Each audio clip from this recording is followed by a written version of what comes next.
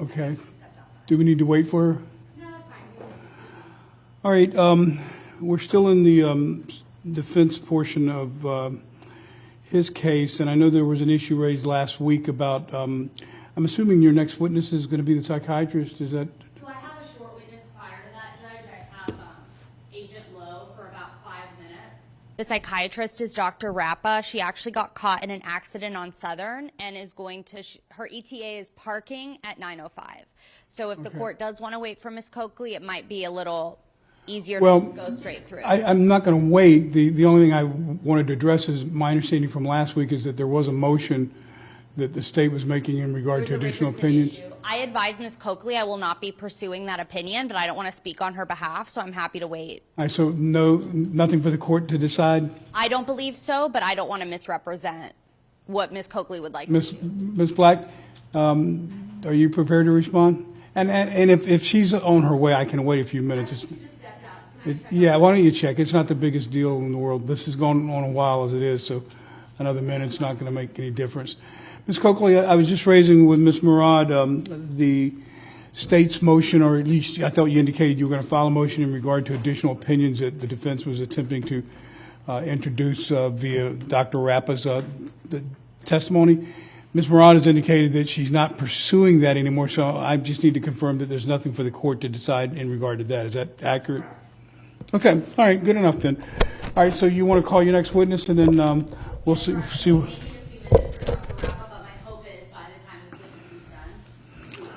All right, and so just for planning purposes, give me a little bit of idea of what we're looking at today. I'm assuming this witness up front, Dr. Rappa, and then do you have any other witnesses besides the possibility of your client testifying this? The defense has no other witnesses other than the possibility of our client. I do have video evidence that I would like to show. Okay. It is lengthy. It's 14 hours. It's been admitted into evidence already, or it's going to be part of it? I provided it to the state, and I have a copy for them that I'll give them right now. And she may have objections. I don't intend on playing the entire amount, though. So my hope 14 hours? Yeah, All right. Do you know how much you do intend to play? about 3. Okay. All right. Yeah, I only asked not to infringe at all upon your defense, but only to get an idea as to what we're looking at in terms of logistics. I watched enough videos, so I am trying to be a little mindful about how I present it. But Be same type video that we've seen already? it's all Okay. ring video from Okay. those days. All right. The rooms and times. Yeah, Okay. and there may be objections, Your Honor. I was provided a list of what they intended to offer about probably 9:30 last night. Earlier, I was provided a list with 3,000 videos that was approximately 50 hours long. I started to go through that, but now it's my understanding that's no longer what they intend. And so I haven't had a chance to look at what they offer. That larger list did have things that the state would object to. Okay. So just to let Your Honor know, I haven't had a chance to look at this 14-hour video that they now have indicated they're going to enter. So I'll address that when and if you raise it. So it sounds to me like, Ms. Murad, a reasonable shot of you resting today? Is that, all right. And are you going to make the decision as to whether your client's going to testify before or after you publish the videos? I don't have an answer to that, but I suspect we will know a little bit more during the lunch hour. Okay. And depending on the court's rulings, that'll sort of Okay. determine as well. All right, good enough then. All right, I think we've addressed all the trial issues that I needed to address this morning. Anything else we need to address before we bring the jurors in? Use the mic, Mr. When do you want to have a discussion about jury instructions? Sooner than later. We'll probably try to do it during the first break. Not the first break, but when we break for lunch, we'll spend a few minutes on that. Are there some issues on the jury instructions that I'm going to need to work through? You need to have a microphone.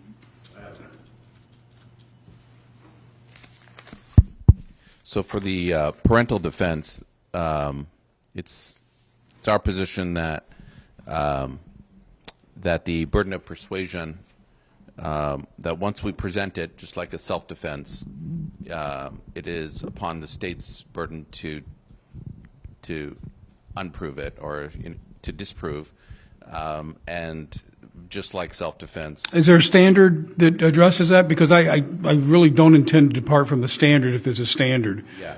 So the jury instruction actually. Well, Well, here's what we're going to do. I just wanted to know if there's an issue. I will address it then when I bring up the instructions for consideration. We'll probably do that at the lunch hour and take whatever time is necessary to do it then. But and then just be prepared to tell me if there's a standard instruction at that time, and then I'll hear argument on everything. All right. So, Ms. Murad, are you ready to call your next witness in? All right, you may do so. Let's go ahead and bring the jury out now.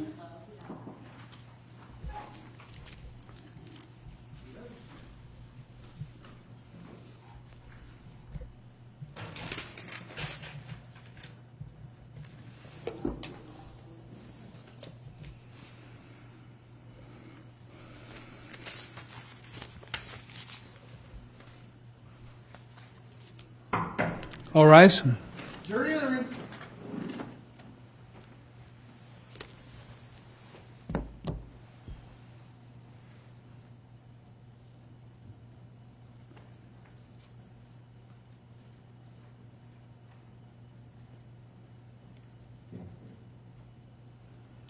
All right, everyone may be seated. All right, ladies and gentlemen of the jury, welcome back. I hope everyone had a good restful relaxation for the long holiday. I hope it was a long holiday for all of you. It was for the court.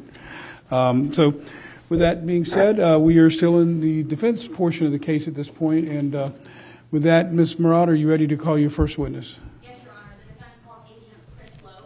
Okay.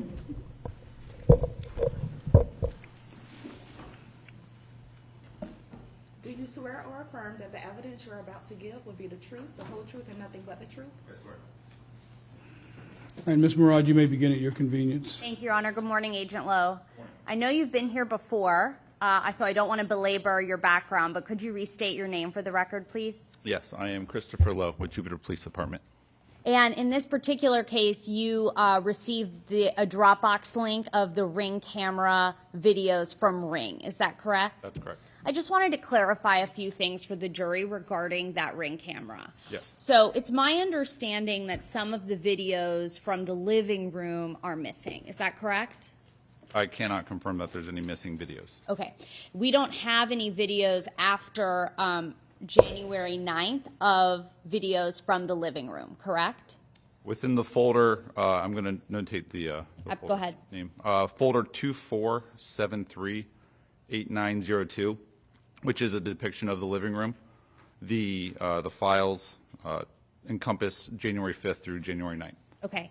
And of course, the jury has seen videos from January 5th all the way to January 28th. So it's fair to say that from January 10th to January 28th, there are no videos from the living room, correct? As provided by Ring, correct. Have you had an opportunity to view at least one of those cameras from the Ring camera that was placed in the living room? Yes. Okay. So when you look out into that camera, you see the living room in front, correct? Correct. It's kind of like behind a TV, it seems. It's in a corner. Okay.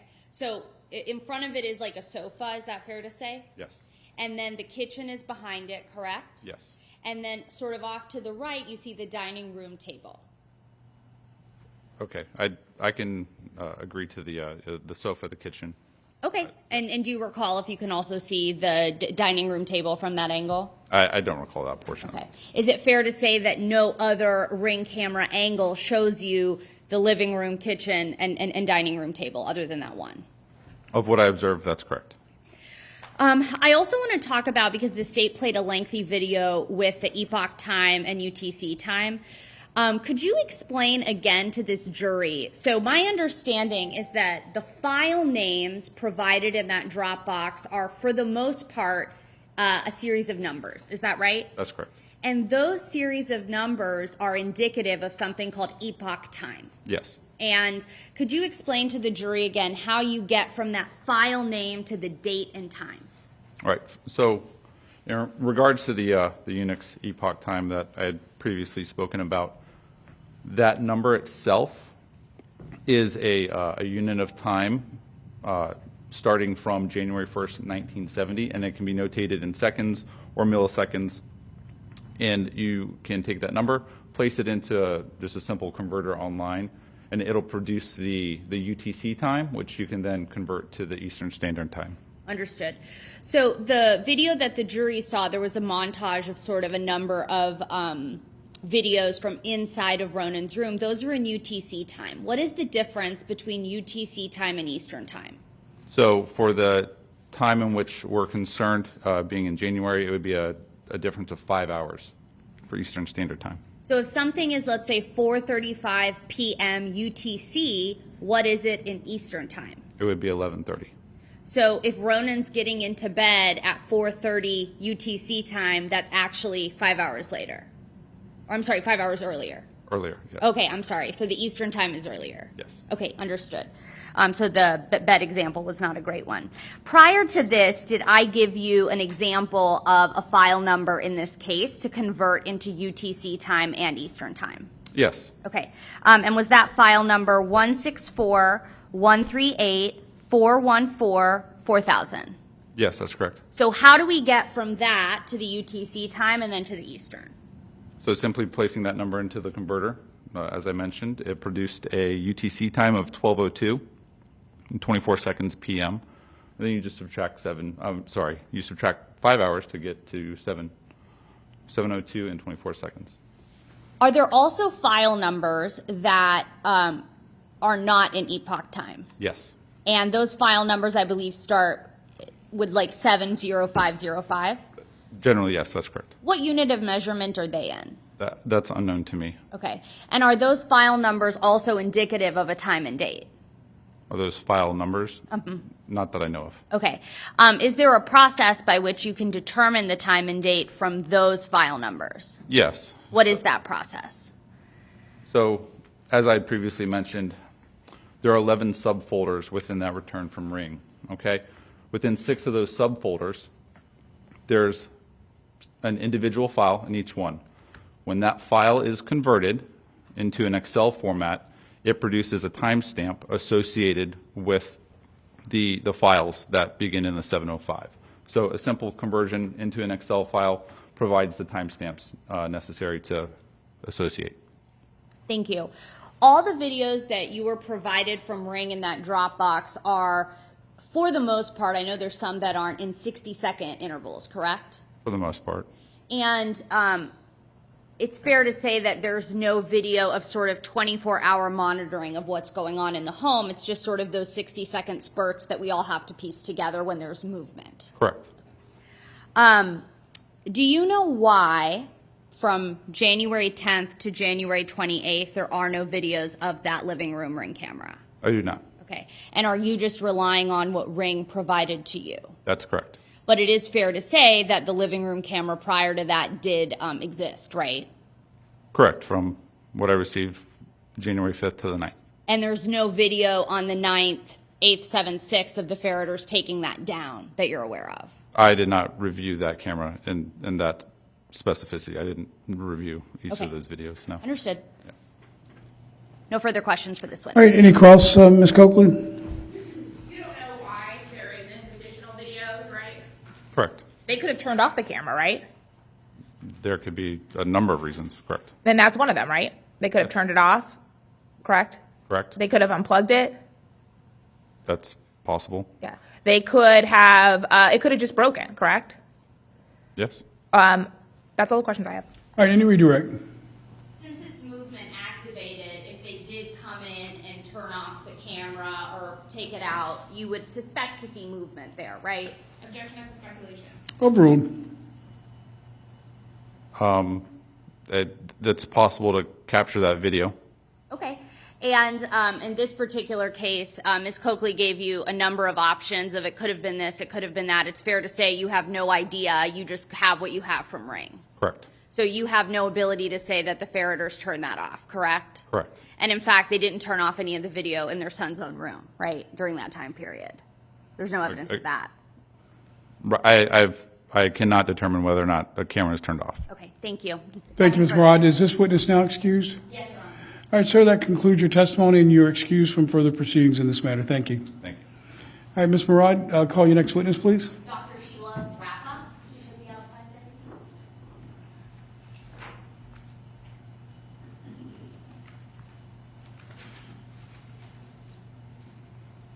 And you're doing the direct, Ms. Murad? Yes, I am.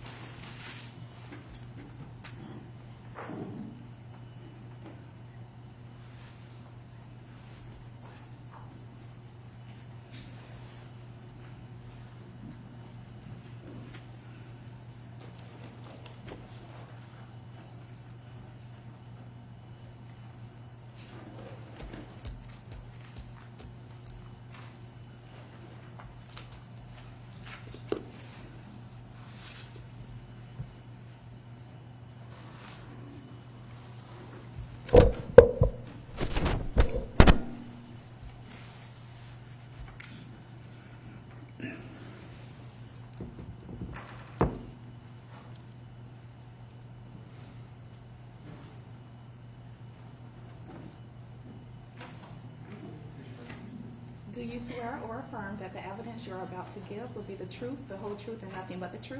Yes.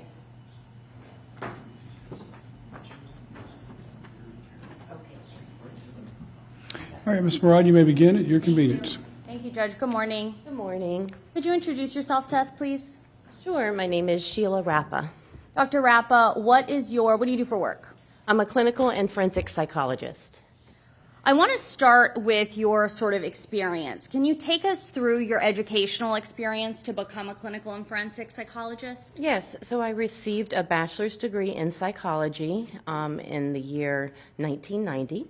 I went on to get my master's at Obizu University in 1994, and then I completed my doctorate in 1999, also at Obizu University. I did my internship at Miami Children's Hospital. I did the inpatient and the outpatient unit. And I did my residency at Atlantic Shores Hospital. I was licensed in Florida at the year 2000.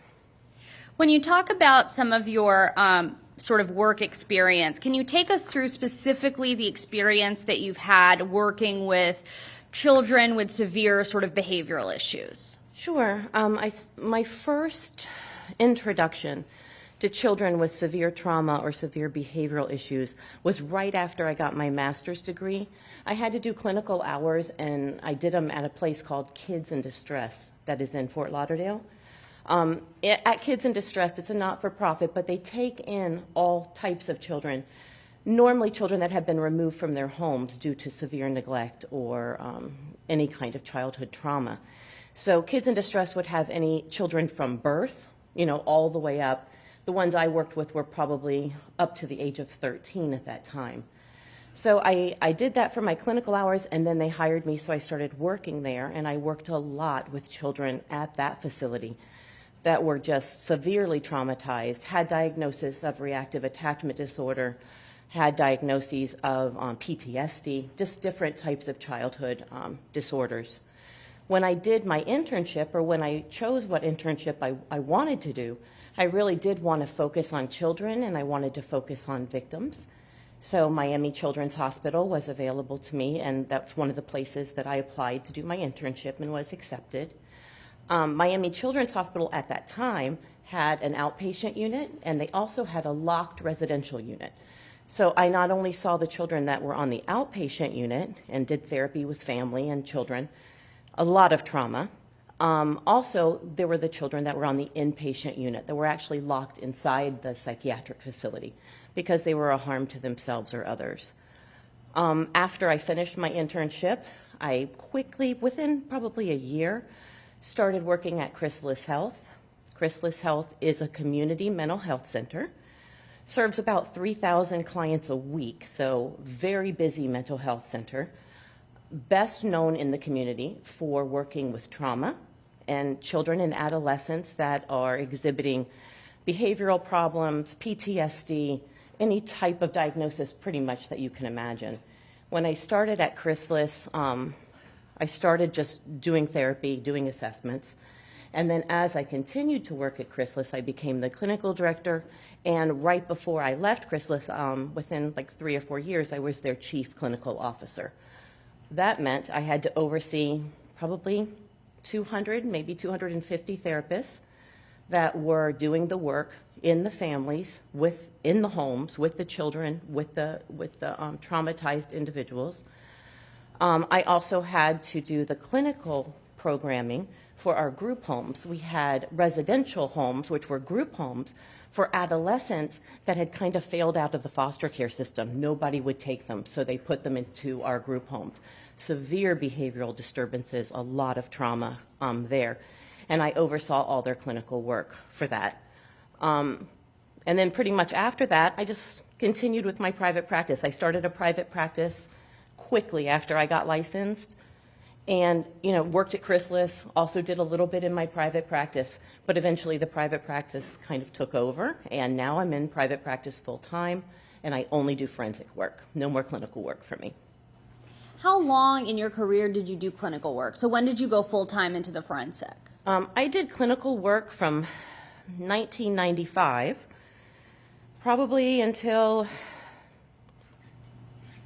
2010, maybe? So pretty recent. Yeah. That was your consistent practice, was doing clinical work. Is that fair to say? It was. I really, really love the clinical work. I like being in the gutter kind of with the families and helping them figure things out and with children. My practice just got too busy and I couldn't do clinical work. I couldn't maintain the consistency anymore.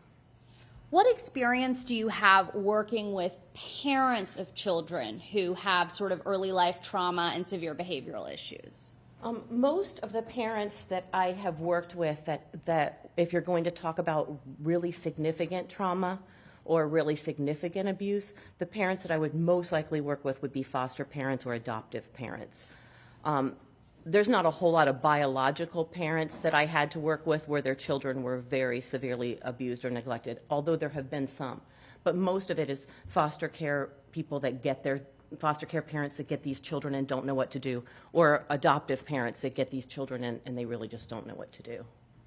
Now, your doctorate is a PsyD, so you're a psychologist, correct? Correct. This jury heard from the state's expert, Wade Myers, who is a psychiatrist. Can you explain to us the difference between psychology and psychiatry? Sure. So psychiatrists are medical doctors. They actually go to medical school, just like your PCP would have gone to. They go to medical school. And then after medical school, they decide that they're going to specialize in psychiatry, and so they do rotations and get training specifically in psychiatry. Psychiatrists are probably best known for giving medication. So they do a lot of medication management. They know what types of medication to give for what type of psychological disorder. And really, some psychiatrists do some therapy, but most psychiatrists really deal with medication and medication management. Psychologists are a PhD. Mine is a PsyD because I'm a doctor of psychology, but it's easier to understand as a PhD. So it's a doctorate that you earn, and you have to have your bachelor's in some sort of human behavior study. Then you would get your master's in psychology and then your doctorate in psychology. So you're studying human behavior throughout, and really if you include your internship and your residency, getting your doctorate takes about 12 years. It took me about 12 years. As a psychologist, assuming that you actually evaluate a patient, are you able to come to a diagnosis in the same way that a psychiatrist is? We do the same things, except the psychologists will do psychological testing. Normally, psychiatrists do not do psychological testing. They might do screeners to kind of assess and see where they're at in terms of diagnosis. But psychologists do psychological testing.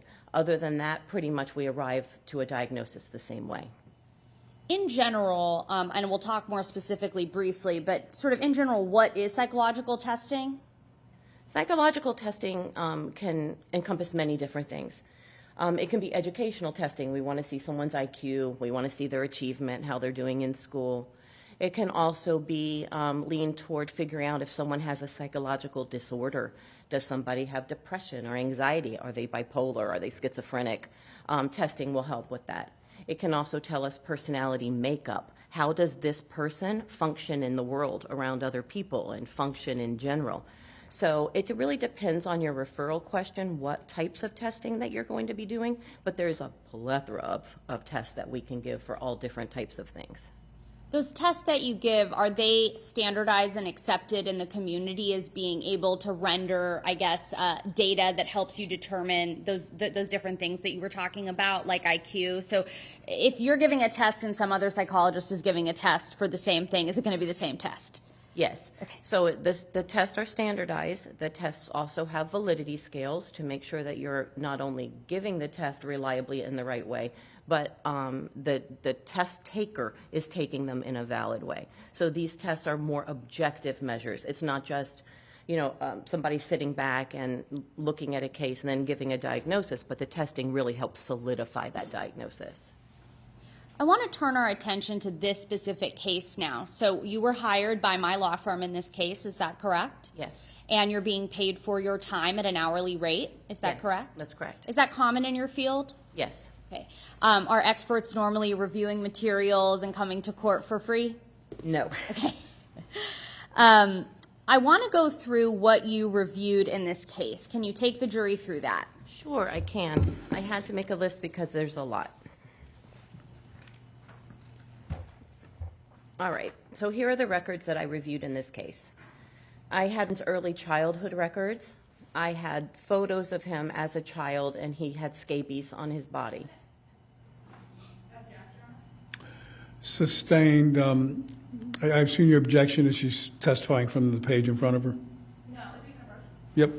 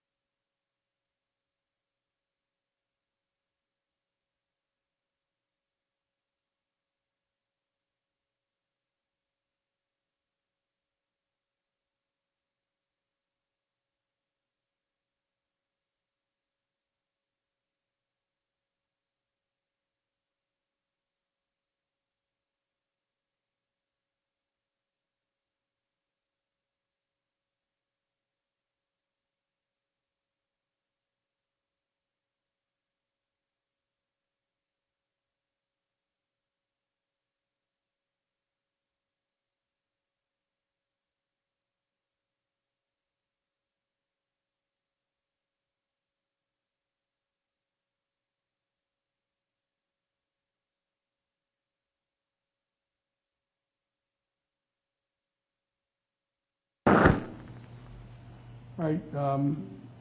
Ms. Murad, you may proceed. Thank you. Dr. Rappa, you can continue listing those items off.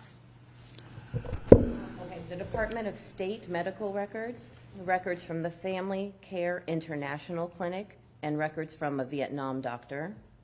I had records from Family Counseling Associates, from Kathleen Martin, from 2015 and 2016. I had records from Dr. Rickenbacker from 2019, medical records from other providers, 2019 to 2013. Then I had more from 2014, 2017, and more from 2021. I had school records from Immaculate Heart Academy, and there were emails in there between the Ferriters and the school staff. I also had his school records from Basis Academy, and again, emails between the Ferriters and school staff. An April 2022 clinical summary by Kenny Miller, who diagnosed him with reactive attachment disorder. I also had his non-psychiatric medical records from 2009, 2021.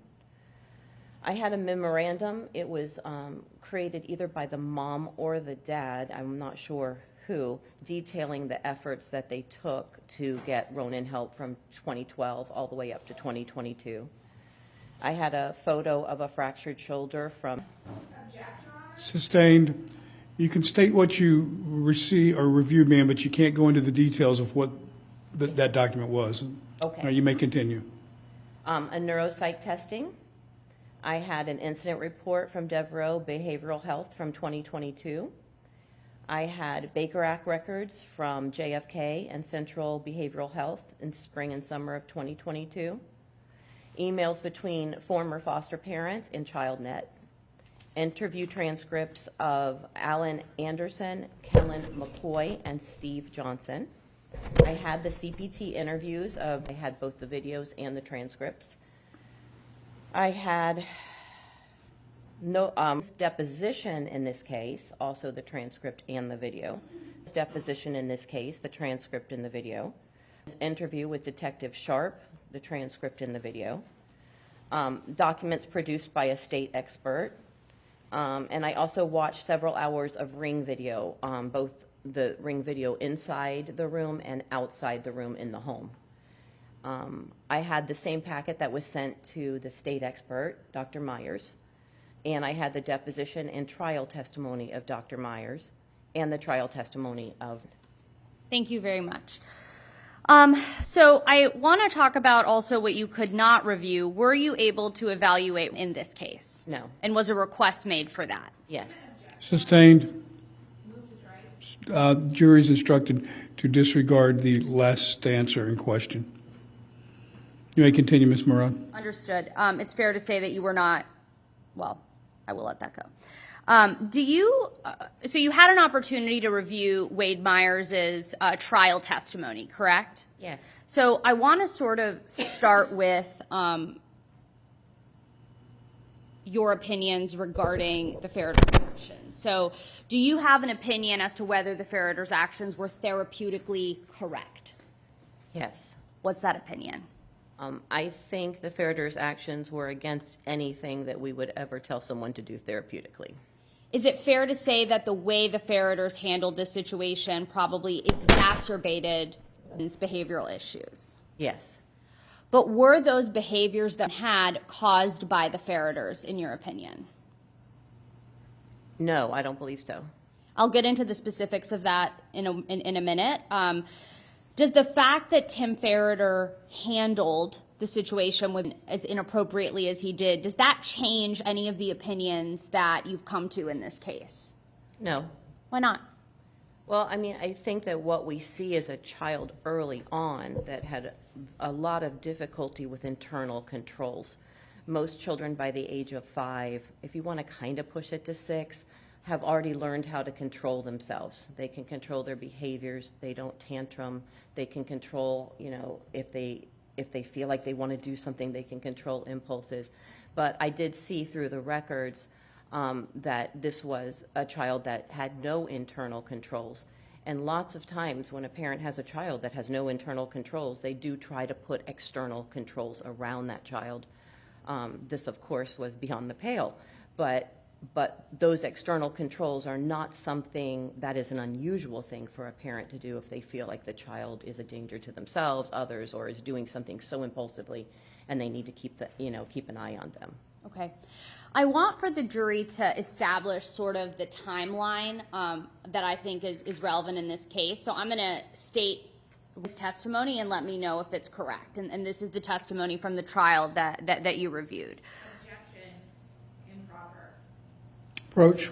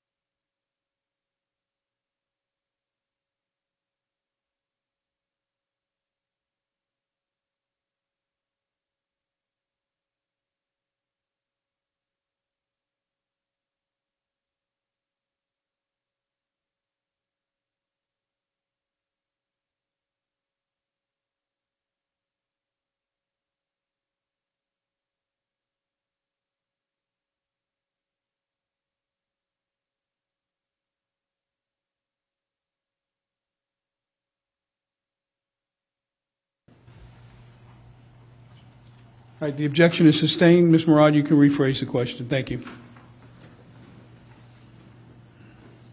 So I want to go through some of the underlying facts that you relied on in coming to your opinion, okay? Yes. And specifically about when locks were placed on the store, okay? So is it your understanding, or were you assuming this when coming to your opinion, that this was born on February 28th of 2019? Yes. And that a room in the garage in Arizona was made about a week prior to that? Yes. And that a lock was placed on a room inside the home in Arizona that lived in while Tracy was pregnant? Yes. Given that it was born in late February, is it fair to say that that has to be between about May 2018 and February 2019 at some point? Yes. Okay. I want to start by talking about some of the facts that Wade Myers relied on in his testimony. You already stated that you reviewed his trial testimony and his deposition, correct? Yes. Wade Myers testified that he did not have any substantial behavioral issues before the age of 8 or 9. Without getting into any specifics, is that a true fact based on your review of the records? Sustained. Judge, can we approach on this? You can.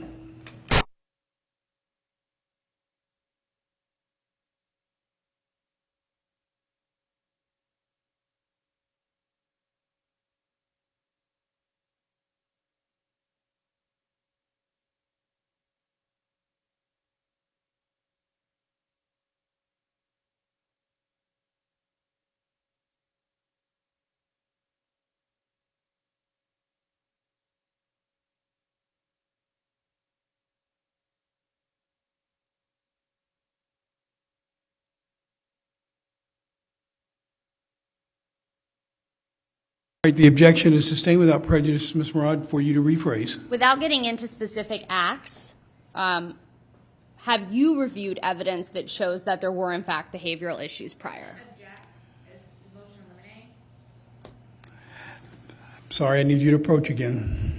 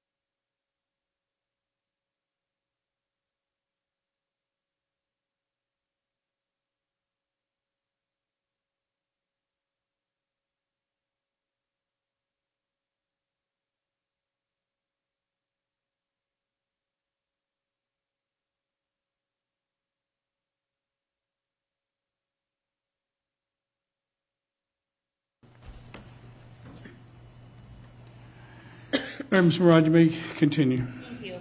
Did you rely on records that showed and had behavioral issues prior to the age of 8 and 9 in coming to your various opinions in this case?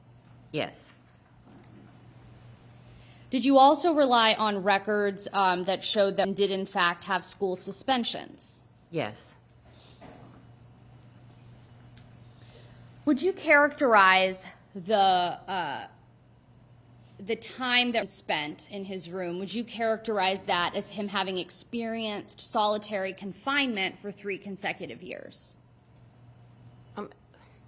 Not really in terms of, you think about 3 full years of somebody being in solitary confinement where they're having no stimulation, they're not getting out of their room, nothing is going on like that. So no, I saw videos where he was out of the room, where he was eating with the family, where he was in the cul-de-sac or playing with the dog out back. One, he was helping them clean up the yard. One, he was helping them all move in the house. One, he and Tim were sitting at a table having lunch together. Videos where he's watching football with the family. So no, I didn't see it as, he was locked in a room at the minute he gets home and then he's never let out of that room until school time. Were those videos that you reviewed Ring camera videos from the time period in Jupiter? Yes. Did you also review videos of him participating in meals with the family? Yes. Is there any evidence in the record that was only provided leftovers to eat? Objection. Sustained. Did you rely on any evidence in the record that showed that it was only given leftovers to eat? Overruled as to that question. You can answer, ma'am. No, I did not see in records where he was only given leftovers to eat. Okay. Okay, I want to get into your sort of specific opinions at this point. Do you have an opinion as to whether or not it has a lack of inhibition and emotional regulation? Yes. What is your opinion as to that issue? I believe that struggles and has clinically significant signs of lack of inhibition and emotional regulation. What did you rely on in coming to that opinion? Well, there were a number of things, but one thing in particular is he had a neuropsych done in 2022, and so that report was very helpful to me in determining how his brain was functioning. You said neuropsych. What is that? Neuropsychological testing is a psychologist that focuses on that focuses on the brain, and the testing then shows skills and abilities that the brain is able to do. Is neuropsychological testing something that you routinely review in your practice? Yes. And is that both your clinical and forensic practice? Yes. Do you personally administer some neuropsychological tests or the tests that were administered in this case? Sure. The vast majority of tests that were administered in that case that the neuropsychologist did, I give. Okay. So can you take us through what the different parts of a neuropsychological test are? And I have it in front of me should you require your recollection to be refreshed. Would that help? I think I have it too. Okay. So a neuropsychological is very similar to a psychological evaluation. The difference is that they focus more on brain functioning. So they're looking at, how what are their skills, their abilities, and how their brain is functioning. In this particular case, the doctor did get background information. I believe he spoke with mom. He also had records that he reviewed.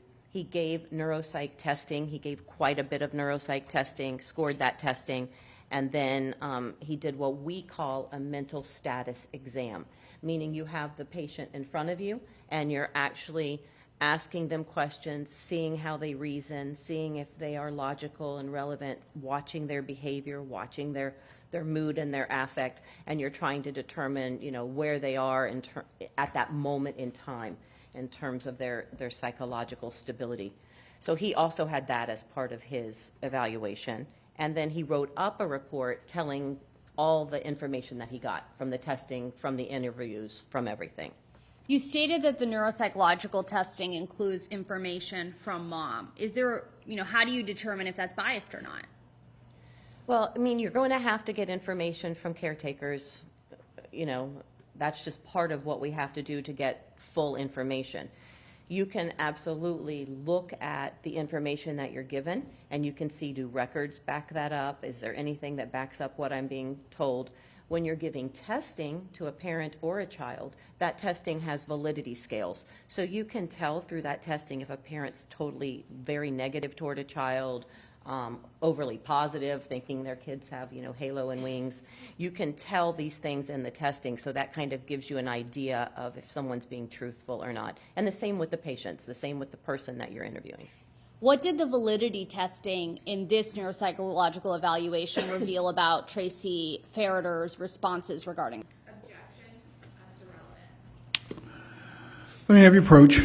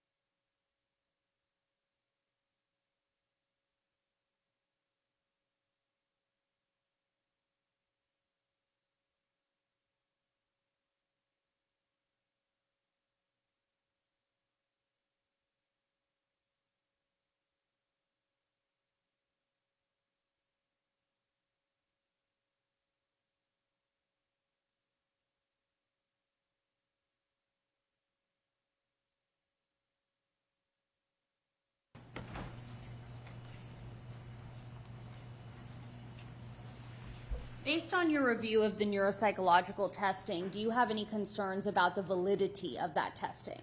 No. What in the neuropsychological testing has informed your opinion?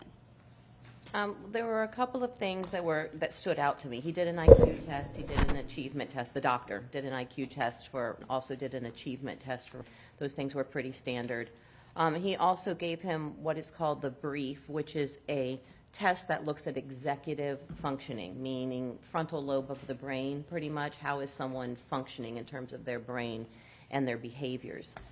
That testing was interesting to me. On that test, scored within the clinically significant range. When we say clinically significant, meaning it's above what somebody would just normally be. So it's clinically significant, and it's something that is going to be kind of on our radar. So on the inhibit scale, he scored clinically elevated, meaning that it's very hard for him to be in control of himself, especially with peers in the classroom. He requires a lot of adult supervision. His self-monitor scale was also clinically elevated, meaning it's very hard for him to understand the effect that his behavior has on others. He doesn't really have any insight into how he presents to others and what he's doing to others with his behavior. He also had a clinically elevated score for emotional control, meaning when he is flooded with emotion, he can't moderate that. He is explosive with his emotion, whether it's rage or screaming or breaking things, whatever. It's very hard for him to manage emotions, and especially anger. And just his regular emotional regulation index was very high. And, you know, this is important to me and it informs my opinion because we see when children have been traumatized, and normally very early childhood trauma will create a child that has huge problems with inhibition, emotional control, and they are completely unaware that, you know, everything that's going on around them is because of them. So you mentioned just now that this is about sort of what happens in early childhood. You also mentioned that these are tests of executive functioning. So let's start with this. When is executive functioning developed in a person? Well, executive functioning is ongoing, right? So the brain is continuing to grow, and the brain might continue to grow into adulthood until the 20s or in the 30s in some case. So, so that's a dynamic process. When we see things like in this testing, normally we can relate it back to children in early childhood because it's early childhood where we learn to manage our emotions, to not act out, to kind of be aware of how we are and what our peers think about us. And so that's a pivotal point where that part of the brain can be damaged, and then we can start to see testing like this. Is it your opinion that the results that we had come from early childhood neglect? I'm sorry, say that one more time? Sure. The results that we're seeing on the neuropsychological test, is it your opinion that those resulted from early childhood neglect? Yes, that is my opinion. Why is that your opinion? I feel like that the early childhood neglect that we see in him from, you know, being in a foreign orphanage and from the records that I reviewed from that orphanage show, not only did he have severe neglect and was malnourished, they were feeding the children sugar water in one of the records, and there was a very high infant to caretaker ratio, so that caretakers can't take care of all these babies that are in the orphanage, so they didn't get their needs met. He also had scabies on his body that were not treated medically. So this is a child that was severely neglected. We have no idea what happened to him the first 7 months of life before he was put on the orphanage door. We have no idea the neglect or the abuse. But I think that when you see that type of neglect, there is definite brain reaction from that. There's no way that you can have a child that is being neglected, and really, if you think about being ignored or the scabies, like even medically neglected and abused, that would not have some kind of brain fallout because of that. To state the obvious, is that prior to the Ferriters adopting him? Yes. When was this neuropsychological test conducted, if you have it on there? I will look. October of 2022. Is the fact that if it was after January 28th, 2022, change your opinion about the fact that this has to do with early childhood neglect for women? No. Why not? I mean, I feel like if this testing had been done, you know, even 2 years before, we probably would have seen a very, very similar pattern. We probably would have even seen a similar pattern when he was younger, because we can tell through the records that this is impulse control, self-monitoring, emotional regulation. These were things he consistently had problems with across all settings. Is there any evidence in the records that any of the physicians or psychiatrists or social workers that the Ferriters went to recommended a neuropsychological evaluation? No, I never saw that recommendation. I now want to talk about another opinion in this case. Do you have any opinions about whether or not it has symptoms that are indicative of an attachment disorder? Yes. What's your opinion? I do believe that his symptoms are indicative of an attachment disorder. Why? So first of all, I see reactive attachment disorder was diagnosed in the records for him, starting as early as I believe he was 7 or 8. I don't know that at 7 or 8 they had fully diagnosed it, but the therapist was telling the parents, hey, I think this is more than what I thought it was, and I think I think it might be reactive attachment disorder. And then it was more formally diagnosed by a psychiatrist a couple of years after that. So I not only see it in the records, but also in terms of the behaviors that we were seeing and through the records, point to a child that's having problems with attachment and pretty significant behaviors because of it. So let me stop you there because I want to understand what an attachment disorder is. So what's attachment?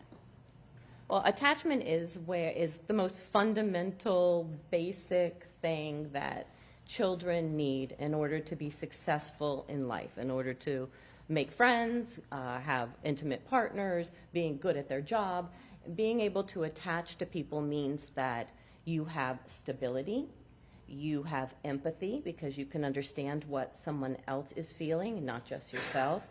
It also helps you establish trust so that you can have a relationship where you can be independent and someone can trust you and you can trust them that they're going to meet your needs if you need it.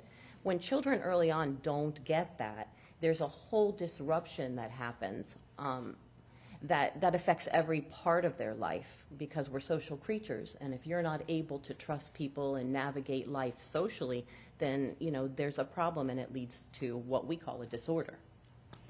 When is attachment developed in a person? A lot of attachment issues have been looked at, of course, in my field, because it is such an important issue and a lot of things hinge on your ability to attach in a healthy way. Normally what we see is there's a cycle of attachment from the moment that child is born.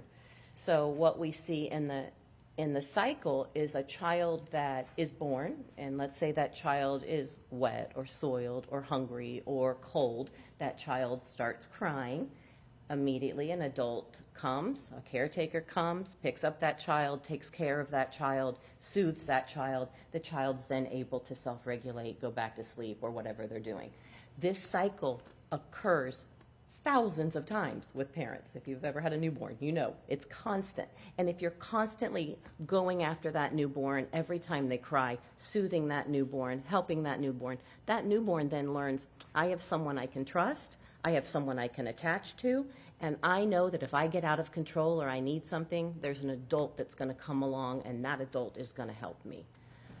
Children that do not get this, there's an interruption in that attachment. So you can imagine all the things. They don't trust that anyone will ever take care of them. They don't trust that their needs will be met. They can't see the world from anyone else's perspective. So attachment is a huge thing. When we talk about attachment, I mean, what separates attachment disorder from a kid that's just like kind of awkward? Like, because it sounds like it's something that affects the personality, but is it just that you kind of end up being like uncomfortable or awkward, or are there other behaviors associated with having an attachment disorder? When you have a disorder in general, so I'll talk in general first. When you have a disorder, a lot of people, you'll hear people say, oh my gosh, I've got bipolar, I'm so moody, or oh, that kid's got ADHD, he's so hyper. It's not just something that's at the level that we normally see in life. It's at a level that we think that it is clinically significant, and it's a disorder. It's disrupting their life. It's disrupting the lives of people around them.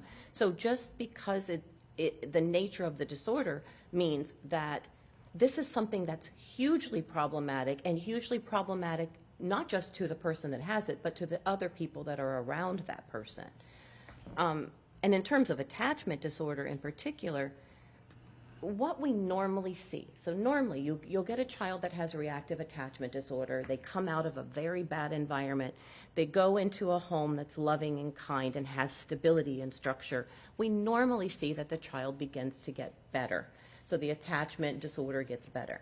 There are children who have what we call persistent reactive attachment disorder, where the damage was so severe in childhood that as they get older, we don't necessarily see that damage start to go away. If they're plugged into the right therapies and they know the right places to go, and some of them, have to go to higher levels of care, then we might see some sort of healing, but it's something that they will struggle with, for some of these kids, for their life. What behaviors are associated with reactive attachment disorder? Overruled. Go ahead. What behaviors are associated with reactive attachment disorder? So when you look at, so when we diagnose, as psychologists, as psychiatrists, anyone in the mental health field, we have to use the Diagnostic and Statistical Manual. So this tells us what signs and symptoms to look for and how to diagnose.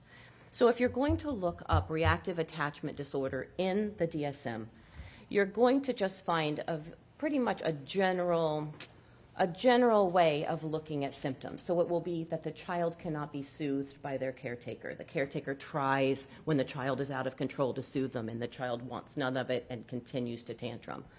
Or the child doesn't go to that caretaker for the caretaker to take care of them. Most children, when they get hurt, run to their parent. No, these children do not. They kind of keep the parent away. So there's kind of a general way of describing reactive attachment disorder when you see it in your practice. However, when you start to look at when people are studying this issue, what you will see is that there are certain behaviors that are kind of indicative of a kid that has reactive attachment disorder. And it would include lying, frequent lying for no good reason, just lies that make no sense.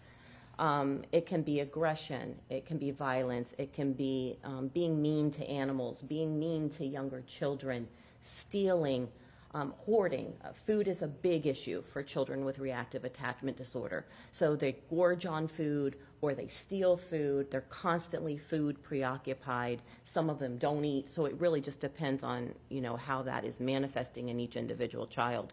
But it's a significant psychological disorder when you see the symptoms involved of children whose reactive attachment disorder did not get better just because they were put in a loving home. What, in coming to your opinion that has behaviors indicative of attachment disorder, what are you relying on, or can you explain to us how you came to that opinion? Yeah, so there's multiple records that talk about the behaviors that the family was seeing and dealing with in the home, from psychiatrists, from a treatment provider in 2015, all the way up. All the way up to now, we see these behaviors. So it was pretty well documented that the behaviors that were being seen were indicative of a reactive attachment disorder. The lying, the stealing, especially the food issues, just almost everything. Cruelty to animals or being mean to animals. I'm not going to say cruel like horrible, but being mean to animals, being mean to younger, more vulnerable children. These types of things we do see in his history. And does that predate, let's say, about May of 2018? The very first record I saw where the family was really describing the behaviors that they were dealing with was 2015. So I believe he was 7 or 8 at that time. You talked a little bit about gorging being common for children with attachment disorder. Can you sort of take us through what happens and why that happens? Well, I think it's easy to understand. If you are starving as an infant and nobody is feeding you, then your brain has learned that you can be hungry and you're not going to get taken care of. You're not going to get fed. So it becomes a preoccupation with food, a preoccupation on how do I get food, and when I do get food, I want to eat every single thing that I can eat immediately. Or I'm going to hoard food. I'm going to hide food in my room. I'm going to hide food in my backpack so that I'll always have food. It's really very sad because it really is from a brain that was so deprived of basic needs, and now even into childhood they're still struggling with that kind of stuff. And we see that with a lot of food-centric ideas and wanting to get a hold of food. And not having any kind of breaks on food when he does get a hold of something sweet, to the point of even stealing food. Is that sort of gorging of food and hoarding of food, is that healthy for a child? Should a parent allow that to continue to happen? No, you wouldn't allow a child to gorge on food. Is there any indication in the record that the Ferriters were educated by a psychiatrist or a medical professional about how to handle this gorging issue in a meaningful way? So Stan, you can rephrase, Ms. Moran. Sure. Do you have any opinion, and we'll talk about this more in detail, as to whether the Ferriters acted with malice? Do I have an opinion? Yes. Okay, what's that opinion? I do not think that they were maliciously trying to harm their child and make things worse. I want to talk about that in more detail in a little bit, but as it relates to the food, why do you think that? Well, I don't understand. Sure. So I want to talk about your opinion regarding them not having malice in what they did, but as it relates to and how much he was permitted to eat, what is your opinion about that and the fact that they were not acting maliciously? Oh, okay. So I think that not only in his deposition, but also in the deposition of his sister, they do talk about that the mother was very health conscious, that the mother didn't want the children having sugary snacks. They mentioned the snacks that she allowed them to have. And forgive me if I'm wrong, but it was stuff like granola and yogurt and bananas and things like that. The sister testified in her... Sustained. Without stating exactly what said, can you just talk more generally about your opinion? Sure. Thank you. Sure.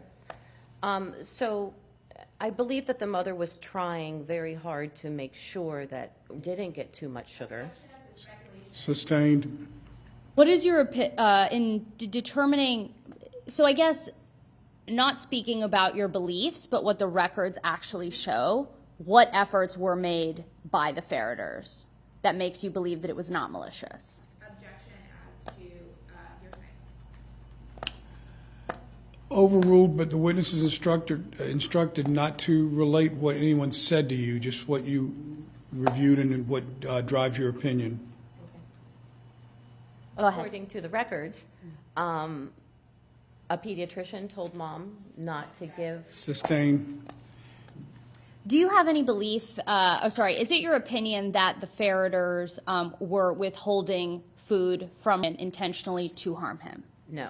Is it your opinion that it is related to the fact that he was hoarding food as a result of his earlier condition? Objection calls for speculation. Overruled as to that. You can answer, ma'am. Go ahead. Yes. Okay. How are children with attachment perceived by adults who are not their parents? That's a good question. Can you restate that question again? Sure. How are children with attachment perceived by adults who are not their parents? Sustained. Can we approach on this, Judge? Can.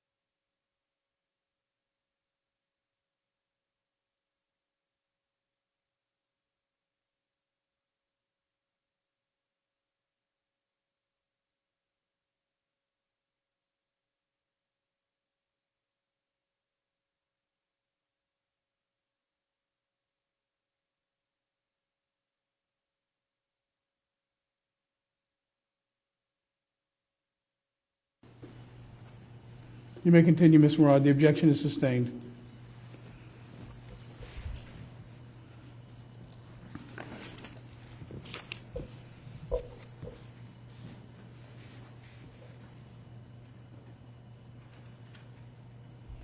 Is reactive attachment disorder associated sometimes in children with a level of manipulation? Objection. Relevance. Approach.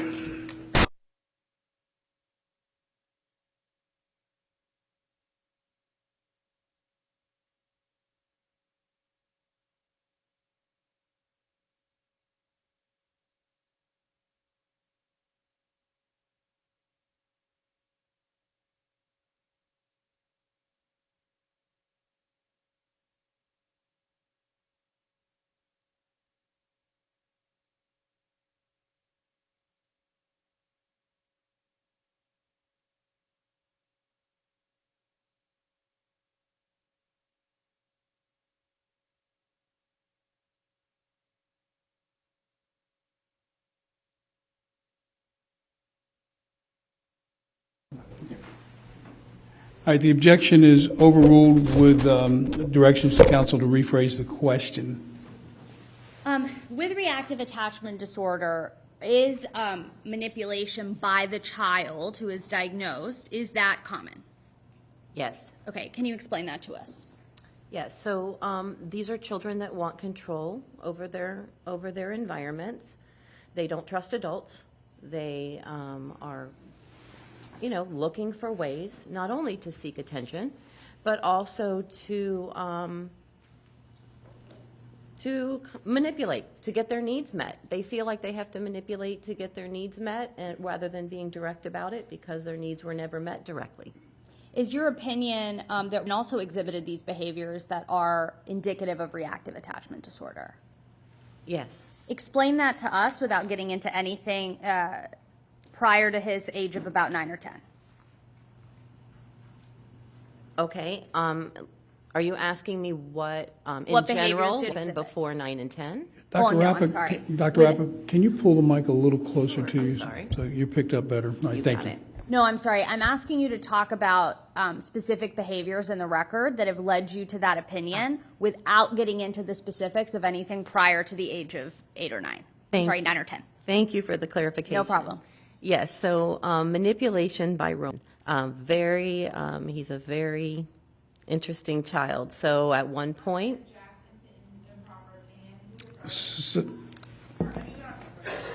I'm going to sustain the objection. You can restate the question, and we'll hear the answer again. Is there, and on what basis, Your Honor? I'm sorry? On what basis is it sustained? Her opinion as to whether he's interesting or not is not relevant to the case. Okay, without saying that he's interesting, could you explain what behaviors you reviewed in the record that are helping inform your opinion? okay. So in the record, there were Overruled. You can state what you reviewed, ma'am, and how it informed your opinion, but you cannot go into detail about what specifically was said because that's hearsay. So you have to be able to answer the question posed by your attorney without disclosing specifically what was said by someone outside of this courtroom. Okay. Okay, thank you. Do you understand that instruction? I think. All right, well, we'll see if you can See follow. if I don't. All right, thank you. Go ahead. So what records did you review that indicated that? School records, also records of when he would go to the doctor or saw the psychologist or psychiatrist. Did you have an opportunity to review the video deposition of? Yes. And that was about 5 hours? Yes. Is there anything about the way in which it presents that also is indicative of attachment disorder? I mean, I don't know that you would look at him and you would say that the way you present is, an attachment disorder. But the things that I noticed in the deposition or that were kind of flags for me as a psychologist, he is very kind of detached from what he talks about. He can talk about it in an intellectual way, but he doesn't necessarily talk about it in an emotional way. So he kind of gives you facts without necessarily having that emotional congruence with the facts. One of the things that is interesting to me is that during the deposition, he was pretty blunt affect. He doesn't have a whole lot of affect on his face, whether it's, joy or anger or anything, it's kind of blunted. However, during times where he would talk about things that he had done, such as giving beer to his younger brother, and to see the effects of alcohol on young children, he started giggling. Or he would laugh when he would talk about that he went into his sister's classroom. Overruled. You can only say what his observations were and his response, but not what he said specifically. So overruled. Go ahead, Dr. Rappa. So he would laugh at inappropriate things that he had done. But other than that type of laughter, he was pretty blunted in terms of his affect. Why? I think you called it congruence. What do you mean by congruence? It's really important when we're communicating with people that we are congruent. So what we're feeling is what we're showing to that person. If you're feeling something and not necessarily showing it, then people can kind of pick up that you're incongruent, something is going on with you, and it leads to lack of trust.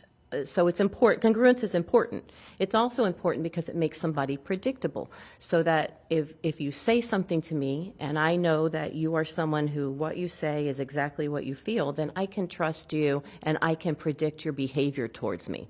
When people are not congruent, you can't necessarily predict their behavior towards you, because what they're saying and what they're actually feeling are two different things. So the congruence is a huge issue in relationships. Why is that concerning for children in particular? In That chil- lack of congruence. A lack of congruence in children, one of the things that an adult role is to teach children to be congruent, to teach children what you're feeling is what you need to be speaking, in a respectful way, but you need to speak your feelings. If they don't have that, then the child is an unpredictable child, because the child can parrot back to you what they know you want to hear, but they're not necessarily changing anything internally. What is the treatment for an attachment disorder? Or what are the treatments? There are treatments for attachment disorder. There are also some treatments for attachment disorder that are very, off the cuff and not good treatments, and nobody really, and professionals would recommend them. But the treatment right now for attachment disorder, most people would treat it as a trauma-based disorder, and they would do trauma-focused cognitive behavioral therapy or regular cognitive behavioral therapy. There's dialectical therapy. There's certain therapies that are known to work with children that have attachment issues. Were any of those ever recommended to the Ferriters? Sustained. Is it your opinion that the Ferriters were, do you have an opinion as to whether the Ferriters acted with malice when it comes to the treatment of attachment disorder?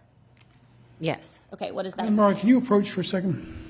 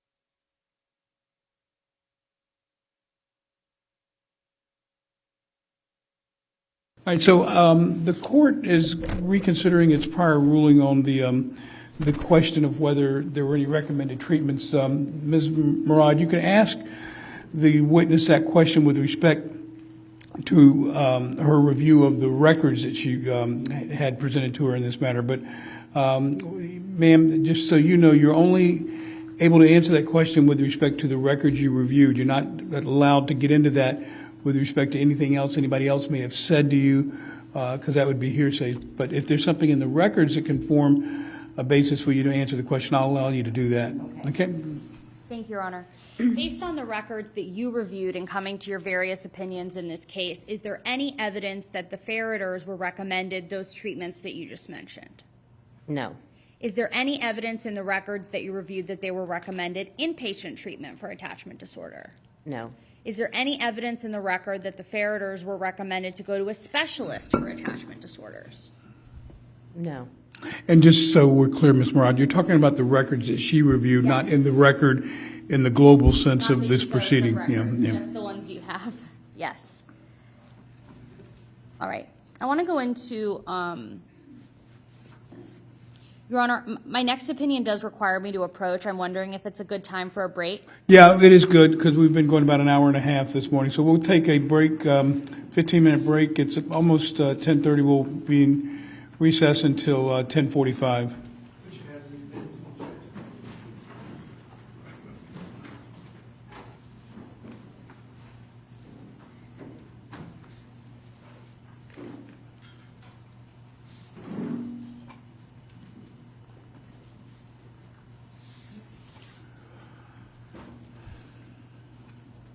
All right, everyone may be seated. All right, you need to approach?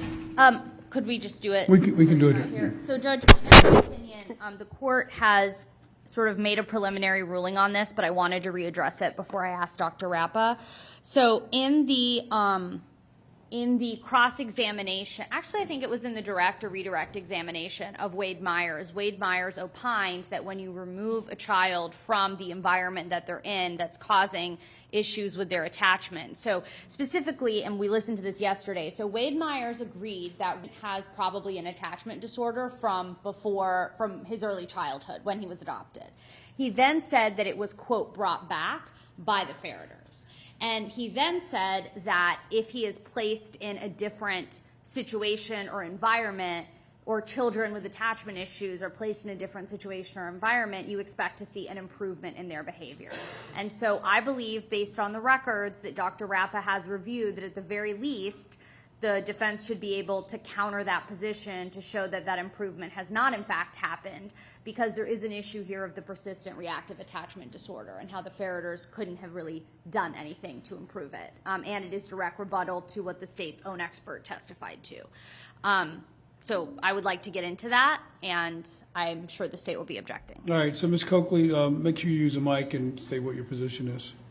Yeah, I mean, the state would object. I think that there is a fundamental difference between saying generally this is how it is addressed, which is what Dr. Rappa has already testified to, that generally how it's addressed is that it focuses on the parenting in a nurturing, safe parenting environment.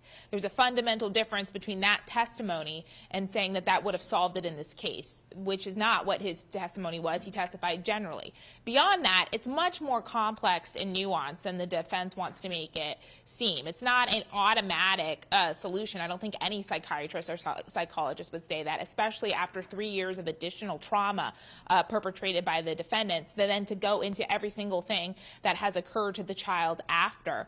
So what is the legal basis of your objection? Is it foundation? Is it relevancy? It's improper character evidence, Your Honor.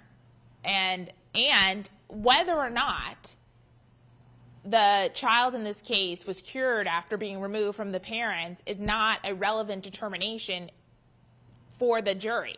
That doesn't have any bearing on whether or not the defendants committed a criminal act in this case. Whether or That not sounds it was, like a relevancy objection to me as well. right. It's like nuance. So it's like the idea is first that it's improper character evidence that confuses the issues and is prejudicial because it gets into such a complicated issue. But so it's Your Honor in limine said that is not permissible. It's improper character evidence. And that's right, and that's why Ms. Murad Correct. said I'd already preliminarily ruled on it. Right, but beyond that, it's not even relevant because, like, how easy or how hard it was to manage their child is not a defense to the criminal charge here. And so whether or not he was able to or continue to have behaviors after they were removed is not relevant to the determination of the defendant's intent or knowledge in this case, or whether or not they committed a criminal act of child abuse. All right, final remarks on it, Ms. Murad. And I'll help you out with at least the concern I have is I think it's completely irrelevant whether the child gets well or not after he's removed from the home, because I agree with the state's position that whether the child gets better or not does not decide the issue of whether the treatment and the conduct of the parents in dealing with the child prior to the child's removal was appropriate or not to the circumstances. You've testified as to the circumstances that, or you've had your witness testify as to the circumstances that existed while the child was at home, and that was with the reactive attachment disorder. So that's appropriate, but now, and that's relevant because that's what they're dealing with in real time, and it guides and determines their conduct, their response to a minor child having reactive attachment disorder. But what happens after the child's removed, I have a real difficult time connecting the dots because it's irrelevant to the parent's conduct that they pursued while the child was with them and while they were dealing with the issue. So that's my major concern, is it's just not relevant. And why should I change my pretrial ruling already made in this case that I wasn't going to allow this area of an opinion and conduct to be looked at? So the reason I think the court should reconsider its ruling is because the state has made it relevant. Everything that the court is saying in the state's sort of argument in the second half of their argument is the same thing that we litigated in motions in limine. We are now in a different posture. The state could have instructed their expert, do not say anything that could create an issue with what's happened after the fact. We all do that with motion in limines, and we instruct our witnesses, don't testify like this, don't bring this up. Now it has become relevant. So the reason it's not improper character evidence, as the court knows, is only inadmissible to the extent that it goes to show propensity. That's not what we're doing here. They have had an expert, a doctor, testify that when you remove a child from that situation, they will get better.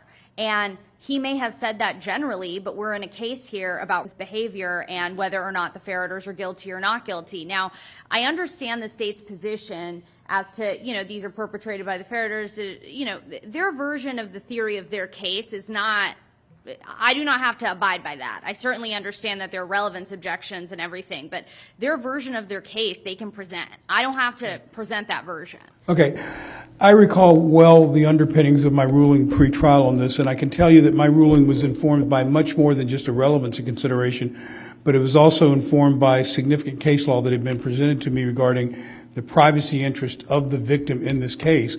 And it was because of that and a substantial amount of authority that weighed in heavy favor of not allowing this type of information to be pursued with a victim in general, but a child victim in particular. So I'm going to sustain the state's objection, maintain my pretrial ruling and my order in limine on this. So with that, I'm going to do you need anything else? I'm going to give you a break until for you to continue. Can I just proffer the questions? You can proffer the question. That'll be fine. Go ahead, Ms. Moran. Thank you.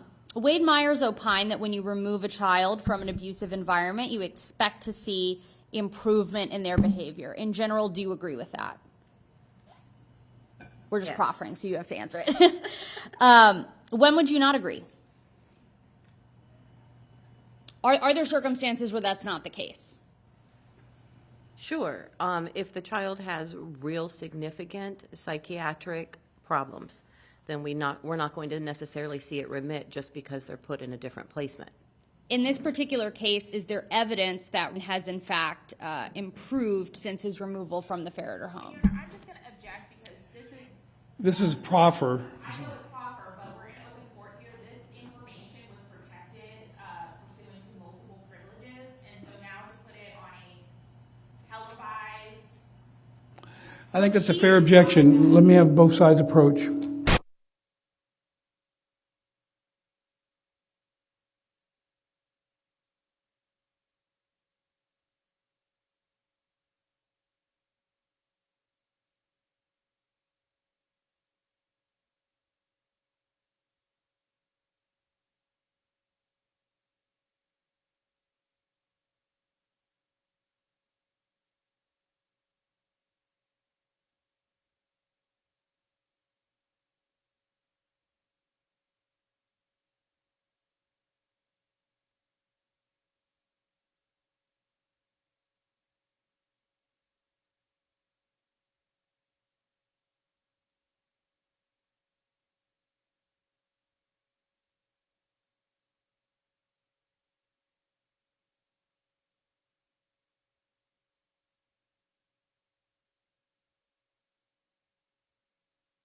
Thank you, Mr. And then when is our break until, Judge? I'm sorry. 42. All right, so the court is going to sustain the objection. It's without prejudice to the defense to do a written proffer with a confidential filing, because the court has found previously that the minor victim's treatment post removal from the home is protected information, and it would violate his privacy interest to have that disclosed publicly. So I'm maintaining that ruling, maintaining that protection that I originally ordered. However, I also acknowledge the defense's right to put on a proffer of what evidence it would have submitted but for my ruling, and I will allow that to be done in a way that it is not public at this point. You can do a sealed proffer for filing that will become part of the record going forward. Ms. Murad, anything else before we've chewed up the break, but I'm going to still give you 5 or 10 minutes. Anything from state? All right, so we're going to take a brief recess. Ma'am, you can step down, stretch your legs, but during the break, you're not to discuss your testimony with anyone. You understand all that? All right. Thank you. Court will be in recess for another 10 minutes.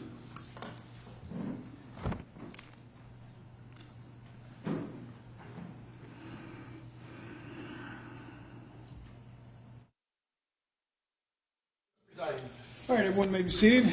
Ms. Murad, you ready to continue? I am, Your Honor. Thank you. All right, Mark, you may bring the jurors back out. Yes, sir.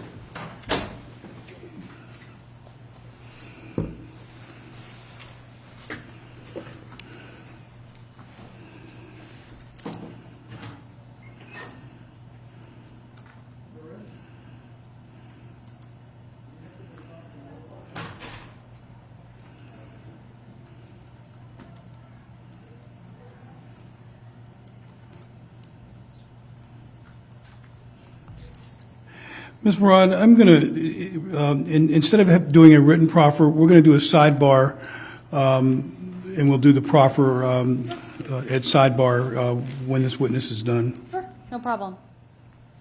Whatever the court prefers.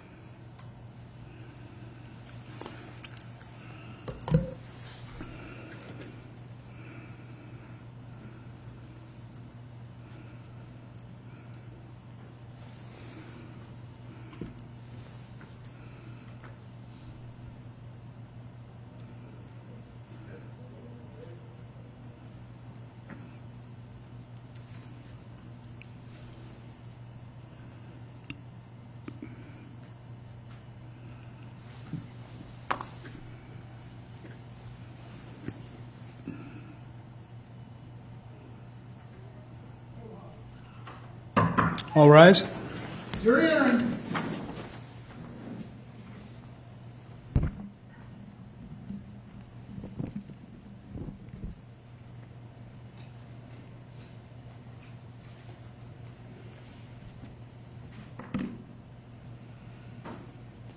All right, everyone may be seated. Ms. Murad, you may continue. Thank you, Your Honor. Dr. Rappa, we talked about reactive attachment disorder. I now want to turn to something else that you mentioned during the course of your direct examination. Do you have an opinion as to whether one has symptoms indicative of oppositional defiant disorder? Yes. What is that? Approach.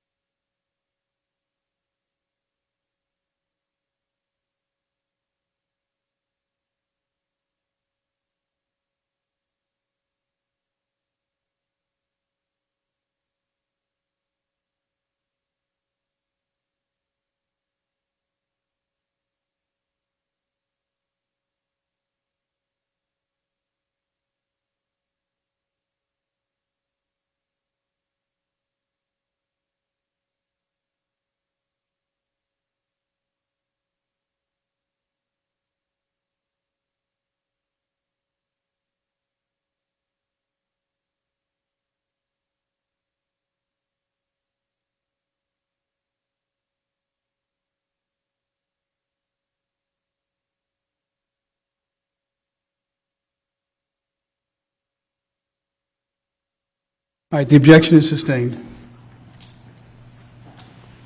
You may continue, Ms. Murad.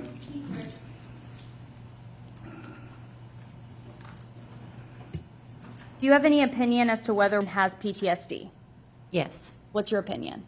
I do believe he has signs and symptoms consistent with complex post-traumatic stress disorder. What is complex? Well, let me start with this. What is your opinion as to when that complex PTSD started? I believe that it started when he was an infant, when he was a very, very small child, up until the time he was around almost 2. Explain that to us. How are you able to make that determination? Well, post-traumatic stress disorder in infants is something that has recently been looked at. People thought, oh no, they're newborns or they're young children, they don't remember anything, and nothing in their environment really impacts them, so it doesn't matter. Nothing really can be further from the truth when you start to look at it, and when it is studied.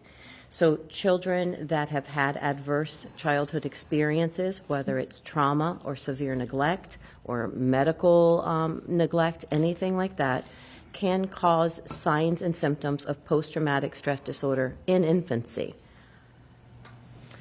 So when you're determining whether or not a child has complex PTSD that's rooted in issues from infancy, are you relying on the DSM-5? No, normally what you're going to rely on when you're diagnosing a young child is called a diagnostic classification 0 to 3. So it looks at young children, and then it looks at what behaviors young children might exhibit, as opposed to the DSM, which does talk about children with PTSD, but really doesn't deal with early life experiences. Is it your opinion that the Ferriters caused the complex PTSD that one has? No, I mean, I think that it's a complicated mix of reactive attachment disorder and complex PTSD due to everything that he went through from birth until like 17 months of age. And without discussing the substance of the records or any hearsay, is there evidence prior to about May of 2018 in the record that supports that has symptoms indicative of complex PTSD and reactive attachment disorder? Yes, and sometimes these disorders mirror each other. So when you have young children, they really can't communicate. So the way that they are communicating is through their behaviors. Therefore, if you see some children, that's why you'll see lots of times when you're looking at records of young children, you'll see that different providers are giving them different diagnoses because some of them are similar or they mirror each other. Because again, children can't tell you what's going on with them. You have to see it through their behaviors and what the parent is experiencing at home. We discussed earlier on, I guess I'll call it part 1 of this direct examination, about congruence and trust. Could you remind us about that, about the role of trust in human relationships? Sustained. So without reminding us about what you said, how is trust involved in the parent-child relationship? Throughout you raising your children, trust is involved. You're teaching your children that you have to be able to trust them, and as they get a little bit older, you're giving them a little more independence. You're watching to see how they handle it. If they start to handle it badly, then you take away a little bit of independence, and so that trust between you and the child grows in that way. If you have a teenager and you let them use your car and they stay out too late, you take the car. I mean, that's good parenting. That's just parents that are teaching children, hey, I'm gonna let you get a little independent, but if you show that I can't trust you, I'm gonna pull back. And that's exactly how parents raise children that then learn to be responsible and accountable. What behaviors are associated with a lack of trust, or someone that, perhaps someone would not feel comfortable trusting? Objection, relevant, speculation. Sustained. What evidence in the records have you reviewed that, well, let me ask it this way. Do you believe that a lack of trust, and I'm talking about this in terms of like psychology, your field, is there evidence in the record of doing activities that are not trustworthy? Yes. Object, improper opinion. I didn't catch the last part of that question. That are not what? Trustworthy, just because we're using that language in the psychological sense, Judge. So is this a psychological opinion you're asking, or just her? Psychological opinion, Judge. And what's the basis of the objection? Sustained. Commenting on the credibility. not commenting, so let me start with this. What are behaviors that indicate that's a lack of trust? I'm going to object to relevance. Sustained. If you have someone who is doing things like stealing or lying, are those behaviors that show that, you know, they're tied to like manipulation or dishonesty? Is that fair to say? Objection, improper opinion, improper character evidence. Sustained. Can you Let me have you approach.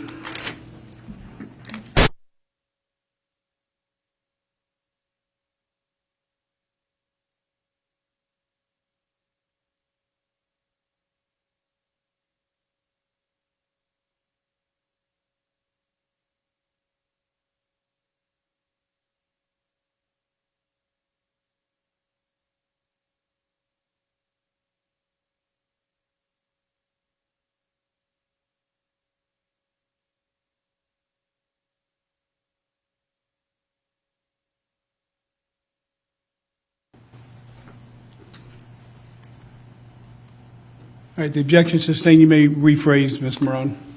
Does trust affect how a parent responds to a child? Yes. Explain that to us, please.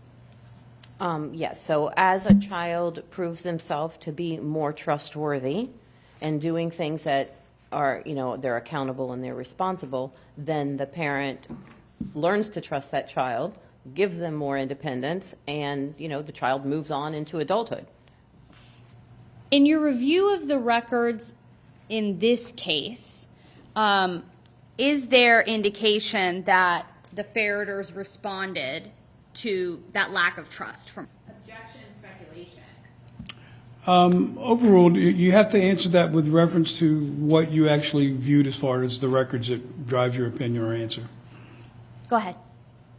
So will you ask it one more time? Sure. Is there evidence in the record that that sort of the parent's response to that lack of trust happened in this case? Yes. Okay. Without discussing the specific information in the record, explain to us how you've come to that conclusion. I know that that's hard. It's hard. So there would be behaviors by whether it was at school or at home, and those behaviors would elicit a consequence. Is there, how do parents, again, I'm talking about in psychology, when a parent sees sort of a lack of trust, how does that parent respond? Normally, what you will see is a parent that tries to gain control of that child. So the more the child seems out of control or the more the child seems untrustworthy, the more the parent then tries to put control on them, put external control around, or keep them somehow, you know, safe or whatever the parent is going through at that time. So I think the parent's initial reaction is to clamp down and be more controlling of a child that they feel like is out of control. Is that a normal or natural response by a parent in that type of situation? Yes, in my experience working with parents, that's the first thing they try to do, is to you know, see if they can't gain some control over a situation they feel is out of control. I now want to get into another opinion of yours. So you did, in fact, review the trial testimony and the deposition of Dr. Wade Myers, correct? Yes. And Dr. Wade Myers testified that the Ferriters engaged in malicious punishment. Is that correct? Yes. Do you have an opinion as to whether or not the Ferriters did, in fact, engage in malicious punishment? Yes. What is that opinion? I don't believe that they were malicious insofar as they were deliberately trying to abuse and hurt their child. I think that they were responding to behaviors that they were very concerned about, and they were trying, it's almost like they went into a let's contain and monitor and make sure that nothing's going to happen. Did they do something appropriate? No. Did they handle it appropriately? No. But I don't think it was just an arbitrary, I'm going to abuse this child, be cruel to this child for no reason. I think in their mind, they were trying to contain some behaviors and keep everybody safe in the process. There are records that indicate that the Ferriters went from sort of provider to provider. perhaps not staying with one for a very extended period of time. Do you have an opinion about that? Sure, I see that happen all the time. Unfortunately, I wish I could say that all mental health professionals are excellent at what they do, but that's not necessarily the case. And sometimes you go to a provider that, what they're dealing with is a little over their head, or what they're not trained in evidence-based treatment, so they're trying to do talk therapy with a 7-year-old, which doesn't work. And lots of times I think that even us as clinicians, we kind of sit back in our world of theory, and this is how things are supposed to be theoretically, and this is how you make a perfect family, and this is how you do it. And so you just tell your child, you need to talk about your feelings, and every time the child is out of control, you sit down and calm them and say, talk this out with me. That's theory, and it's beautiful parenting, but it doesn't always work when the gravel hits the road.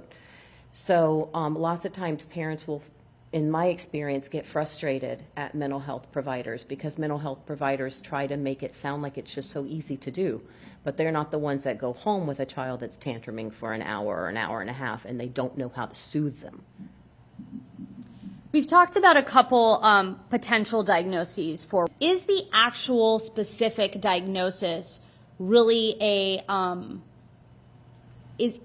does that determine whether or not you believe that there was malicious punishment?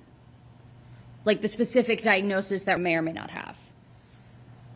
No, I don't think the specific diagnosis. I think in terms of maliciousness, maliciousness for me would mean that somebody would be arbitrarily abusing somebody with the purpose of making things worse for them.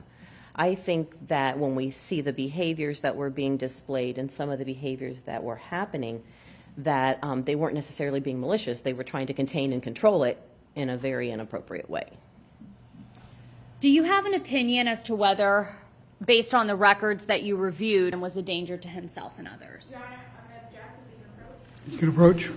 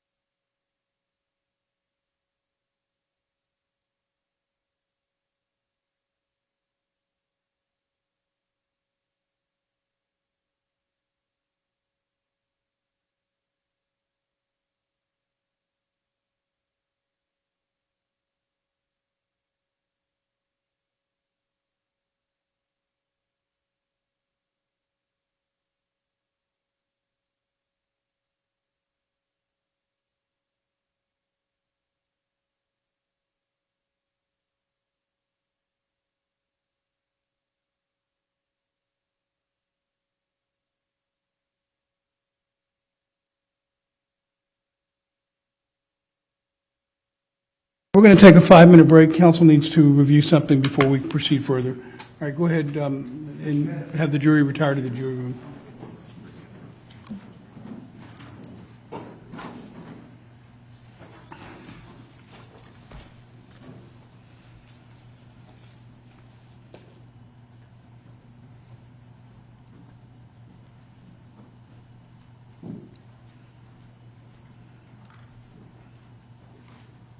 All right, and it's going to be 5 minutes sharp, Ms. Murad. If you don't have what you intend to present to the court, we're moving on.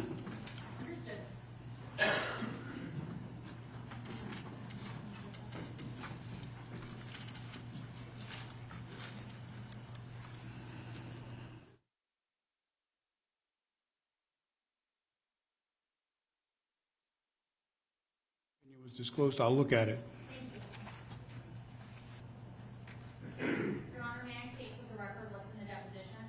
Yes, go ahead.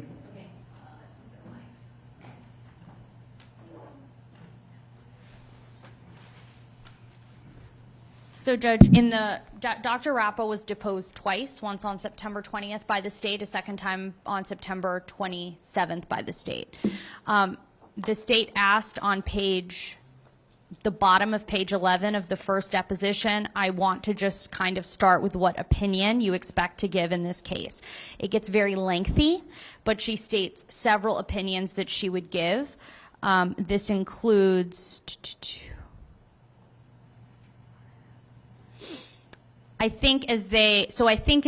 he kind of got older and his behaviors got what they thought were more dangerous or more intense in terms of feeling or in terms of hurting other people or hurting themselves, that they, started thinking that we need to manage these behaviors, and the behaviors are so out of control, how can we manage them? And of course, the way they chose to manage them was probably the worst way anyone ever could. Then she said, what else? And that was on page 12. Page 13, lines 7 through 15, where Dr. Rappa describes sort of at length what her opinion is, and then the state goes specifically. In the second deposition that the state took, I had asked Dr. Rappa whether or not in a clinical setting she makes determinations about whether or not a child is a danger to themselves or others. Ms. Coakley specifically, and that was on the second deposition taken on September 27th of 2023 by the state, page 35, lines 7 through 15. The state also asked Dr. Rappa, this was regarding something different that was said in the CPT interview, about whether or not is it appropriate to, as a child is using the restroom, sort of have the door open, as there were allegations of that in the CPT interview. And Dr. Rappa said that where there is a danger, that is something that happens in a clinical setting, and that is on page 19 of the September 27th deposition. It's sort of at the end of page 18 all the way to page 19, ending at line 5. As to the oppositional defiant disorder, that is on the September 20th, 2023 deposition, page 38, line 8. Let me just get there.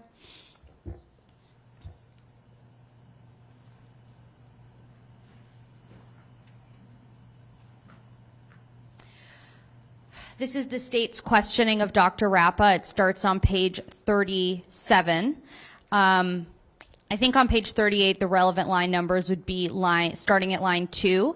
Ms. Coakley says, and there's also several other disorders that can share symptoms or overlap or share features, right? Dr. Rappa says, yes. Conduct disorders can. I see you nodding. You just have to say yes. Dr. Rappa responds, yes. The state then asks oppositional defiance disorder, and Dr. Rappa says, yes. And then she lists several other anxiety disorders, social phobias. She lists several other things.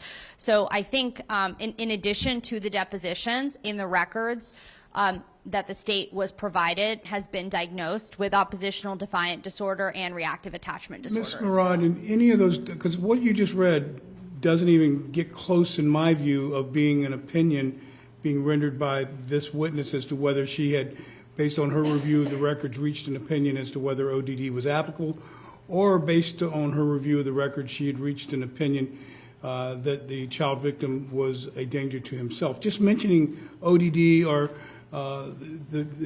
being a threat to someone's self is not the same as an expert providing an opinion as to whether that is in fact her conclusion. Do you have anything that indicates that that was her conclusion that she was drawing, that the child victim in this case was suffering from ODD or was a danger to himself, as to which the parents had to respond? I don't have anything additional to what I've already cited on the record, Your Honor. However, I will say that the idea that the state was not on notice or able to explore this in their own deposition, just as we were in our deposition of Wade Myers, I think is not fair. All right. Well, whether it's fair or not, I'm not going to comment, but both sides know that trial is not the time for dropping new opinions with an expert witness, and I'm not going to permit it in this instance, so I'm going to stay with my original ruling that the questions concerning this witness's opinion on ODD or that the child victim was a potential threat to himself have not been properly disclosed, and therefore they're not going to be permitted to be introduced in this trial. Ms. Murad, anything else you wish to make for the record before I bring the jurors back out? All right, thank you. Mark, you may go ahead and bring the jurors out. And Ms. Murad, you may continue with your direct.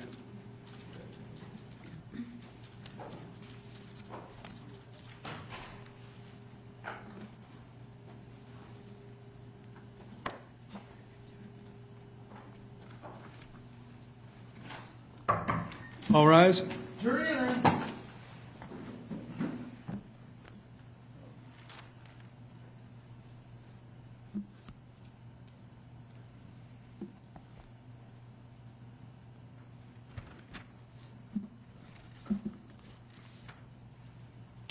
All right, everyone may be seated. Thank you. You may continue, Ms. Murad. Thank you, Your Honor. When we talk about reactive attachment disorder and complex PTSD, are there behaviors associated with those diagnoses that can become harmful or dangerous to people, to the child or the people around them? Yes. Are those behaviors exhibited in this case? Yes. Take us through how you've come to that opinion. Okay, so we know that as early as 2015, some of the symptoms that are being documented for the child include things that are emotional lability, like the temper tantrum, sleep issues, anger and frustration, anxiety and fears. This is, kind of how we pinpoint PTSD in a child, especially in a very young child, because, again, they can't really tell us what's going on. There were also indications in the records where there would be inappropriate behaviors that were hurtful toward other people, and maybe not, maliciously done by the child necessarily when he was young, but so impulsive that, if the thought crossed his mind, he would go ahead and just do whatever it was that he thought about, and it would result in somebody getting injured.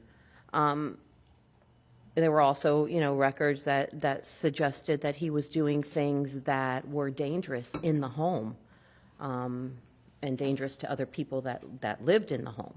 So, and that's not an uncommon thing when you see children with reactive attachment disorder, because those children really do have very active minds, and while they can be very impulsive when they are emotional, they also can be kind of calculated. They can figure out something that they want to do or take apart, or how they can steal something, or how they can pull something over on an adult, and then they're able to do that. So you get kind of both of that with a reactive attachment disorder child in it, and these things make them dangerous to themselves many times without them even realizing it, and dangerous to others.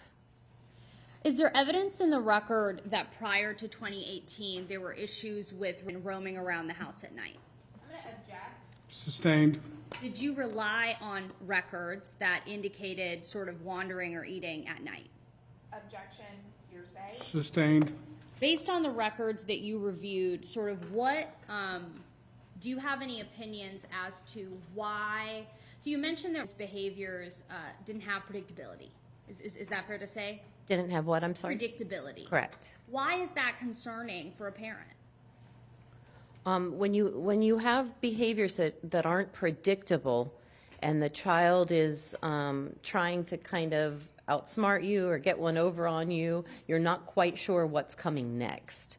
So sometimes what's coming next is something that can be pretty dangerous.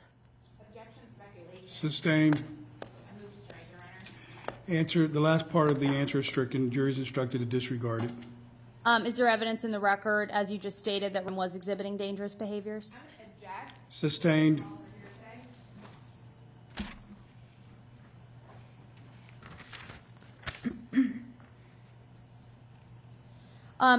I want to talk about a particular, admitted in his trial testimony that you've reviewed in coming to your opinions, correct? Yes. That there was a search that he made on his school laptop for something very violent. Are you aware of what the substance of that search was? Yes. What was it? I'm going to object as to hearsay. Sustained. What is, can you explain to us how the searches that people make, like why is that relevant in determining anything about someone's, whether or not that person is a danger? When you're looking at it, Object, improper opinion, not disclosed. Approach.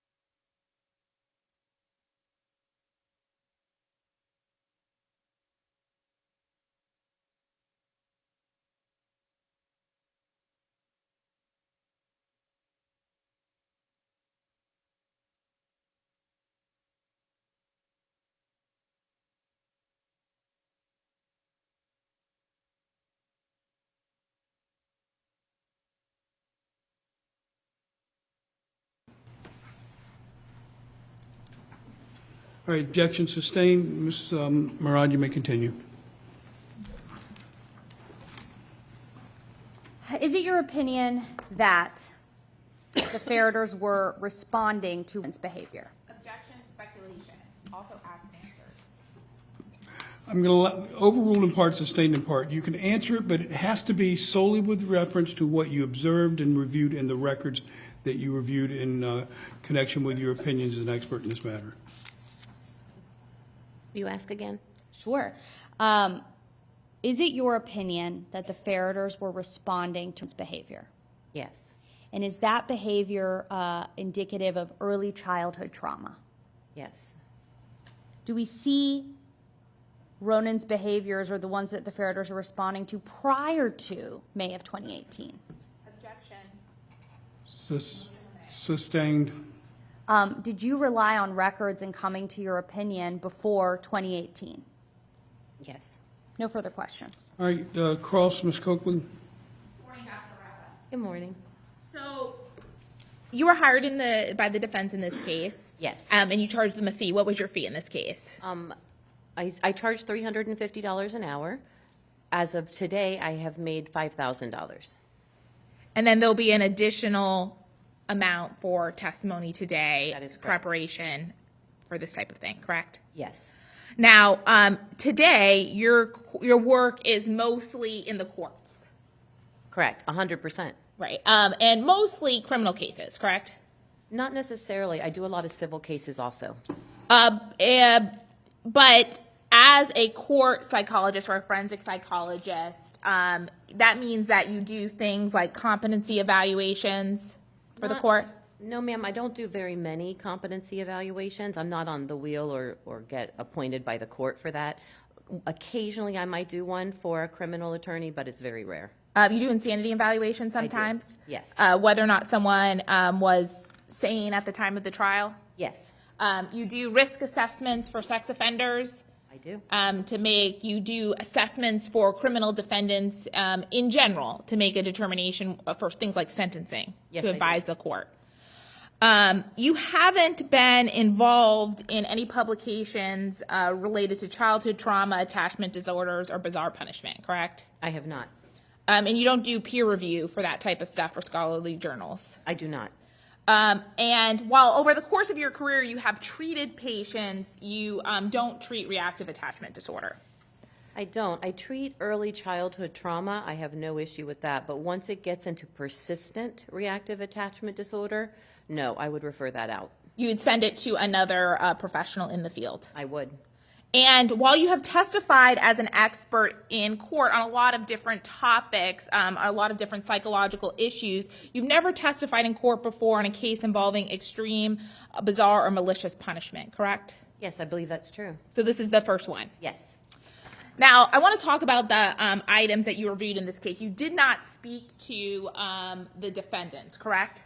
That's correct. And so your assertions about what they intended or what they thought or what they were trying to do, that's not based on any direct information that you have, correct? That's right. You don't actually know for sure what they were acting on or what their intentions were, correct? No, I have not spoken to them, so I would not know their intent. And you didn't actually speak to anyone in the case. You reviewed the records similar to Dr. Myers. Yes. And when I say that you reviewed the records, there's records from some prior practitioners. You didn't speak to them either, correct? I did not. Now, I want to talk about your opinion. You can't give a diagnosis in this case, correct? I would feel very uncomfortable giving a diagnosis without interviewing someone. Okay. And so part of that is that you have insufficient information to make a definitive diagnosis, correct? Right, because I'm missing that interview portion. But you do have an opinion on whether or not the defendant's actions were an appropriate way to manage the behaviors in this case, correct? Yes. It is your opinion that the way that they chose to manage the behaviors is probably the worst way anyone could ever manage these type of behaviors, correct? That's correct. Now, although you can't make a diagnosis, you think that there are indications that the child in this case has complex PTSD as well as an attachment disorder, right? Yes. And if a child does have an attachment disorder or complex PTSD, the way the defendant acted towards the victim is the complete opposite of what anyone should have done with a child with one of those conditions, correct? Yes, ma'am. In fact, confining and isolating a child can exacerbate those disorders, correct? That's right. And so exacerbate means make those symptoms worse, Yes. correct?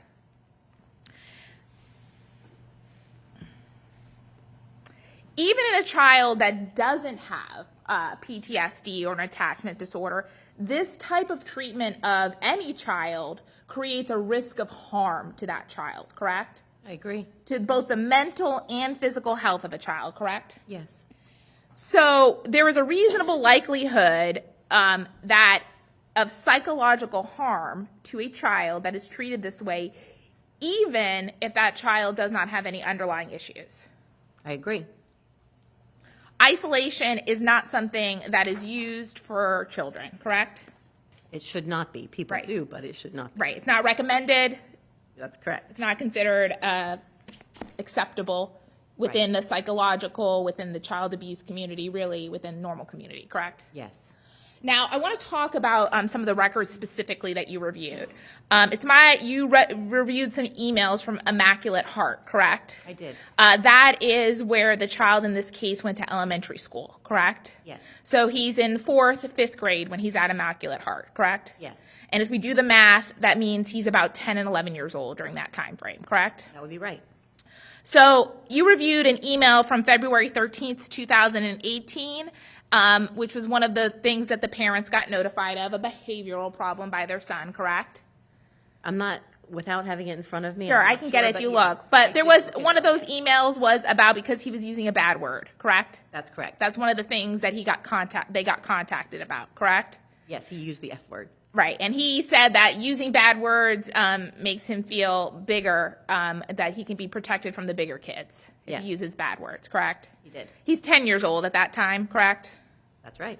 On February 28, 2018, he punched a kid, correct? Yes.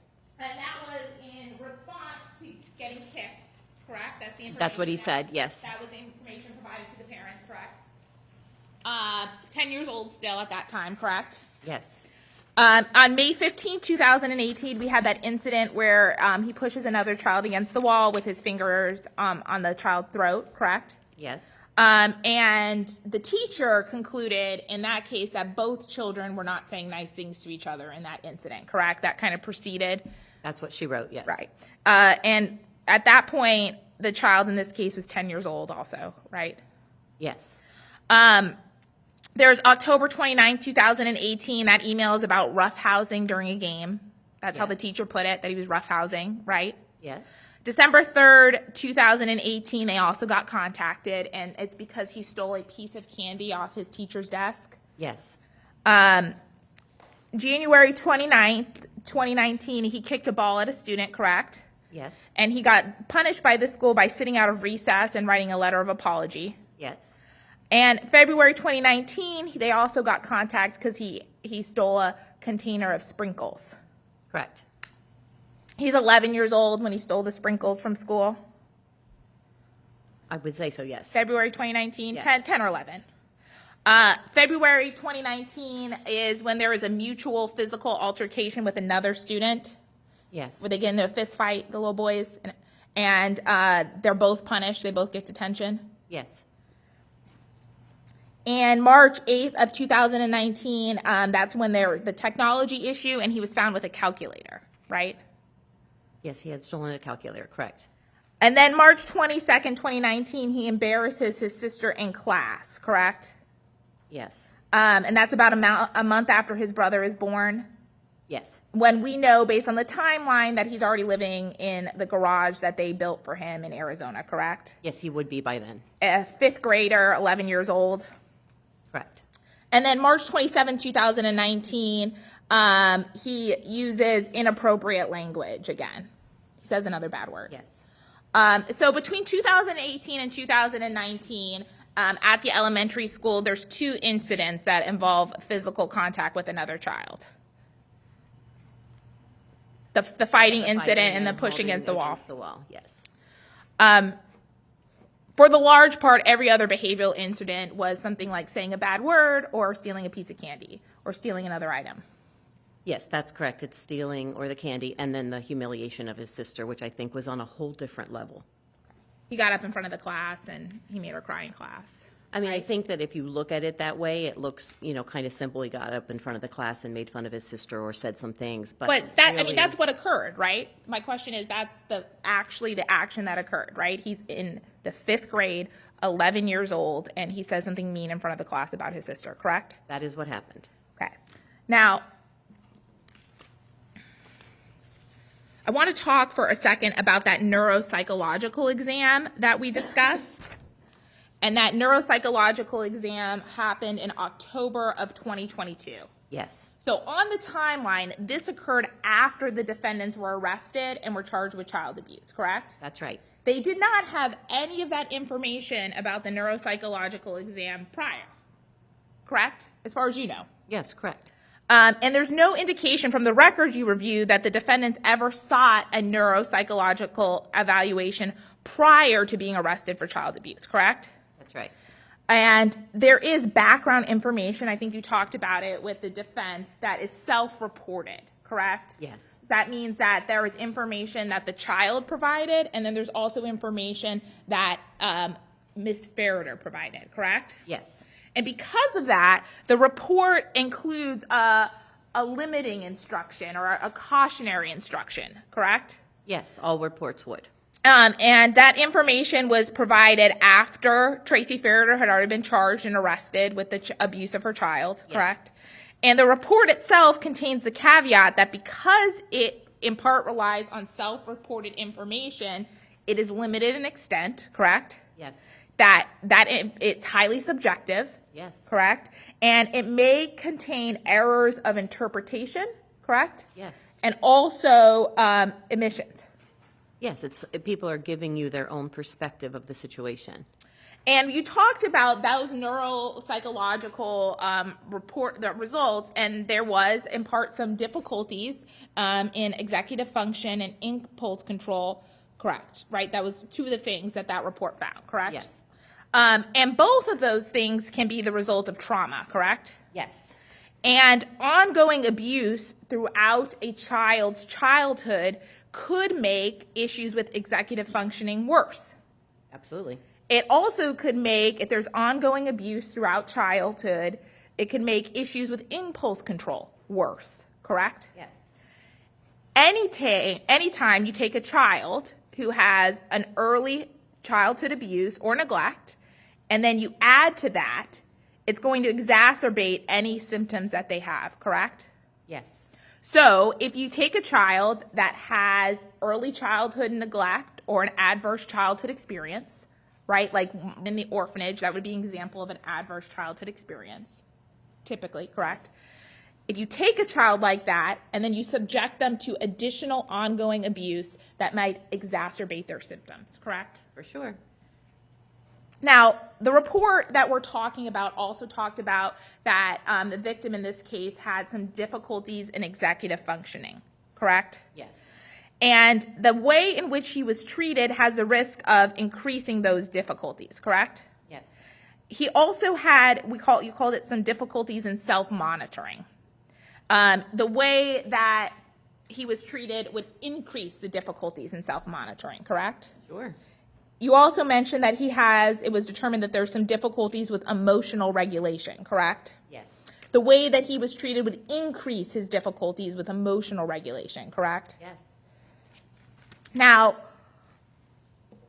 a child that has these characteristics that you said that were clinically significant, it is never an appropriate treatment for those types of clinically significant difficulties, the way he was treated, to confine him.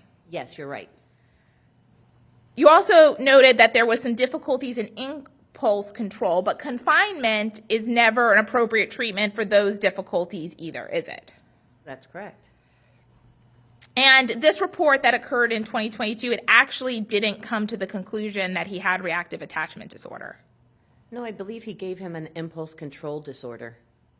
And these types of difficulties that you talked about, difficulties in impulse control and executive functioning, they're not actually part of the diagnostic criteria for reactive attachment disorder. That's right. Right? Individuals who do not have reactive attachment disorder can get these same results. Sure. I mean, if they have a disorder of impulse, they can get it just because of that. And these are areas of the brain that you also see impacted by someone who has PTSD. Yes. Now, I want to talk about additional thing you reviewed. You said one of the things that you reviewed was the deposition. And I think it noted that the deposition was 5 hours long. Yes, it was long. That's a long time for any person, never mind a child, correct? Yes. And it's sometimes people, when discussing things, even traumatic things, respond in a way that is not necessarily considered normative or appropriate, correct? Sometimes people laugh inappropriately. Sure.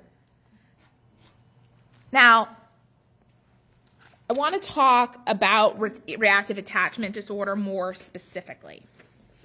So, reactive attachment disorder is a diagnosis that's in the diagnostic. Tell me what it's called, the DSM. What does it stand for? DSM-5, the Diagnostic and Statistical Manual. And so that is the manual that psychiatrists and psychologists use that sets out the standard diagnostic criteria for a lot of psychological and psychiatric conditions. That's true. Also has some behavior disorders and personality disorders, lots of different things. But it's a standardized way in which we evaluate if someone meets those criteria, correct? That's right. And you couldn't formally make the diagnosis in this case of reactive attachment disorder. I did not, no. But your opinion that there is some reactive or there's some attachment disorder characteristics here is based on the review of records of other people, correct? Yes. You don't know the methodology that any of the other people who looked at him relied upon, correct? Yes, I don't know specifically. I know if they're licensed, then they would have to abide by, whatever their professional license is and the DSM to make a diagnosis. But the reports that we have don't go into the underpinnings of their diagnosis, correct?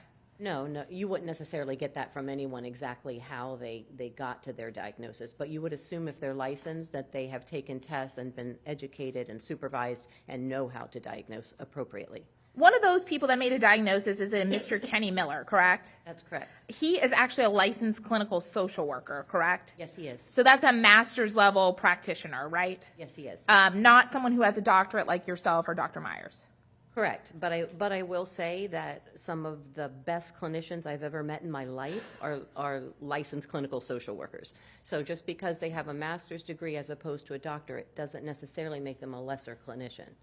You actually, though, don't have any of Mr. Miller's clinical notes, correct? I do not. Only what I was given, which I believe was a letter talking about when he had talked to the Ferriters and when he had seen them. Okay, so you don't have any of the treatment progress notes that were contemporaneous to when he was treating in this case, correct? Yes, I do not. The only thing you have is a letter that he wrote after the defendants were arrested, correct? Yes. And the letter doesn't explain the diagnostic criteria, correct? Not at all. It doesn't indicate if he even met with the child. It's kind of vague as to whether or not he did. I think he said he met with the child. Right, but it's unclear once, twice, beyond that. Right. That was hard to determine how many times he had met with the child, how many times he'd met with the parents. But he did say they had ongoing communication. And if he did, in fact, meet with them, the time frame that we're talking about is after the child, the victim in this case, was 10 years old, correct? That would be right. And you're familiar with the DSM and the criteria that they have for reactive attachment disorder, correct? Yes. That manual also provides some cautionary instructions that practitioners should take into consideration when reaching a diagnosis, correct? That's true. And some of those cautionary instructions as it applies to reactive attachment disorder is that it shouldn't be diagnosed after the age of 5. Or if it's done, it should be done with extreme caution. I agree Correct? with that. That's what the DSM says? Yes.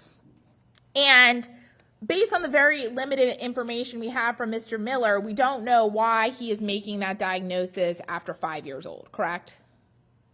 Right, I'm not sure why. I'm assuming that he would make a diagnosis the way anybody that is licensed would make a diagnosis. And then you also review the records of a Dr. Reichenbacher.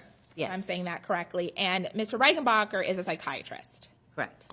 And he, you have some of his treatment notes from his meetings with the family and the child, correct? Yes, He notes reactive attachment disorder and ADHD, correct? he does. But he has no indication of the appropriateness of whether or not why he's making that diagnosis after 5 years old, correct?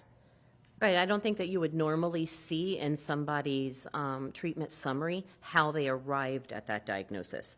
You would see the diagnosis that they rendered, and you would assume that it was because they had records available or interview available, however they made the diagnosis. But we would assume if somebody is licensed that they're giving a diagnosis based on their professionalism and their knowledge. And so you're making some assumptions about what they're relying upon because we don't have any additional information, correct? Right, but there are standards and rules of how we diagnose somebody. So it would be very rare indeed for somebody to be diagnosing out of the blue with no information whatsoever. Now, in looking at Dr. Reichenbacher's notes, there's no indication of whether or not in making his diagnosis that he was aware that during this time frame, the victim is being confined in a structure that his parents built in the garage, correct? Right, that is not in his notes. There's no indication that he was aware of that, correct? Correct. And that would be important information for a psychiatrist to have in making a differential diagnosis. I think so. I would have liked to have that information. Now, Dr. Reichenbacher saw between December 2018 and January 2019, correct? Yes. And so the last time we have of him being involved in all was January of 2019, correct? Yes. Which is 2 years prior to the arrest in this case? Yes. Now, there's a handful of meetings, 3-4 meetings total, correct? That's right. And the meetings, aside from the initial assessment, are about 20 minutes long. Yes. And the victim in this case is 11 years old at the time. Yes. And so in December 2018, they have their initial evaluation, correct? Yes. And the recommendation is that perhaps the victim in this case may need behavioral therapy. Correct. And then in May 7th of 2019 is the next meeting, Yes. correct? And it's noted from the report that the parents reported to their psychiatrist that they were seeing for the behavioral problems of their child that he is not having severe aggressive behavior at school. That's what the parents report, correct? Yes. And they also noted adequate behavior at school regarding focus and hyperactive behavior, correct? Yes, he had been placed on medication at that time. And then the doctor decided at that point that the treatment going forward would be to continue medication and therapy, correct? Yes. But there was a problem because the parents were going to go away for the summer, so he might not be able to get that therapy. I don't remember why they didn't, but they didn't get the therapy at that time. Now, in January 23rd, 2019, they also went back to Dr. Reichenbacher, correct? Yes. And the chief complaint that his parents brought was that he has some anger, correct? Yes. And the mom reported some improvements in his ability to not get angry or apologize and later on, correct? Yes. And the child got tearful when his mom was talking about him, correct? That's what the report said, yes. And they reported that he had not been seeing a therapist at that point. And the doctor, again, recommended that they should do medication and meet with a therapist, correct? Correct. At no point did Dr. Reichenbacher recommend confinement Never. to the parents. And at no point did the parents report that there was issues with the child hurting animals, correct? To that doctor? To Dr. Reichenbacher. Right, to that doctor, no. And I think that you mentioned that was something that may have existed in this case, but isn't it true that the only issue that he ever had with an animal is when he overfed a dog? No, he had been riding a bicycle and was riding the bicycle into the dog. Okay, so he hit the dog with a bicycle. Yes. And you know that in 2022, in January, at the time that we're talking about, from reviewing the videos, that there were times where the child is allowed to be alone with the dog? No, I didn't. You didn't see that? There's times I did maybe- see him out with the dog, but he wasn't, the family was around. Okay. Did you see any of the videos where he's alone with one of the dogs in the room, in his structure in the garage, locked in the room, and the dog's in there? Oh, I didn't recall that. No. Okay. And there's other times that family had multiple pets where he's allowed to be around with the pets? Yes, Correct? I mean, I definitely saw him with the family with the pets. Now, going back to reactive attachment disorder, social and the diagnostic criteria, social neglect is a necessary condition, meaning that there has to be a time in the early childhood where their child was subject to extreme neglect, correct? That's right. But it doesn't necessarily mean that just because that occurred that a child is going to have reactive attachment disorder, correct? That's right. And when a person has reactive attachment disorder, there's actually two types, correct? Yes, it's been divided into two types. There's one where the child is overly affectionate, almost indiscriminate with their affections towards adults. Yes. That does not seem to be the case here. There's no indication of that. No. So that's not what we're talking about here. Correct.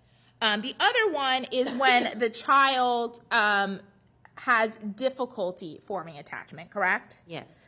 And there's nothing in the criteria or what we're looking at in diagnosing it that has anything to do with violence.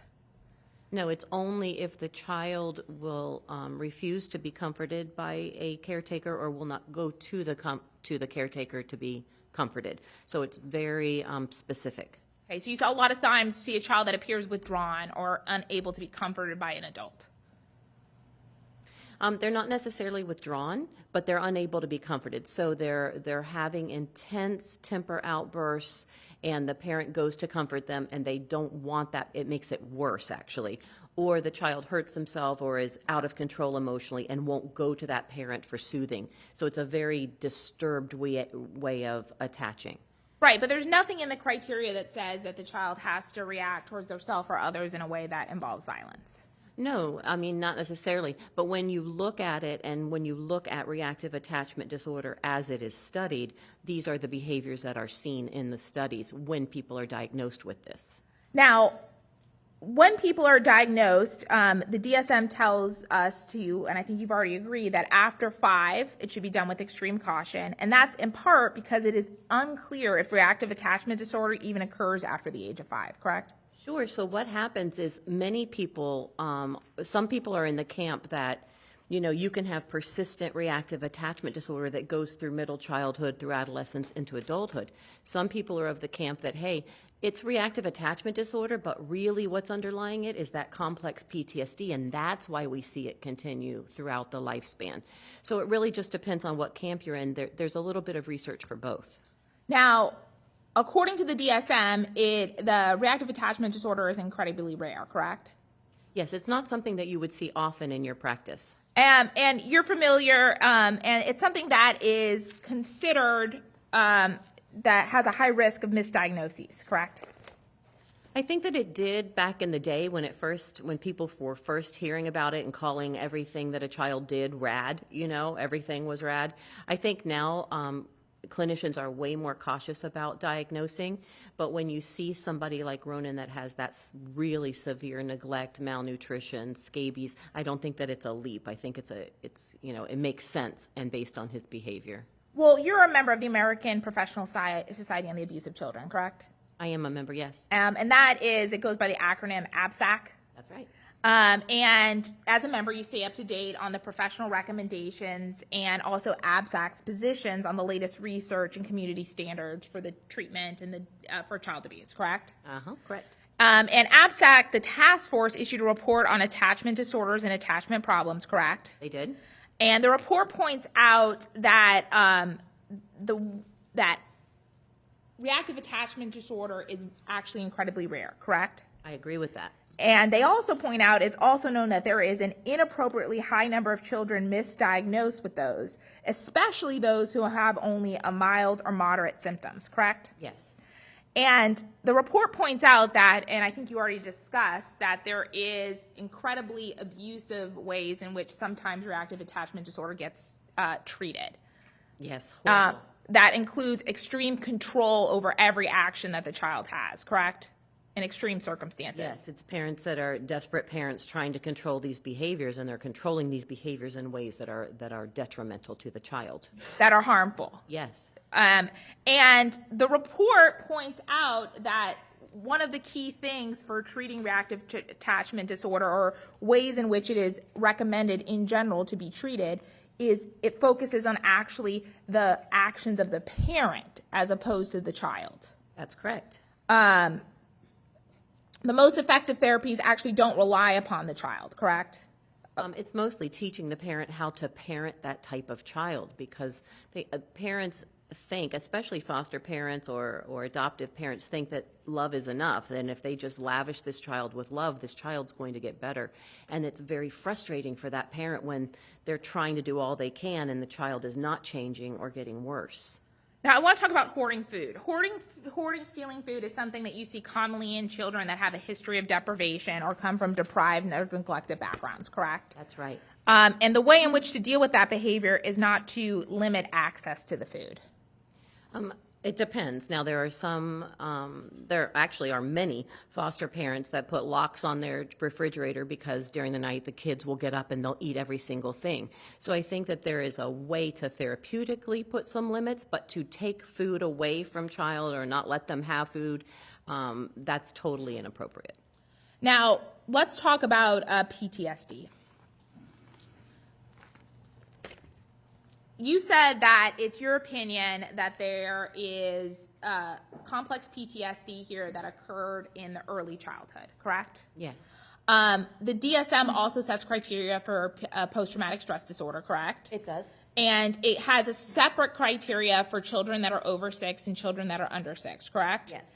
And the first thing in order to be diagnosed with PTSD is you have to directly experience a traumatic event, correct? That's right. And it gives examples of traumatic events, but there are things like actual threat of physical violence, death, bodily harm, correct? Sure. It doesn't talk about lack of food or being in an orphanage. There has to be an actual physical violence experienced by the child, correct? No, I totally disagree with that. I don't think that the DSM-5 could list all the different types of trauma. And I think severe neglect absolutely would be part of severe trauma for children. Also, you say bodily injury. Starving a child and giving them sugar water is bodily injury. So yes, these children are experiencing trauma and they're experiencing bodily injury. They're just not old enough to talk about it. So the DSM says exposure to actual or threatened death, serious injury, or sexual violence in one or more of the following ways. Directly experiencing the traumatic events, right? Correct. Witnessing in person the events as it occurred to others, especially primary caregivers, correct? Or learning that the traumatic events occurred to a parent or caregiver, correct? Those are the 3 things that they have to directly experience, correct? It could be either one of those. It could be any of those 3, and the alternative. He had directly experienced it. Now, you also said that it can occur in infanthood, but the DSM says that PTSD can occur beginning only after the first year of life, correct? You would wait till they were like 9 months old before you would diagnose that. But again, it would be diagnosed not through the DSM if they are a young child. It would be diagnosed through the diagnostic classification 0 through 3, which is a whole different book. Okay. But the DSM, right, the Diagnostic and Statistical Manual of Mental Disorders, says that it's occurring after the first year of life, correct? Right. For PTSD. I mean, that's what they say. And you're not going to necessarily diagnose PTSD until a child is a little bit older, because you would have to see emotional lability. You would have to see that child having difficulty sleeping. There'd have to be some symptoms that you're seeing that wouldn't be attributable to that child just being a newborn. So in complex PTSD, you see interpersonal trauma, and these traumas have caused them to experience fear, horror, anxiety, to the point where they now have developed a disorder, correct? That's how you would describe it. Yes. And symptoms that you may see in a child that has, or a person that has PTSD, are emotional reactivity, correct? Emotional numbing, correct? Yes. Lack of trust Yes. and avoidance, correct? Correct. And there are treatments for PTSD even for young children. There are. And there is trauma-focused cognitive behavioral therapy, correct? You can start that as early as age 3. Some people do EMDR with children. Yes. And the focus is not on the behaviors when treating PTSD, but what's underlying those behaviors in terms of abuse and neglect, correct? Exactly. It would not be appropriate to confine a child to a room with PTSD as was done in this case, correct? Correct. That would never be appropriate, correct? Correct.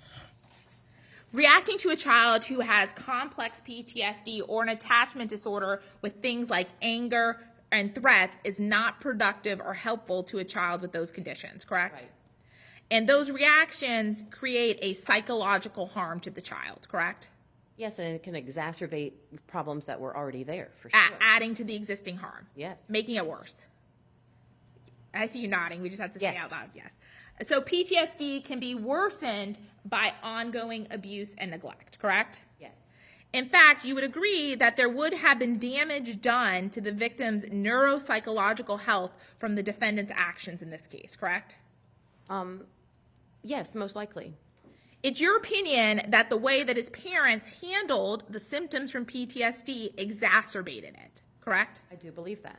And this is not a way that a child with early childhood neglect should be parented, correct? That's right.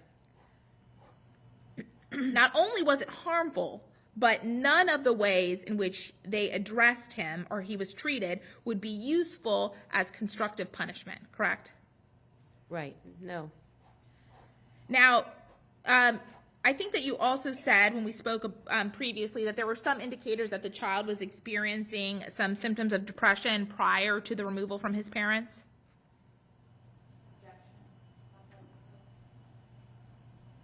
Sustained.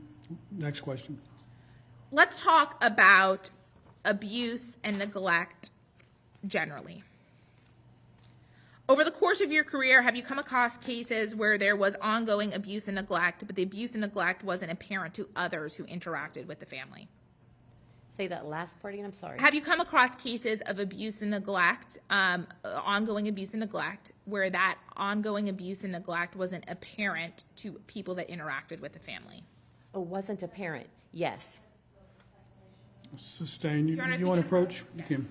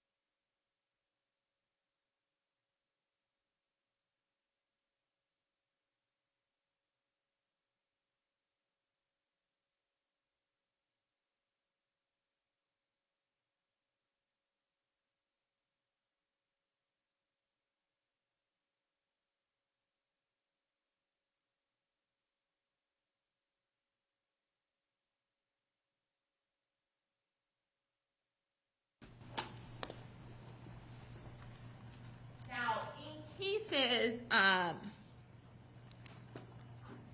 involving abuse and neglect, can the child who is exposed to ongoing abuse grow a tolerance for the environment that they're in? Overruled. Yes. And so even in cases where that environment that they're subjected to is abusive or neglectful. Sure. Yes. So there can be a normalization of that type of treatment for the child. Yes. Now, I want to talk for a second. Just make sure I didn't miss anything.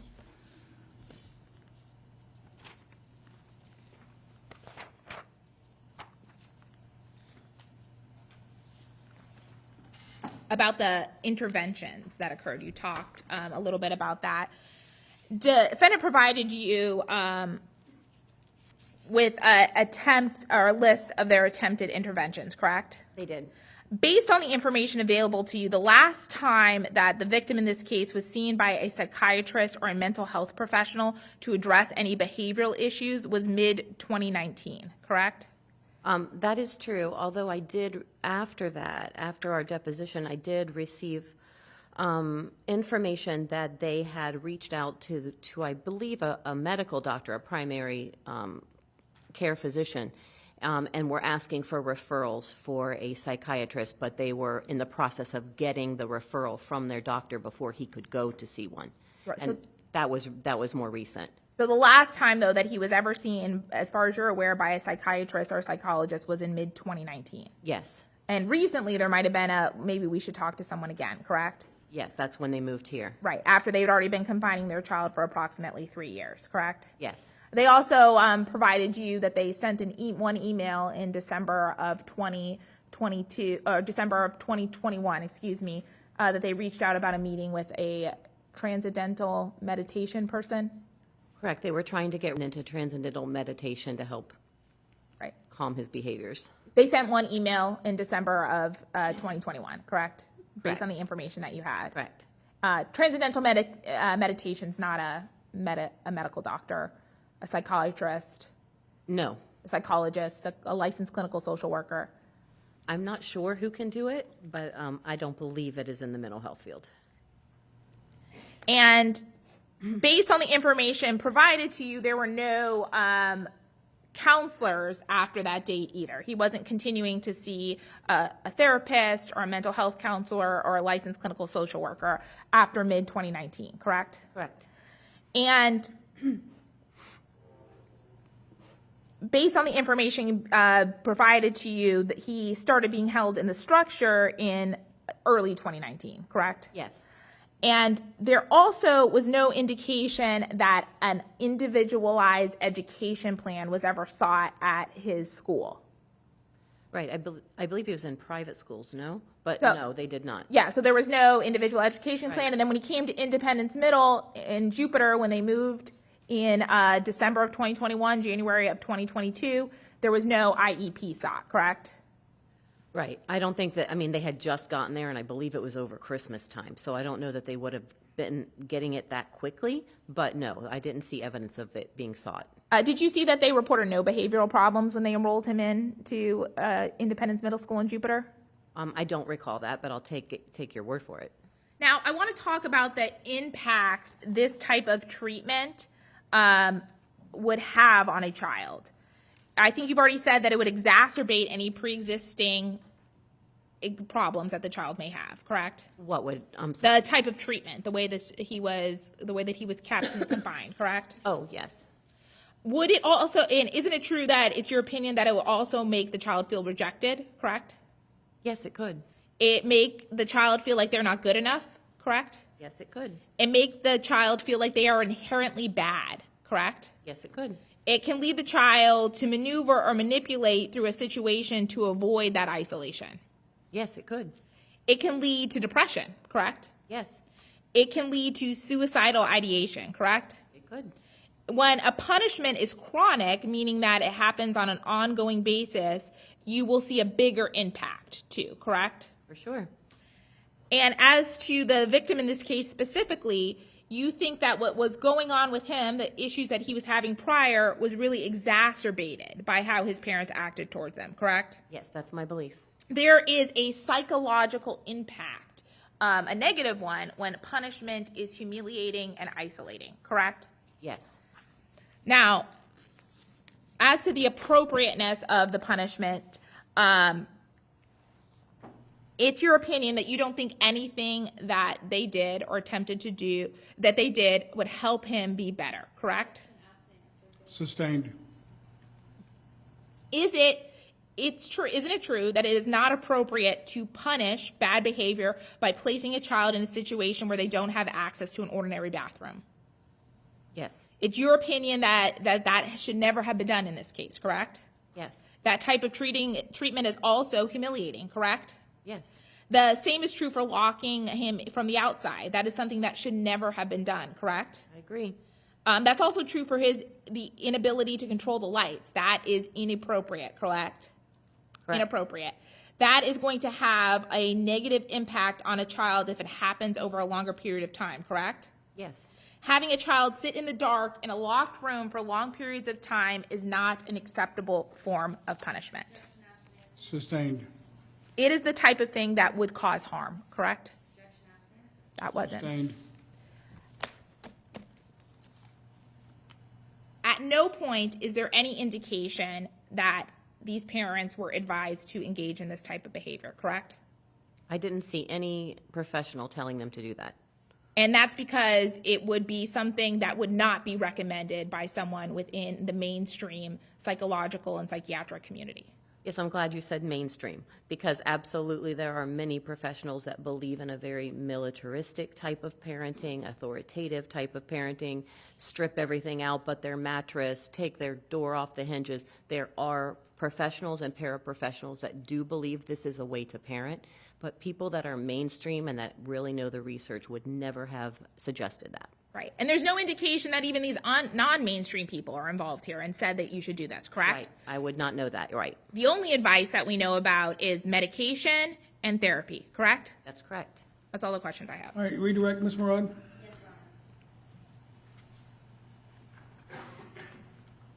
Dr. Rappa, the state spent some time in their cross-examination sort of challenging the diagnosis of attachment disorder. So I want to talk about that, okay? Okay.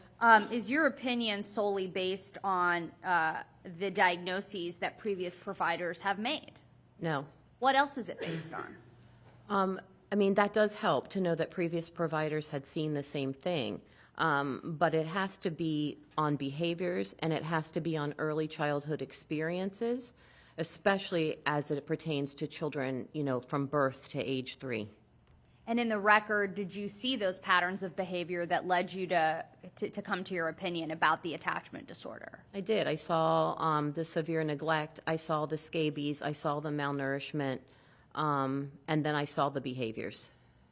Or not saw, I saw in the records. The behaviors. And you reviewed Wade Myers' trial testimony. Did the state's own expert, in fact, testify that likely has reactive attachment disorder from early childhood neglect in his own testimony to this jury? Objection, Your Honor. Hearsay, argumentative. Sustained.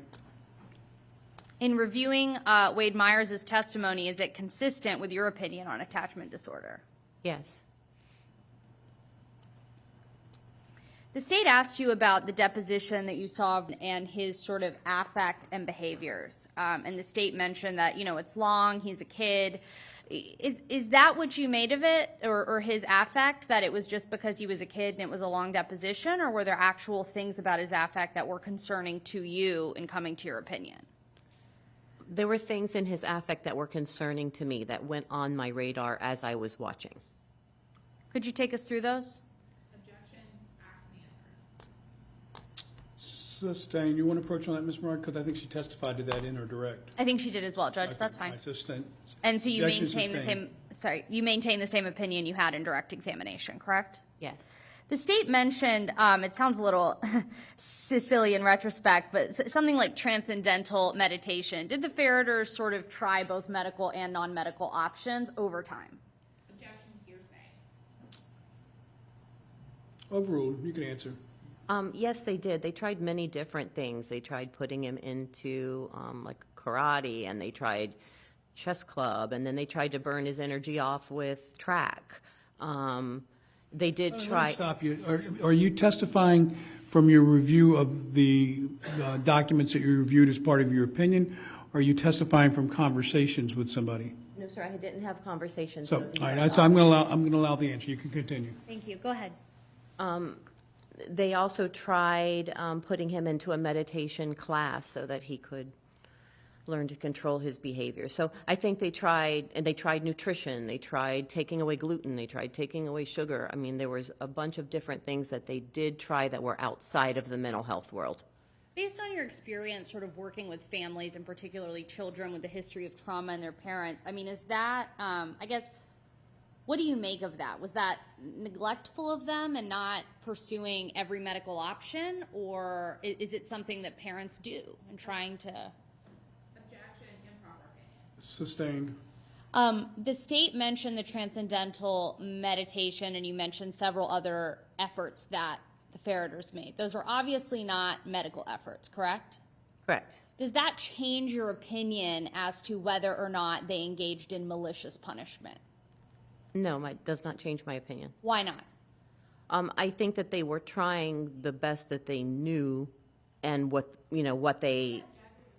Sustained. Without what you think, so the state's expert testified that based on the Ferriter's conduct, he believed that there was malicious punishment, correct? Objection leading. Finish the question. You hadn't finished. I hadn't gotten to the. You hadn't gotten to the question. So finish your question. Is there conduct that you have reviewed that shows to the contrary? Yes. Okay. And can you take us through how you've come to that opinion? Yes. There's conduct by Tim that the tone is terrible. The tone is awful. And how he's talking to the child with that tone is bad. But what he is saying to the child isn't horrible. He's saying, I want you to get better. I want you to make right choices. Sustained. Your Honor, there's already in evidence. The jury watched the Ring videos. Response? I remember one of the videos where that was said. So as to that particular comment, I'm going to allow it. You can continue answering me. Objection overruled. Thank you. Go ahead, Dr. Rappa. He was saying, I want better for you. People are going to not want to be your friend or be close to you if you continue to act this way. I want things different for you. And while his tone was bad, what was coming out of his mouth was not bad if he had been using a different tone. The state talked about let me start with this. The state talked about the effect that the Ferriters' actions had. You're not disputing that what they did was wrong, right? No. Okay. So let's sort of take it back to that 2018 period.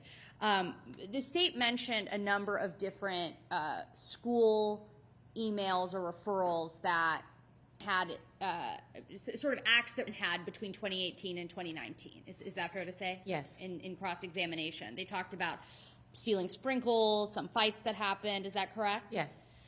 First off, how does a psychologist separate what is regular childhood behavior from what is so concerning that it amounts to a disorder? I think that what we look at is persistence. Is this happening over and over and over? Is it a pattern of behavior? And is this behavior not going away, even though school might be punishing or the parents might be punishing or giving consequences? The behavior continues to persist. Do you see that as it relates to in the records in this case? Yes.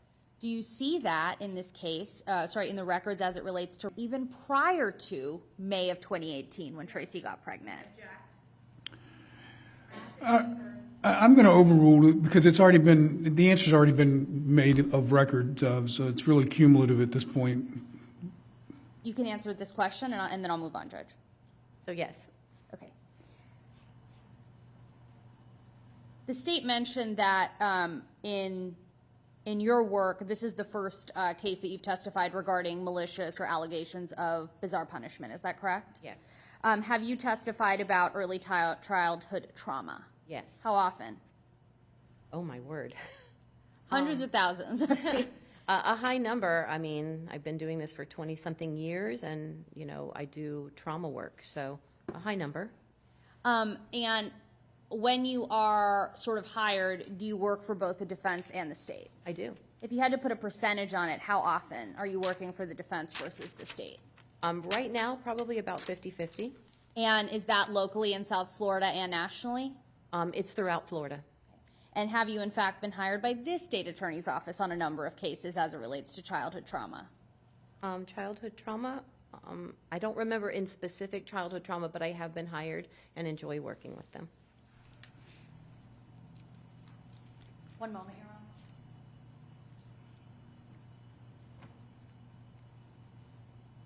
I don't have anything further. Okay, thank you, Ms. Moran. All right, ma'am, you just remain where you are. Ladies and gentlemen, it's about 12:20. We're going to go ahead and break for lunch for you folks. We'll start back at 1:30, so be outside at the elevators at 1:25 to meet with Mark, and he'll bring you to the jury room. Remember, you haven't heard it for 3 days, but I'll remind you, don't discuss the case with each other or with anyone else, do any kind of research at this point. Other than that, enjoy your lunch.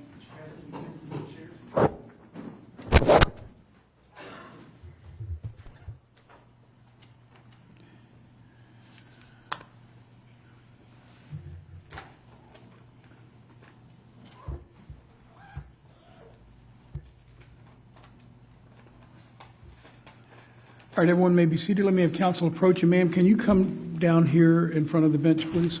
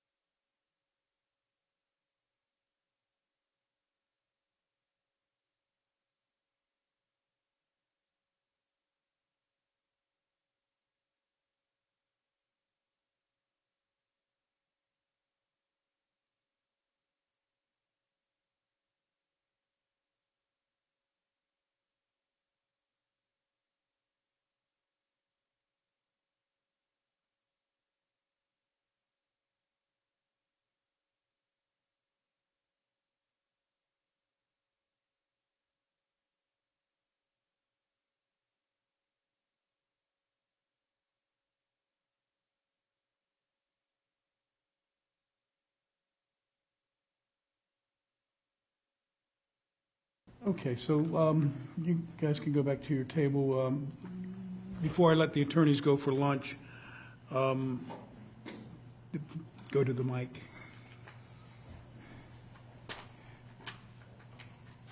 Yeah. So the question I have is for the afternoon session, you have about 3 hours of. My hope is to play the videos that I intend to play. I provided the state with a actual copy of the video, and just so the court knows, I understand the state's entitled to time to review it. I'm not, we'll deal with any objections. These are the videos that were in the 21,000, so these are not, Okay. these were in the state's possession. Well, the 21,000 is already in evidence, right? I mean, No. What is in evidence? I thought it Only was, of the room. The state admitted videos only of inside the room, and then but then we had a subset of that as well that was played, right? Correct. So what was played in the room, I would have a problem with my ability with what they're entering in. On Sunday, they provided me a list of 3,000 videos, is 50 hours. But what's your legal objection? Because So if, I've already looked through some of them. Some of them are self-serving hearsay. They're saying things to the child victim in there. Some of them they keep out the part where they're like, there's a rule of completeness problem in the sense that there's example in the 3,000 videos, there's a line of videos where the child is out in the living room playing with them, and then they delete the part where Miss Ferriter makes him go to his room and the other kids continue to play. So there's that problem, and that's all I could tell, like, after looking at it for a couple hours. There's also, there's one where there's, like, praying, like, that would be improper character evidence and inadmissible. And so I tried to look through the 3,000 videos that they sent me. They said that they intended to admit 50 hours of video, Your Honor. And so now, yesterday evening at 9:30 at night, they now are saying they want 14 hours. And so it has to be manageable for me to look at to see if there's an exception.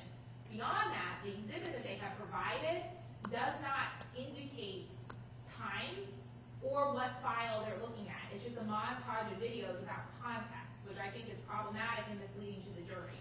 When the state admitted it, we admitted the actual videos with the times. And our composite exhibit has that as well. So it's problematic. I can't even check what they put in to make sure it's the correct order, the correct day, and the correct time, because they haven't given me the file names or in what order. So, Judge, I would like to respond to this because I think there's sort of a fundamental issue. Obviously, there are a lot of videos in this case, and each side is entitled to review anything before it goes in front of a jury. But this idea, I mean, that has unfortunately been the practice on both sides as it relates to the videos. I received their list of their 8-hour montage 7:30 the night before. And when I said, Judge, I think we have something here that we may not have been disclosed, the court said, figure it out or don't, but bring it to me. same thing I'm going to say now, figure it out. Here's what I'm going to do. You're going to play the videos. You make your contemporaneous objections at the time it's being played. You stand up, you object, and if I think there's inadmissible hearsay coming in, I'm going to order stop play immediately, hear the objection, and if I sustain the objection, then you'll have to move on to the next video segment, or at least mute out the objectionable hearsay. May I address? Let me finish. I'm not so terribly moved by the lack of specific date and time of the videos, if the understanding is that these were all videos during the relevant time period from December 28th or so to January 28th. I mean, that may be, that's something that might go to the weight, but I don't think it goes necessarily to the admissibility. But they lay a foundation for, like, they're making assertions of the date that these But- are on. But are these already in evidence? No. No, they have to be, you can't play them without them having been in. The state advised me that they would not be objecting to the date and time. They're done by date, and then they're done in chronological order because the epoch time. So I called Lowe this morning. I confirmed with Ms. Coakley in front of Agent Lowe and Mr. Wahed, and I said, hey, he's testifying. You're not contesting this, right? As to the foundation of just the dates and the times. And she said, no, I'm not contesting that. I even emailed her over the weekend because there's some videos, as Agent Lowe testified, that aren't in the epoch time. They're in the 7505.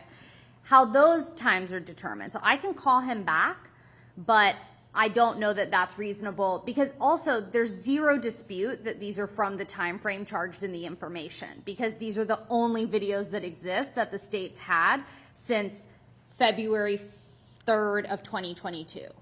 All right, so I'm obviously not going to permit the jury to see anything that's not in evidence. So we have to cross the threshold first of, is this going to be admitted into evidence? So is Ms. Murad correct that you told her that there was not going to be any authenticity type objection? I'm not an unreasonable person, Your Honor. I am not. I agree that the videos and the date and times, what she has provided me is a a 14-hour video that does not have, I can't confirm anything. I can't say that this is from that day. If she gives me the file names, or the video included the file names, so I could spot check them, I would stipulate to the date and time. What I have been provided is an hours-long montage of videos without any signposts as to what they are. That's my problem. So the videos have the date, and then you see the videos from so it goes December 29th, video.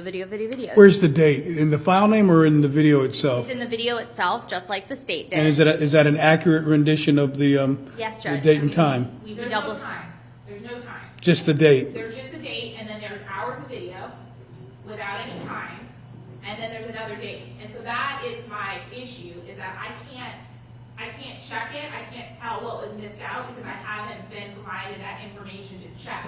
So we did provide it's about 889 videos, which I know sounds like a ton, but again, Let me ask you this. When you folks estimated this trial was originally going to take 5 days, and now we are on day 7 and looking like day 8 and possibly day 9, I mean, I put a lot of credence in attorneys' estimates of how long it takes to try a case, but this one seems like another universe in terms of the reality of where we actually are versus what was represented to the court as the amount of judicial time that was going to be necessary to be set aside. I guess what I'm getting at, has all this changed on the ground in terms of how much of this video is being presented? Or were you aware of this from the very beginning, that you intended to have 14 hours of video that you wanted to play to the jury? I actually didn't. I didn't know. I knew the state was going to play some videos from inside the room. I didn't know they would amount to approximately 8 hours. Also, their witness was deposed pretty close in time to the trial and made the claim that this was solitary confinement. So All right, I didn't expect it to be this late. Let me move on. Unless you're seriously contesting, Ms. Coakley, that you didn't advise the defense that, let me state it another way. If I accept Ms. Murad's representation that she was not aware there was going to be any authenticity objection, I'm going to allow the playing of the videos without prejudice to the other objections. But as long as there's a date on the video that shows it was during the relevant period, I'm not going to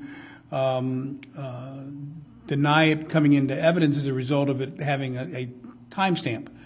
Again, I think that goes to the weight as opposed to the admissibility. So I will allow that to be played, but I'm also going to require, Ms. Murad, that as you play these videos, you let the state know which video file you're playing so they can pull it up on their systems and do whatever they have to do.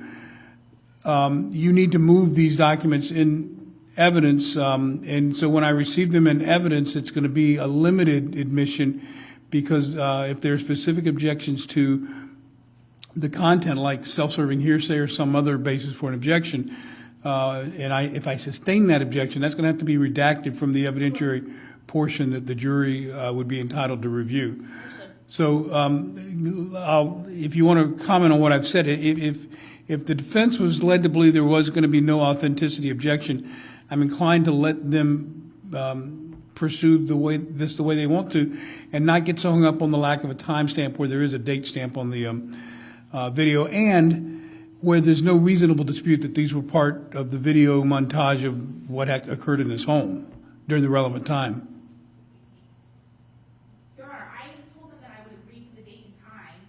They have not provided me the date and time that they're offering to admit, and so then there's no way for the jury to have contact. So that is the state's problem. Well, she's saying the date is going to be on the video. The date's going to be on there, and then we have no idea what time, if they're out of order or anything, because it's not contained. The way that the state did it is we provided what file name was before every single video that was provided. So It's 14 hours, and there's no way for me to check what was left out or not left out, because they gave it to me this morning. And so there also has to be like about what is cumulative evidence and what is like a reasonable amount of evidence for a jury to get. Just give them 14 hours without contact. I don't disagree with that, but the state did play a lot of the videos, and I certainly am not going to limit in any real way what the defense wants to show is what they believe is the rest of the story with respect to the videos. They're entitled to do that. But in the same vein, Ms. Murad, the state was very meticulous in telling you the date and the time, and even having the UTC or UPC explained as to how it translates into local time. Are you unable to tell them what the date and time of each video that's playing is?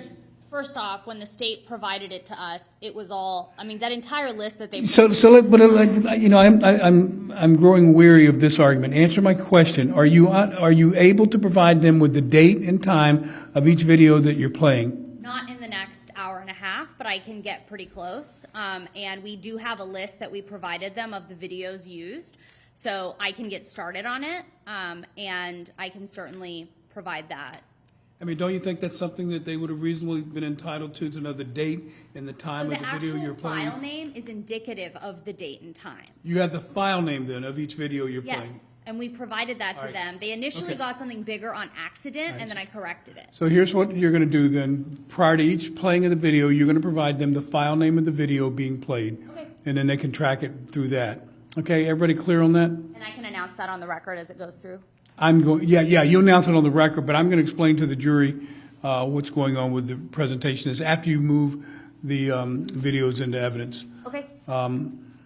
And my general overruling of the authenticity objection is without prejudice to, again, assert any other substantive objection by the state, which you'll have to do in real time as the video is being played. I know of no other way to do it efficiently than to do it while it's being played. Let me hear the objection. And how are you going to handle the playback on this, Ms. Moran? What do you mean? So we can use the toggle and put it on? So somebody's going to have to be there on the button that when the objection is made, you stop it until I hear the objection. Okay? And I'll be mindful of that. So how are you going to even know which one you're playing now? There's 14 hours. So we have it on a software, so I should be able, through the software, to identify. I mean, it's going to take me a second, but that is what I will do during the lunch hour. And if there are issues, I will let Ms. Coakley know, but I don't anticipate there will. So back to the larger question here. I keep hearing 14 hours of. I'm not playing 14 hours. So how much are you playing? Just for the afternoon, Judge. I need to speak with my client about whether or not he wishes to testify. We'll do that conversation during lunch. So it's very likely the defense may rest today. Okay. All right. So that's how we're going to proceed. Ms. Murad, you're clear on the process. And Ms. Coakley, are you also clear on the process?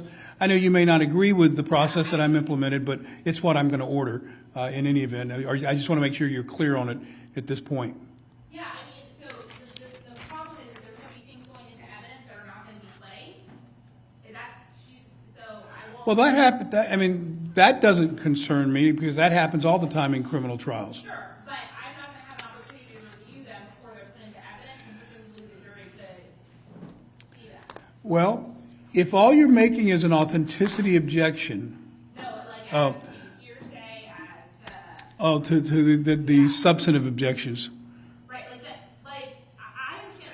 All right, so let me, both of you have, well, I won't say both, but a significant evidentiary issue has been created for the court in terms of how to manage this. Ms. Coakley is absolutely right that before she agrees to a carte blanche omnibus admission of all these videos into evidence, normally the practice is that the other side would have already reviewed what's being submitted into evidence, and there would be appropriate redactions in advance of the day of trial having it played. So how do you address that, Ms. Murad? Because it's a real logistical issue that's been created, and Ms. Coakley's absolutely right. If you're only going to play 3 hours, then that's what should come into evidence. If there's more, then I have to give her time to review and see if there are any other objections. So the jury's probably not going to go out with any of this until tomorrow after 5. Let's say we rest today. Closings are 12 to 5. We have to do jury instructions. So then we could not admit the formal exhibit until the state has had an opportunity to review it. And I know that this isn't really a defense judge. It's more just my practice. This was the exact same situation we were in with me, and I trust the state. And The state may not trust you, though. That's a And I say time and again. that's all right. I understand. Just because one side doesn't object doesn't make it right when the other side, or wrong when the other side objects. All right, so here's how I'm going to handle it. I'm only going to admit into evidence what is actually going to be played to the jury this afternoon, because that way I will deal with any real-time contemporaneous objections to the substance of what is said. As for the remaining part of the videos, I'm going to instruct both sides to do what you have to do to review the remaining part that's not played to the jury, and if there are additional instructions or objections that are made then I'm going to have to rule on them and make sure that they're redacted before that remainder that's not played to the jury today is made available to them once they go into the jury room for deliberation. So that's the best I can do in terms of handling what normally is resolved way before we ever get to the day of reckoning like we are here. And so that means more work for you, Ms. Coakley, but I'm giving you the opportunity to review what's not being played to the jury for your purpose of asserting any additional objections. And the only objection that I'm kind of moving past is the authenticity objection, and I think everybody understands the reason for that. Okay, so last thing before I let you go is jury instructions. We're going to have a conference today because if there's a reasonable chance the defense is going to rest today, then we would start tomorrow with closing arguments and have to have the jury instructions ready prior to that time. So think about that over lunch. I'll see everybody back here at 1:30 sharp.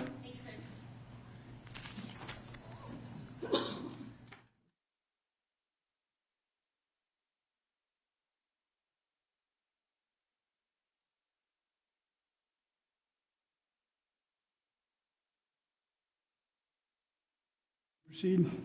Yes, Your Honor. Any developments on the evidentiary issues we discussed before the break? So I was able to provide the state, and I don't know why my initial breakdown didn't have this. I was just sent an erroneous document. I have the date on all the videos underneath that date in order that are played in order. So the state has that now. To avoid confusion, I am just going to play not the full 14 hours, but the beginning of the video up to the end of the day without moving the timestamps around, because then the state has the exact order without me having to announce it. So just 3 hours continuous from start to wherever you get to that mark? Correct. Okay. That's the only way I can do it without creating an issue for the state. And then they have all the other videos, so if there's other objections to the full exhibit, we can handle that tomorrow. Okay, all right, so same procedure then. What's being played today, I will receive that in evidence over an authenticity objection, but without prejudice to raise any substantive objections. Yes. In real time. As for the remainder, then we'll address that tomorrow as to whether there are any issues on that. Yeah, I'll do my best, Your Honor. And so I do think that there is, I'll let Your Honor get a flavor for it. I do think that there is an objection about the needless presentation of cumulative evidence. When we're talking about hours and hours, I understand that the state put in substantial evidence that was direct evidence of the offense charged. This is all collateral evidence, and although I would agree that some of it is admissible and relevant, to have the jury sit for hours, some of them they're like watching a football game. And so we're going to watch the football game with the defense, with the defendant sitting there. I mean, I will say, as the judge sitting up here, there's both a potential benefit to that and there's also a potential risk. So I'm not going to comment on how the pendulum will swing on that, but I might have and one of them, literally, you can just see the child's head in the corner of the screen, and people are so it's just him sitting in the corner of the room at the dining room table. You can't see what's happening, and he's just sitting there. So obviously, I don't have a flavor yet. Sure, but so I just want to let Your Honor know, at some point I do think I'm going to make an objection about the needless presentation of cumulative evidence. The fact that he was there and out of the room, sure, relevant. Do we need to watch him there for 45 minutes of court time? That, I think, it becomes confused, So all I would say on that is that in looking at the way the state presented it, it was my feeling that the state was trying to set up a video excerpt of each single day during the relevant period. Right, when every the time there was an 28th. interaction, enter and exit, more or less, Right. is Okay. what we presented. All right, so that I'm going to stay with my procedure. You'll raise any substantive objections at the appropriate time.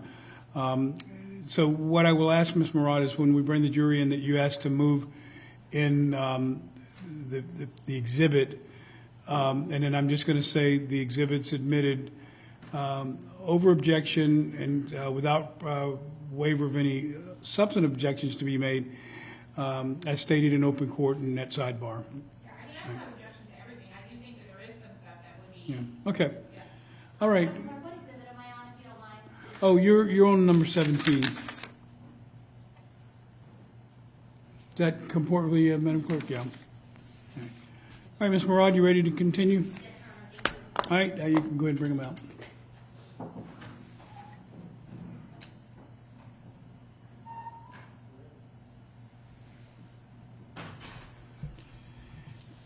And when you are at the table, please use the mic, because I keep getting reminders to tell everyone to use the mic.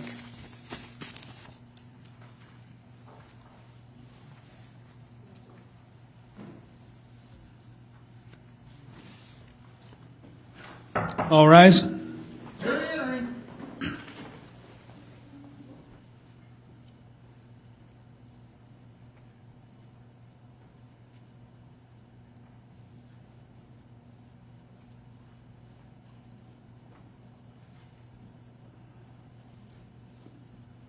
All right, everyone may be seated. All right, ladies and gentlemen, we're still in the defendant's case. Ms. Murad, you ready to call the next witness, or where do we stand with things?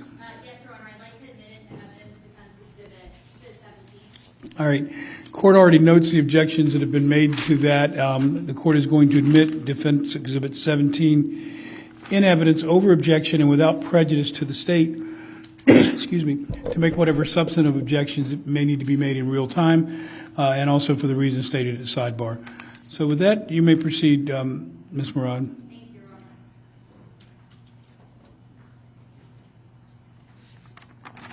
Where? The one he's laying on right now? I heard him rubbing against it. Oh, really? Yeah. Button here, button there. Right here? Yeah. It's like an outside wall. So it's going to do this. He's going to pick this thing up. He's sitting here at 3:30. Oh, Ms. Murad, can we stop this? Oh, where you at? Like 20 minutes. My understanding was prior to each video clip, you were going to announce the date and the information necessary for the jury to put it in context. Yes, Judge, I actually thought I said this prior to the jury coming in. Because the state has the list of it, it's just by date, which is already before each one. Well, I don't know that I see that. Go back to the beginning, because I want to make sure that the jury has the date at least, so that they're seeing. Okay, so that'll be the date that gives you the context for each of the video. And Ms. Murad, is that before each separate video clip? Okay, good enough. Yes, I'm happy to announce that. All right. The one he's laying on right now? I heard him rubbing against it. Oh, really? Yeah. Button here, button there. Right here? Yeah. It's like an outside wall. So it's going to do this. He's going to pick this thing up. He's sitting here at 3:30. Oh, so where you at? Like 20 minutes. That's correct.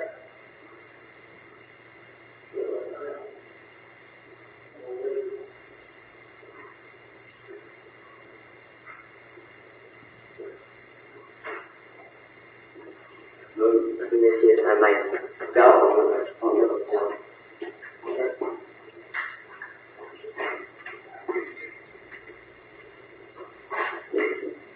Sure, lights off in there.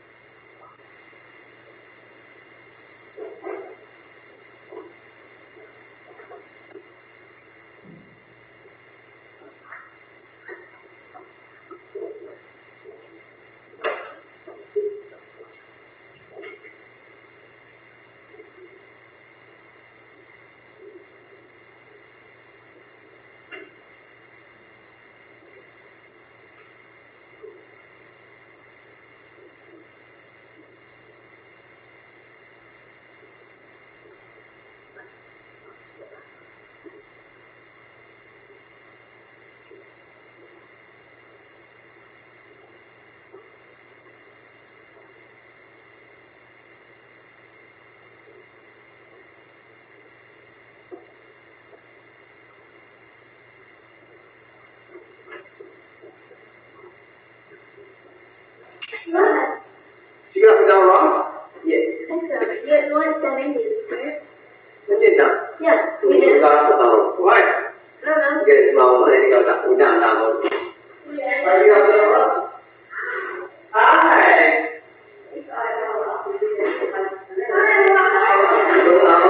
You like our home? Yeah. Is it big? Yeah. Dollars. Whoa. You like our house? I Okay, so that you're still not. Like you can hear my voice, right? I don't really need that word anywhere. What? I don't need that word. No. Right now, let's go. Like you said, you can hear my voice, right? You don't need to hear it. Take your shoes off.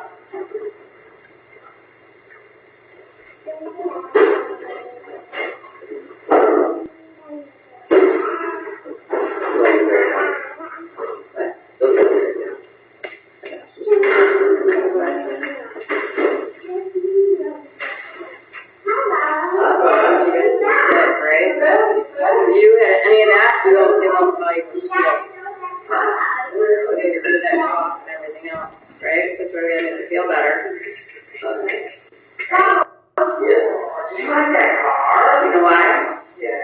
The windows open closed. Yeah. Are you not feeling good? No.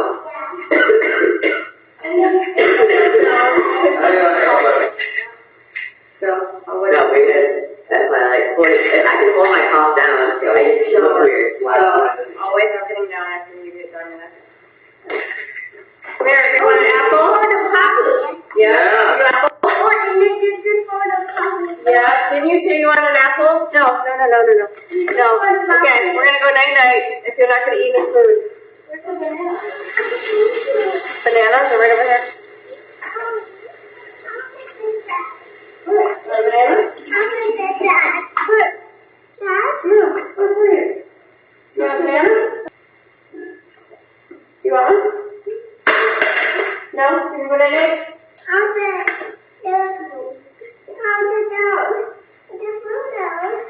Are you going night-night? Yeah, we can have one.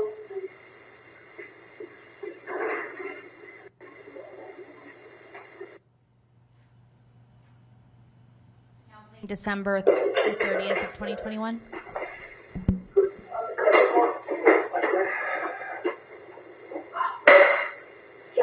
When we get these boxes out, we'll adjust. Right now? I got this. You want to get something all attached to the pot? Can you do that? No, you can't. Because I can't clean for you here. No, the guy took it? Nice. He checks. And he not only that, he swept it out, so it's like. What are you doing? Nothing's in there. You want to see my what? Couch? So everybody might need a fill-in strip out later. Yeah, I think they are good. You can run and get whatever you want. And Mama. You got Shopping. You did the shopping? Yeah. Nice. I was in my car. What's the car though? What's on my car? It's weird seeing all that stuff.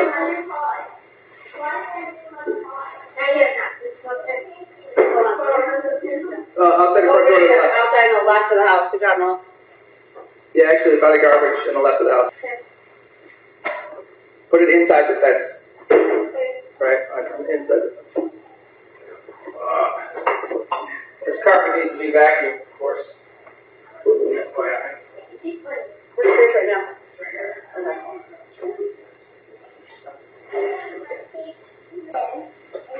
Okay.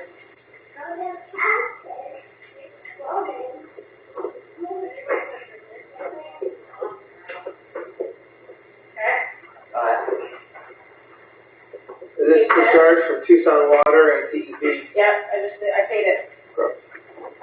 These were all on the bottom there, so in case like anybody's dresser, these are all actually been falling out. There was one screw that thought I put it up on Put them there. there, because in case like we gotta build something, we don't have it. I found piercings. Good. Well, you might check, just before, and they're not going anywhere, but both pods. I'm not taking all the paper out right now. I'm just gonna try and build his, but yeah, we're still. Yeah, well, there's no paper in anyway. That school box, is it in here or is it out? Just say the ink, so you're not. Outside. Okay. My desk bed is my room now. Move it to the side door. See, got the water on? No, I see Pierce over there, and the hose is right there. Shut that door, I don't close it. Outside? Yeah.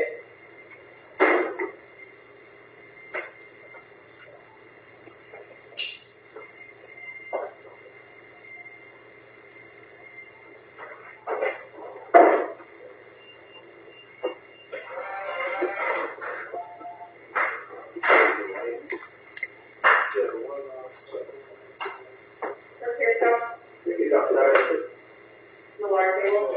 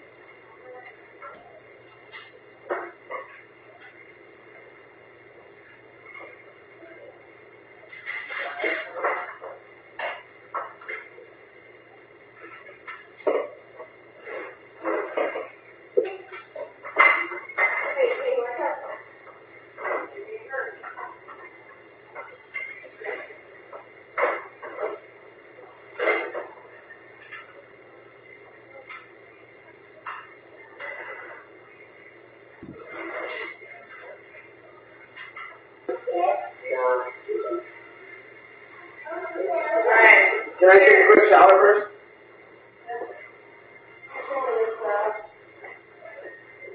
No, Pierce, no, not trying.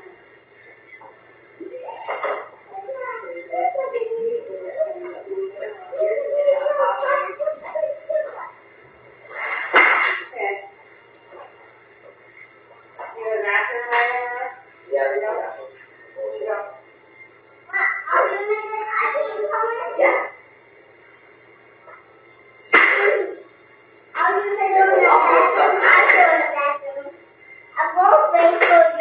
You wait for me outside?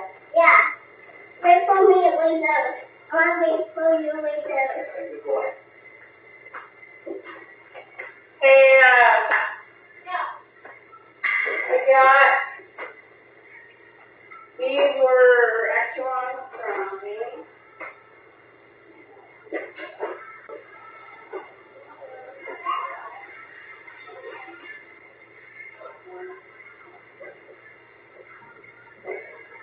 Where'd you go, Mr. B?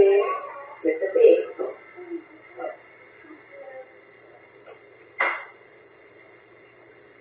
Oh, yeah, they want the one.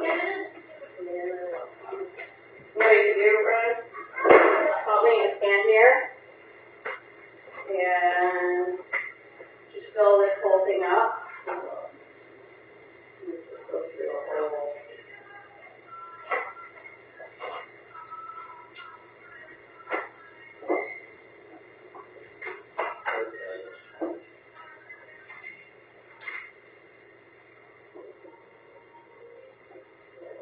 All this, fill up this whole thing. I want you to look at it first, just to go with everything.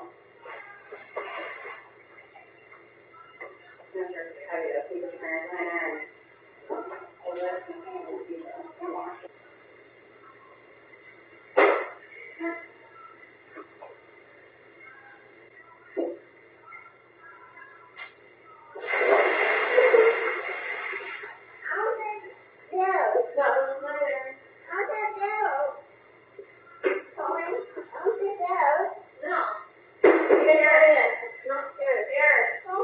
Here?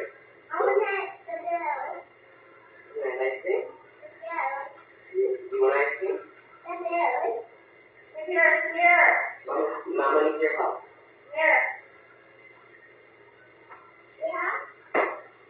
For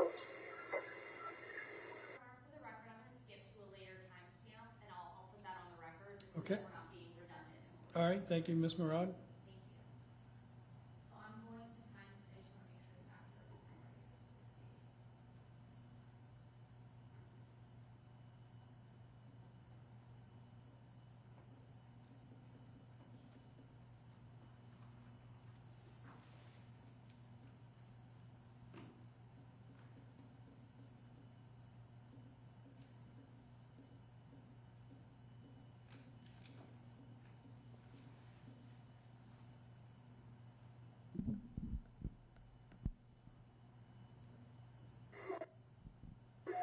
I've started it back at 1:30:24.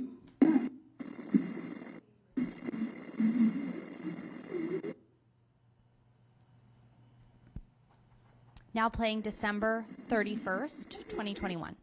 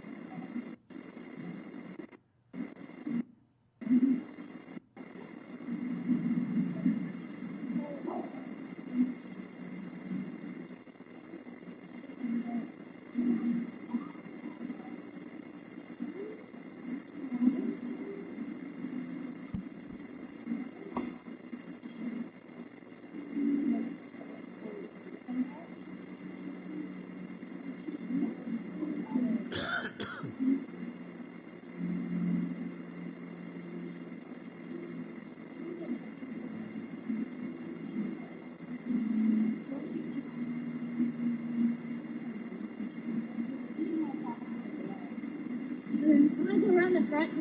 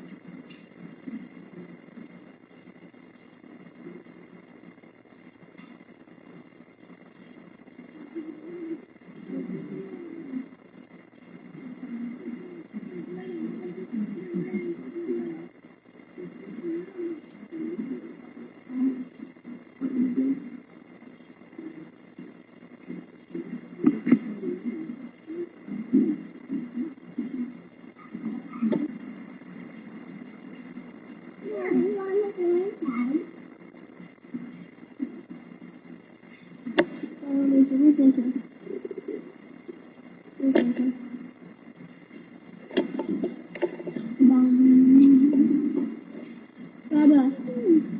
Baba. Is Lincoln in there? Yeah. Lincoln there? Let her walk in. I'll walk in. Oh, Lincoln. Lincoln. I know, but I'm friends with her dad.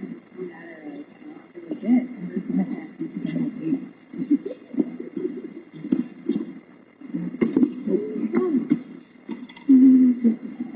Scared. She's saying like it was the first time in the car. She was like super scared and.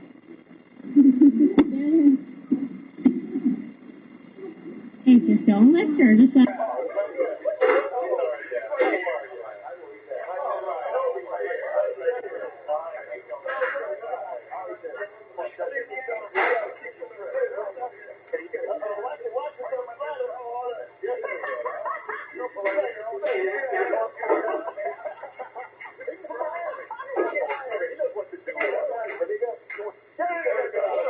There you go.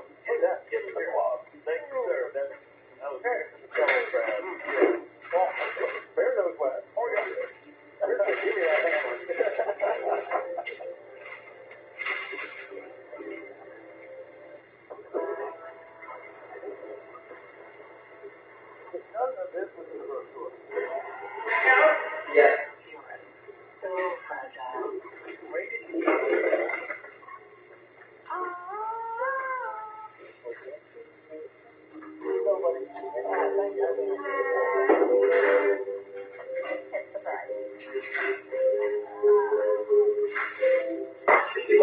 want you to sit next to him. Because,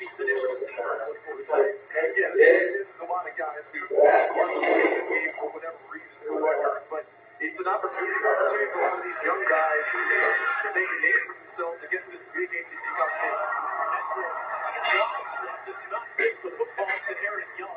As Luke Masperson just about took to the little wobble, but I think they need to be able to push down. Now wait for this back. Right now, look at it. The previous player early on a Fans deserve. look at this place. Pristine beach. Exotic wildlife. It's about time we got a real vacation. I'm 53, but in my mind, I'm still 35. That's why I take osteobite. And certainly, he's playing at a championship level, but if his team's going to compete for championships in college football, it's the defensive side of the ball that needs to make a step. They do. And, you know, both these teams actually, very interestingly, have lost their defensive coordinator. So both head coaches are going to be calling defenses in this game.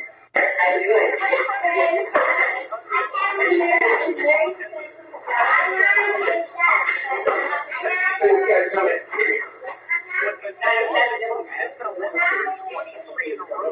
Without a touchdown, be playing in this stadium again. And Hendricks lying down on the top 3 rows. They're going to say he's short of the one.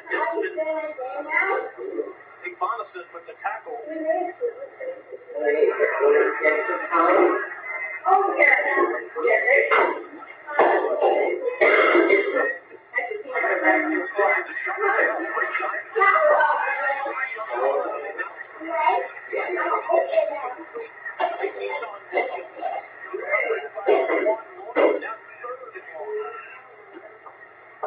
You see the weapons, right? We talk about what they're going to affect the game. Course actually 6-yard line. Now the ball 2 yards.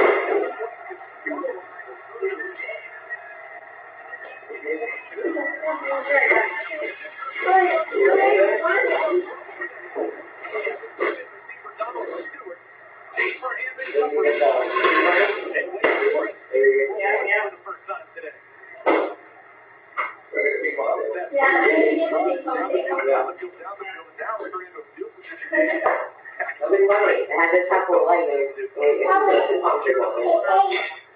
Guys are always kind of off on their own on the sideline. Where's that number? Oh, there you go. Typically, you have a punter that is that big of a weapon that can change the game. And it's more shadowed.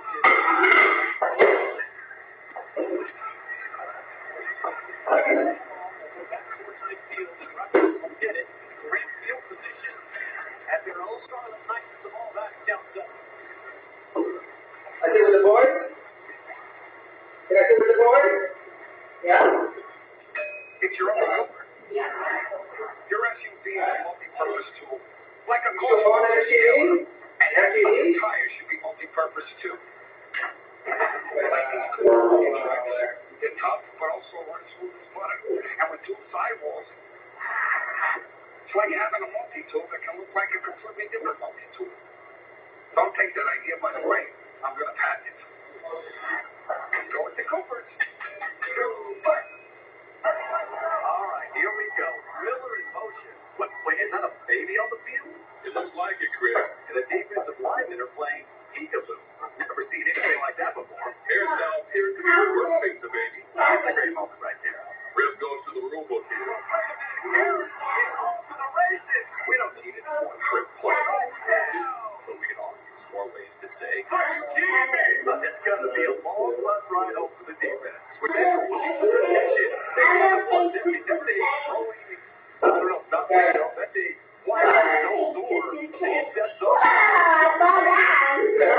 Mr. Everything Lincoln in the flat. It's been impressive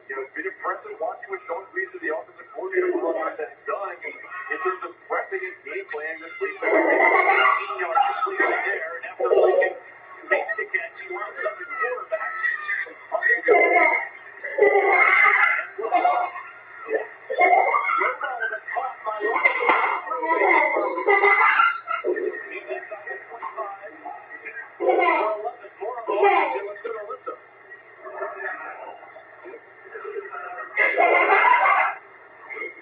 Guys, Isaiah Washington's one of those moments that I'm excited about playing for the rest of the family here in Jacksonville. Coach has said he's a phenomenal person and amazing size receivers as well. Coach Giano said they're trying to get better at being bigger at the receiver position. He also said he makes those Beckham type catches in practice. He's been working really hard to earn a starting role. Now being able to start in his hometown, pretty special. It's a Trinity Christian High School here in town. Aaron Young had the touchdown run early in the game. He gets inside the 20 down to the 16. So Washington in the day to be the big receiver and Young at running back, replacing the starter Isaiah Pacheco. Both of those guys getting ready for the next level, and both have been terrific so far. They really have. And every player on this Rutgers offense, a lot of our big play guys are not here. So let's play some small ball and we'll be really efficient at doing that. And that's what you're seeing. Getting Randy involved, the run by Bedroll, and then Aaron Young, I'm going to get run, getting vertical. Bedroll fix it to Young, keeps it. First down to the 12. That's a gap scheme run. That's what they had. It's a 90% of their running yardage that's in between tackles. It's right out far is what Rick Giano wants. His personality is let's drive it to the right, down the field on the ground. Started Knights in the first half. Here's the 2-minute mark. Now Young. Was breaking the tackle and might have gotten back to the line of scrimmage. Ryan Smith missed the original for the initial tackle. And that's called the 5:58 left. 3-4. The first third allowed. 30-second timeout. Here they're coming up. We'll have Miles direct drop halftime. We'll talk about that. This is dominating the whole season. And now we put the card on Joey Galloway. We'll have that for you.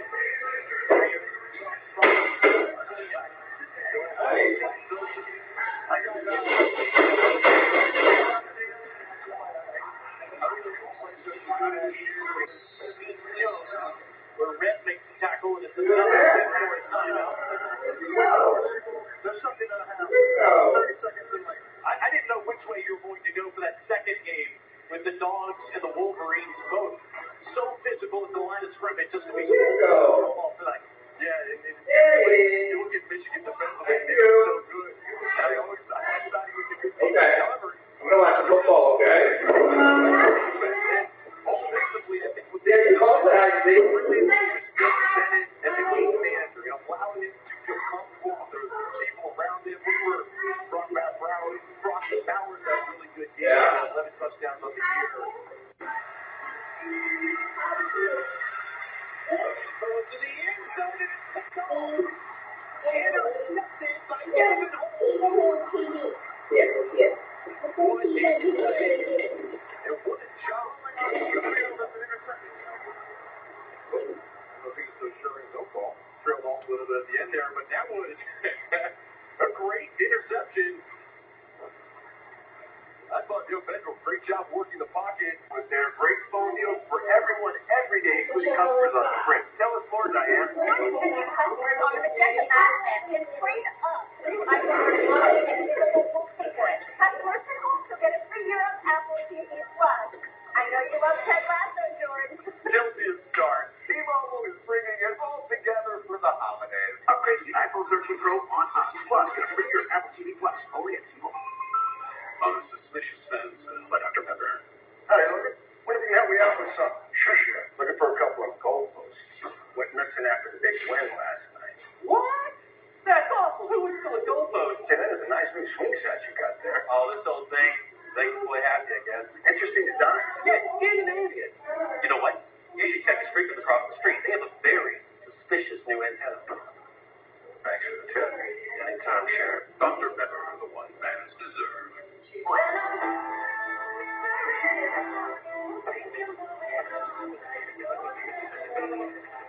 In Arlington, crazy numbers, over 4,300 yards passing, 43 touchdowns on the season. Sensational young man that will represent that award so well for the rest of his life. Here, Lonnie Haskins makes the catch from Johnny Lincoln, and he gets up near the 35-yard line. We haven't even seen Noah Vedral yet in the second half. We've seen other guys throwing a quarterback. Yeah, look at a little sidearm. Manipulating arm angle. There's a little wrist swing in there. Good job working around the defender. And tell you what, just when you think you got Johnny Langan figured out, you got another little trick up his sleeve. There's Vedral. Surprisingly, didn't start the second half, and Gavin wins it through the interception. Yeah, I'm not a big fan of that.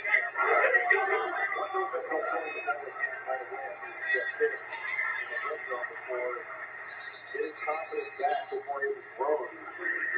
That's really is going to be the Sideline on the second and 12. Just a little quick through the dribble. He gets up near the 37. And Luke Masterson, for 6 years, has been all over the football field. Yeah, Luke Masterson, linebacker, Nick Anderson, his protege in safety.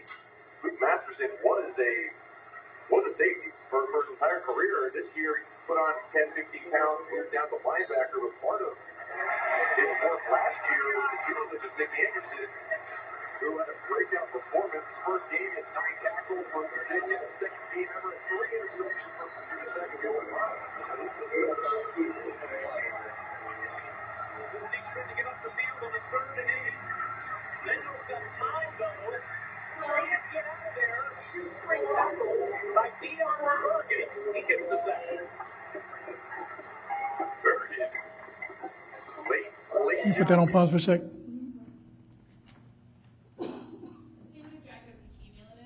All right, let me have you approach.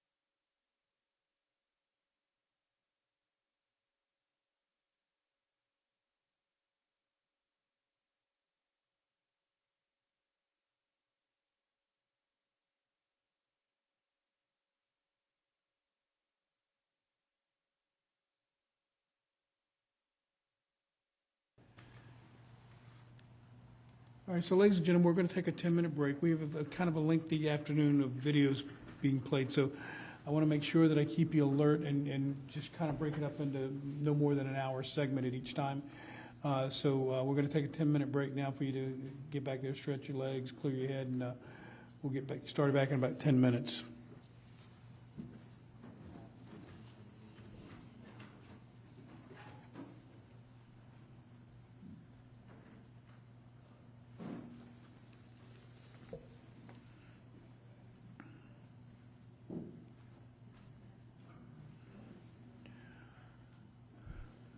All right, I've got 2:25 on the clock up here, so we'll be in recess until 2:35, 10 minutes. Your Honor, for the record, I paused the video at timestamp 1:50:52. All right, thank you, Ms. Moran. Back in session. The Honorable Judge Howard Coates presiding. All right, you may be seated. Could you check and see if they're in the hall right now?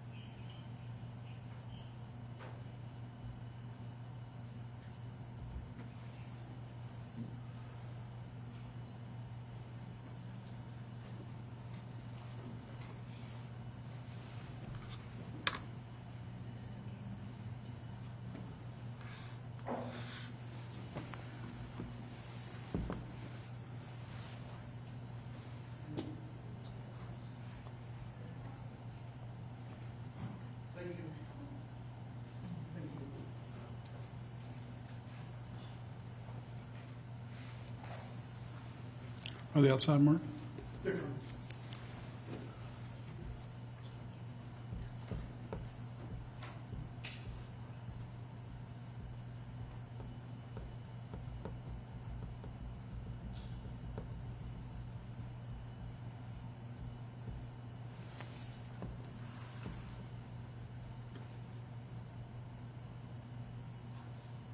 Sorry about that, Judge.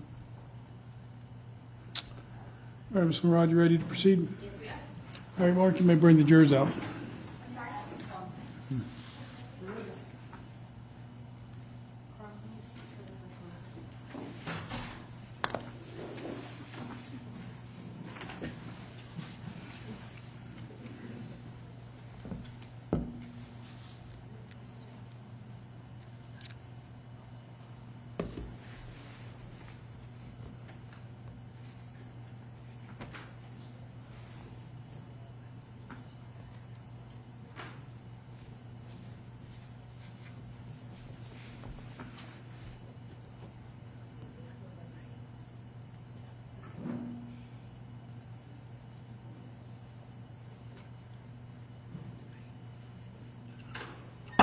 All rise.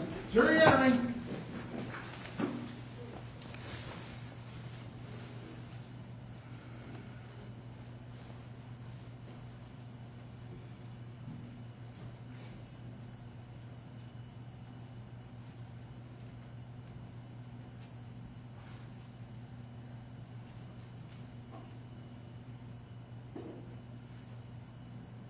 All right, everyone may be seated. Ms. Murad, you may continue. Restarting the video at timestamp 2:18:19. It's starting just a little before that, just based on how I can scroll. That's video for the state's record 164-09-86-17-6000 on Friday, December 31st, 2021, Eastern Time, 11:29 a.m.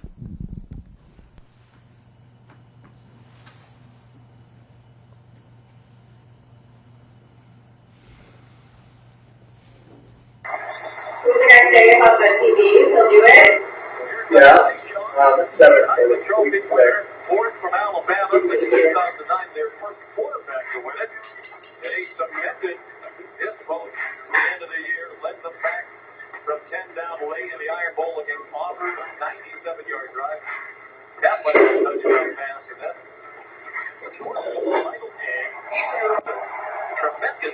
Championship game record.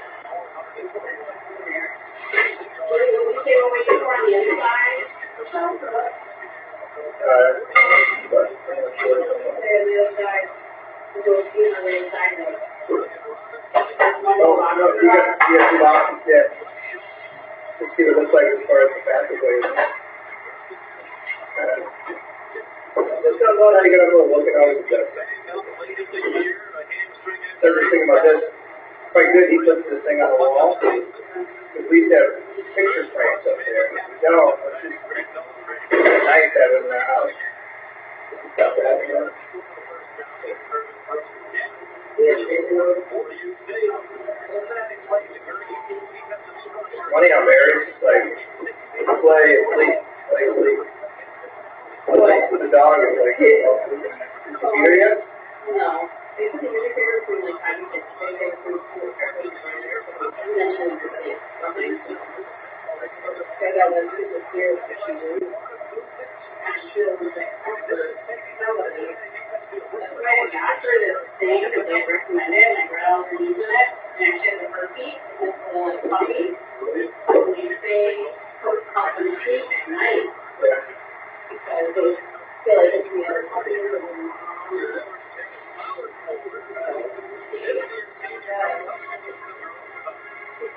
Someone out there, super cute. They were really like, she really should have been working with their playing. He started playing for them in 2017. His 53rd career game. It's funny when Max got big, he didn't care about them. Max can big hit the boss wisdom. She'll be big. I think she'll be just probably more timid, just more like, you know. Was taken to the turf by the Broncos. Back their leading tackler for the year. Cincinnati Fields is making it used the pictures a little bit. Laying on that ball.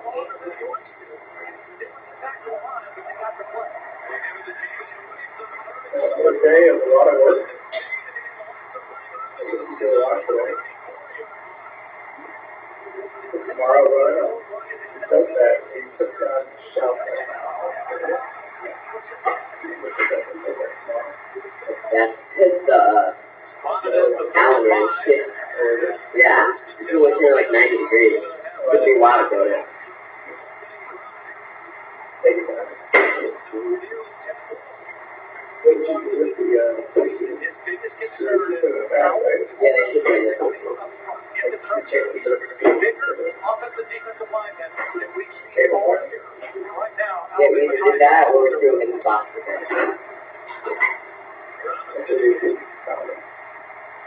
These guys are just driving. Red zone already. Not a good start. 6'1", 225, averaging 89 yards per game. Darian Beavers made the tackle, another excellent linebacker for Cincinnati.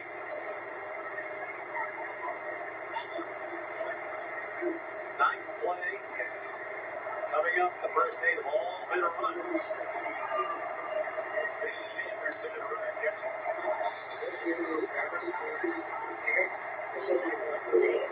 Marcus Brown came across and dumped the center. This is just his second career start. Sophomore from Georgia. Here's Steve Stroud. Offside defense making contact. The second half of the Iron Bowl in place of Darian Dalton, starting center, and started against Georgia. Another tackle for Georgia and did very, very well. We're very confident in what he's been able to do in limited playing time. It's like Doug Marone, their offensive line coach last night, said, I love Central Well, but I'm not worried about him. Cincinnati coaches, defensive coordinator Mike Tressel, they believe that's a matchup they have to win. Their great coach, Curtis Brooks, on the new center of Laughlin. Trey Sanders, number 2 running back.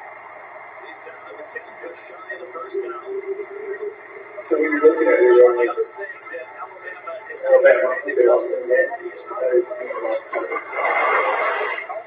They got a higher ace. Alabama, Anyway, I could write a schedule, expected schedule.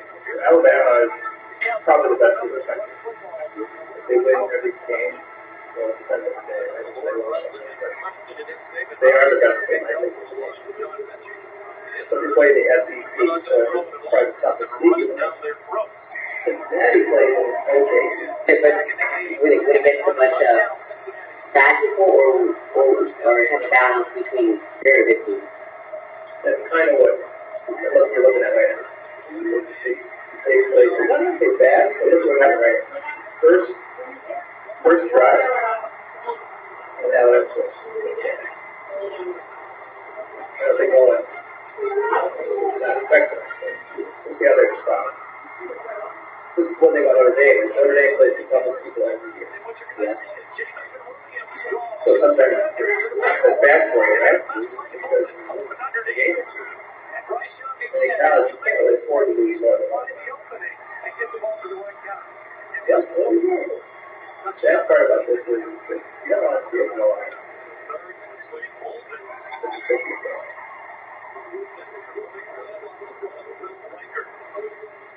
Let's see how our your Bearcats. Let's see how the Bearcats respond.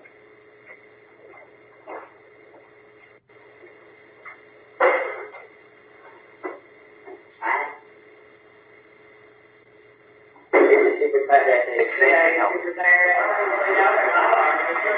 Oh, go get the one? What's the next one? The ultimate experience that offers multiple package options on single Over here? Got spots for you. Yeah, stop right there. It's right here. Watch football. Sit with the boys. Yeah, come here. Sit next to me. Sit next to me. Next to me. Okay. Sit here. Watch football. FBS offer. Started. Now 49 games. He has 43 wins. Only Kellen Moore and Colt McCoy have That's fine.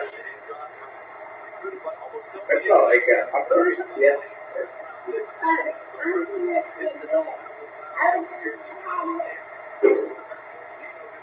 Real life.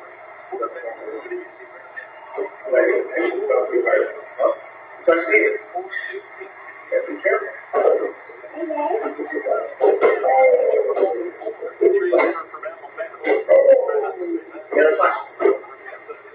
Terry just wanted to tell you that she was watching you guys work and she's so tired.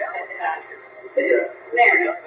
She was like, wow, you guys are a lot of work. I gotta take a nap.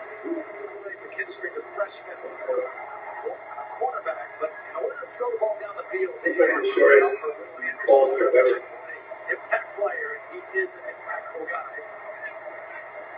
With some concerns in the secondary. Second for you're real sad that I'm going to first down. Yeah, I mean. Mathis there for Alabama.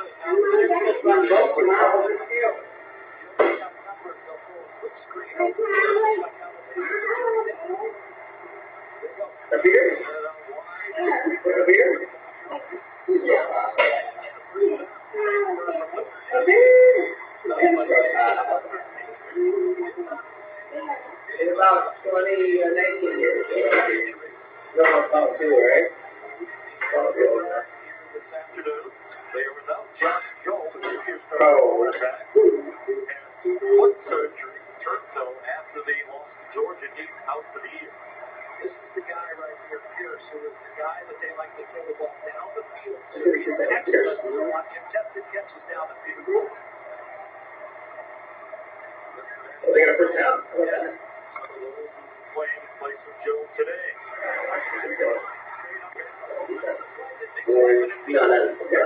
Going ball and the PS ball. No, the rest of sugar. What? Sugar balls. It was a wide receiver, Michael Jordan. Yeah. It's in New Orleans. By the time that flip goes to one of their excellent tight ends, it's a 20-yard gain.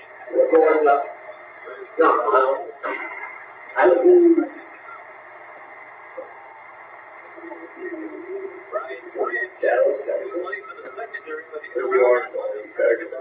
Something to run stop. The blitz here, and he's smart too, because he knew he wasn't going to get to Ritter, but he had eyes on the quarterback, and he's going to reach up and knock that ball down. He also played some quarterback today. Pete Golden just saw him a moment ago, told us that they're quarterbacks struggle. Margaret Davis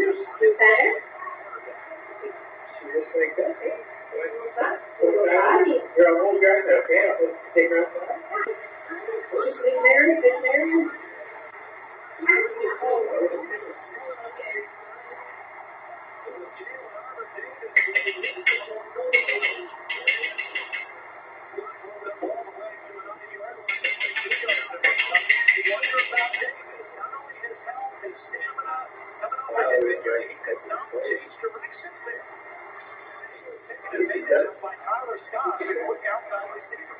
Oh yeah, solid DJ. Wow, this is impressive. This is also a playoff. So the winner goes on to the championship. Who plays that second, third? No one cares about second. Just a first. Yep.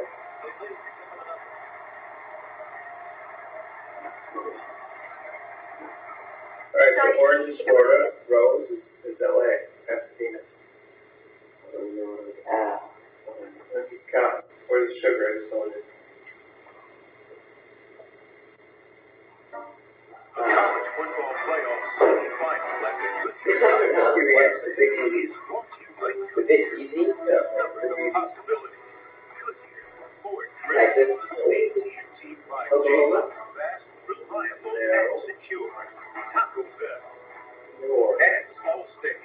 Serve money like a champion. Why they call it Big Easy?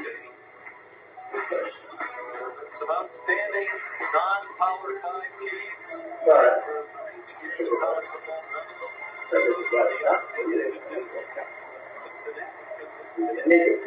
I appreciate time with Florida.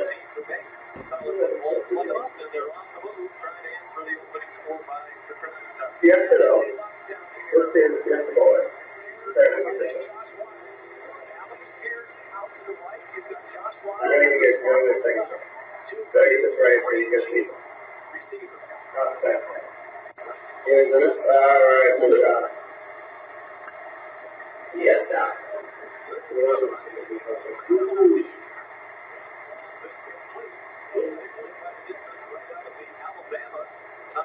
He had the ears open on the slant. He had beaten history right away. And the ball, the second time, the ball is not. Hey girls! The slam, he's got Mary's up! right off the snap. Boom, he's wide open. The ball is knocked down the line of scrimmage, but they tell him Okay. well, that would have been a touchdown for the Bearcats. Mary's away! She's out there going boogie. Sorry, well. Second at the ball. Oh, got his hands. History again in coverage. First two plays inside the 10, they throw the football. You should have caught that. That was awesome. Or you can leave it here. We'll start looking it out.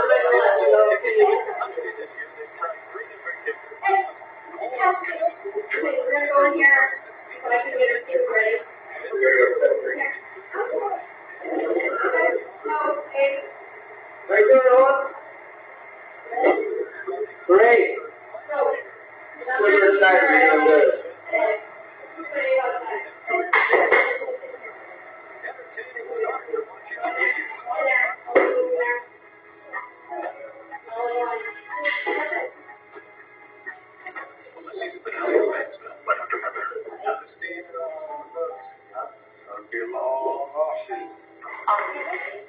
What are we doing in the off season? Off season. Relax. We don't stop existing when the season ends. Yeah, I live in some fictional town that's part of some elaborate marketing. But what did it do for? Dr. Pepper?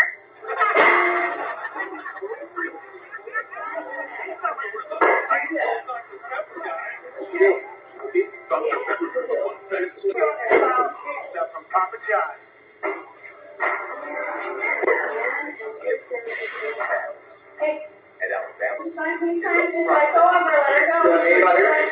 You let Ava get done with see her and I want her to. Hey, be nice, pet her. Pet her. You just pet her. Let her walk around now. Okay. California. You can help me get the food. Shit. You can help me, I know. You can't grab her like that. No? Go night-night. Hold her. Yeah, but you just grab her neck. So he's no longer trying to hold her, so he's trying to fight her. So, she's tired,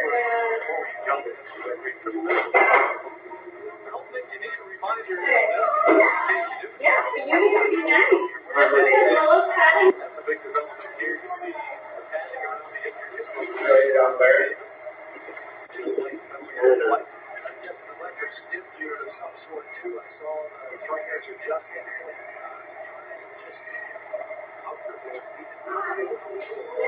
Peter, you want to do this too? Hold on. One pass on the opening touchdown.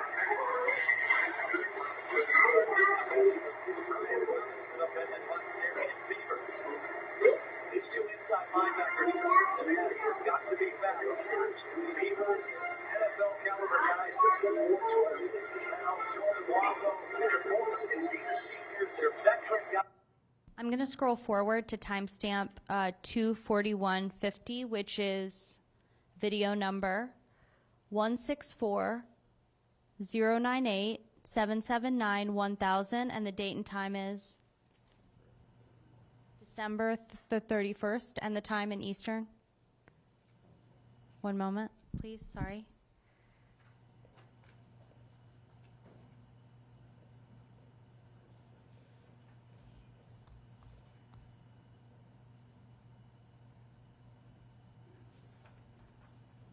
$11:56 a.m.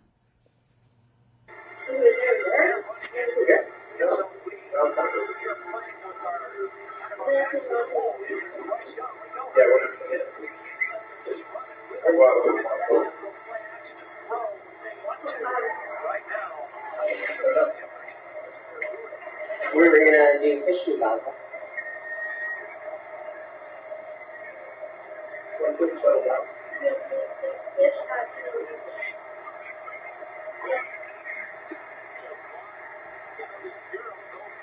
Ooh, it's face mask.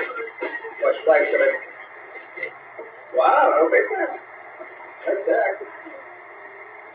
Let's see her play that.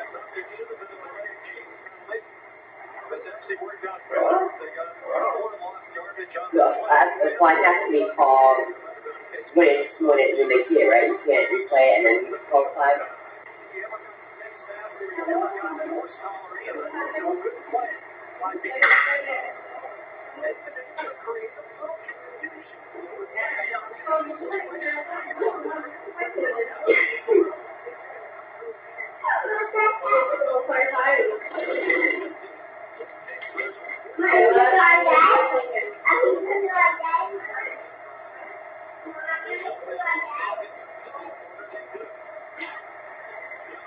Well, let me get out.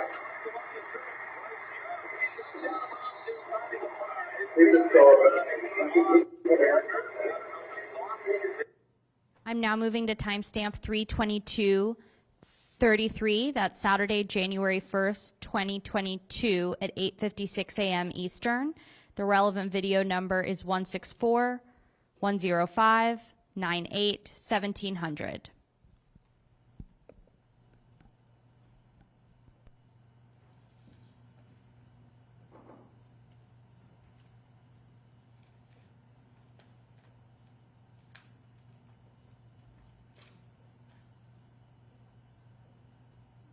Going crazy. An interconnected world requires a different approach to national security. It means protection at every level, every touch point. It means every piece of information is critical. Need approach?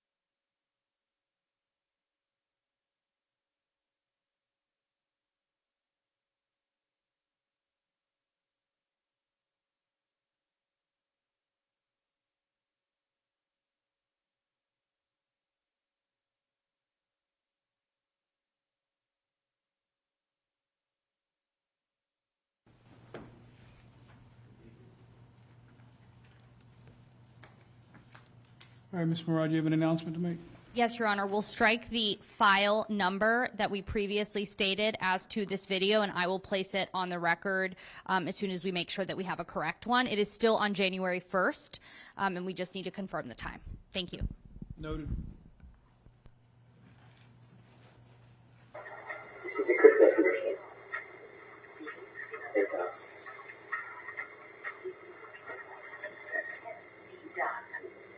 Welcome to Sonic. Nothing but cheese. Order up. Sonic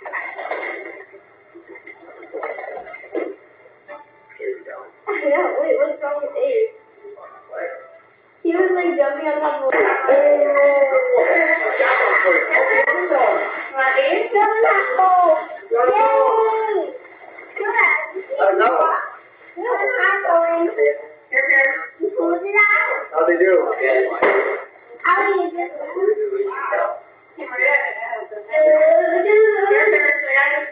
Put the leashes back where they were on. Do they need water out there, guys? No. They have a bowl up there. Okay, good. How far did you go? We went all the way to the park and did the All the way to the park? Yeah. Oh, good luck.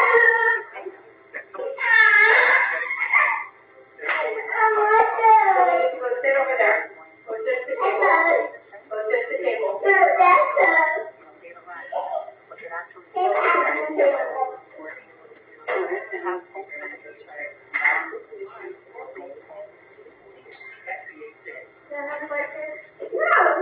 Go sit at the table. Shop Mattress Firm's here. Delivered fast. Only Mattress Firm. But at February pizza. Oh, look at that. They say for you to bring, right? Walk in.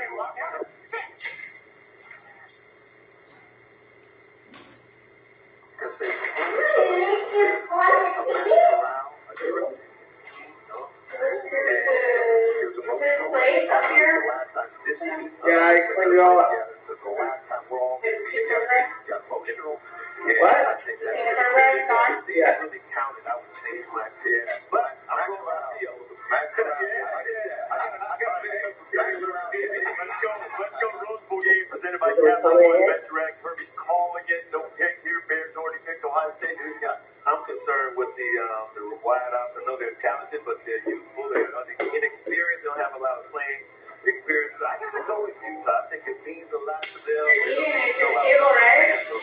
I'll game with Utah. I'm going with Utah. And they just did this show yesterday morning in Miami. I think It was kind of late last night. They did this morning at the Rose Bowl. the physicality. Yeah, that's a. When you make a choo-choo train out there? That's a bucket list there, Rose Bowl game under your play. It's a last second field goal. If you don't play it, There you go. That would be nice. Show 2022 right now. The sports don't make a headgear pick from Miami. Oh, wow. Reese, today is New Year's Day. I'm gonna relax watching. Try to hold Ohio State to under 30 Where's the points. You know what? Resolutions never work. Cool. I'm going with Bruce, but kosher is the usual thing. All right. Happy New Year. He's going to Ohio State. Birds flying around him. Don Johnson outfit on. You know how much that scared me for a second. Yeah. here's one more. There's the Fiesta Bowl. Runaway Fiesta Bowl. There you go. Glendale. That's the home of Nolan softball.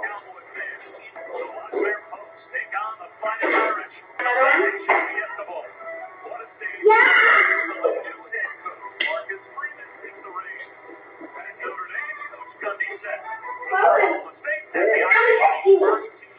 right. Spencer Sanders trying to bounce back from a tough performance. How are you doing? All-American linebacker Malcolm Rodriguez.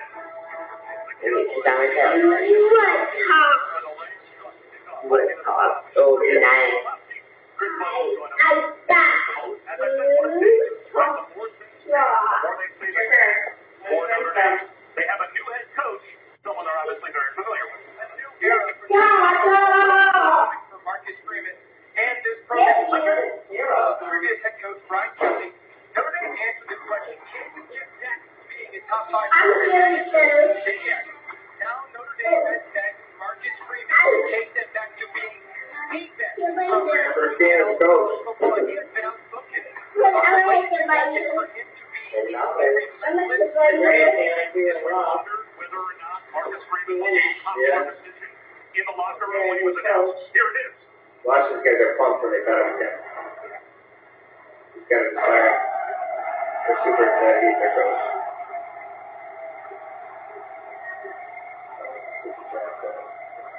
Because he used to be their defensive coordinator. They built all of it because he was so good. The players are happy. The choice. And Chris Bud, you spoke with some of those players this week, their reactions to their new of his entire life. Before the school announced the decision, athletic director Jack Sparrow brought all the captains together. He wanted to know what they wanted out of their next leader. Myron Tagovailoa of the one of the first things we had in mind was we wanted someone in-house to take over. In the short amount of time Coach Freeman has been here, he's cultivated that relationship every day. And when you see someone who genuinely appreciates you being there, you want to root for them. We're really for Coach Freeman. The guy we talked with Coach Freeman last night. Too much excitement, too much nerves. Maybe his first game as a head coach.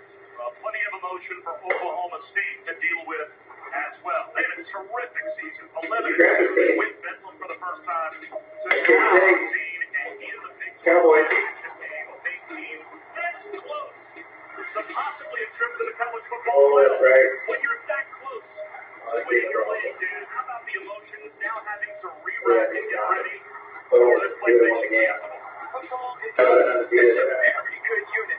They've got a ball control, balanced offense. They've got suffocating defense on defense, and all of college football. It's a good matchup for Notre Dame today. And here come the Bucks. Glendale, Arizona. Many softball fields.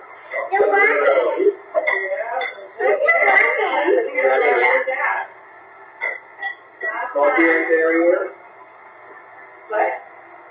You see all these cowboys and fighting Irish?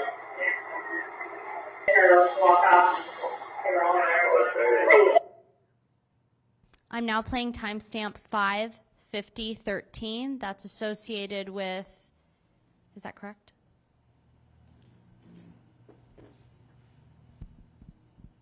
Video number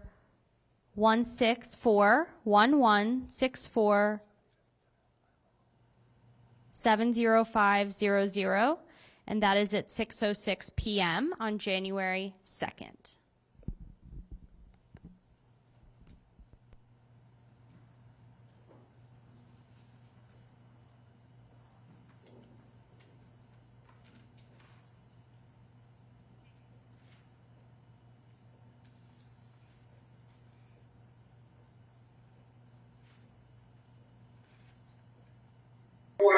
Together, okay? We'll go first. His noodles are out there, come bring them in. Yes.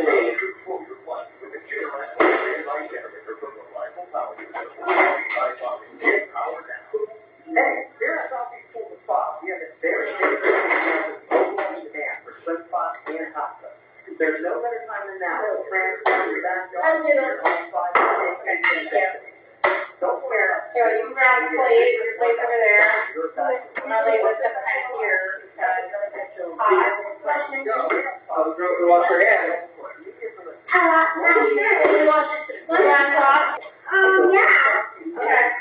Who's on Sauce in your noodles?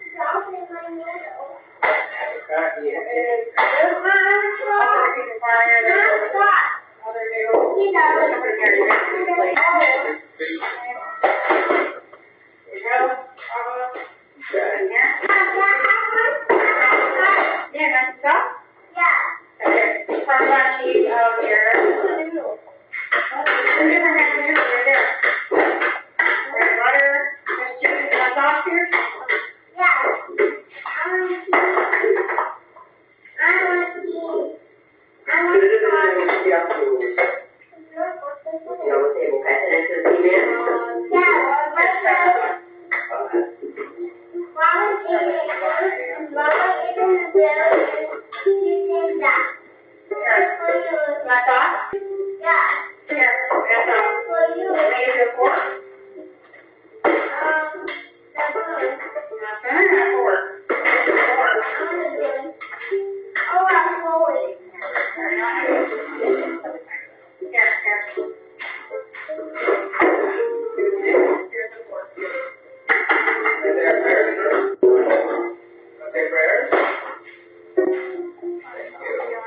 tail strips, Nola. Approach.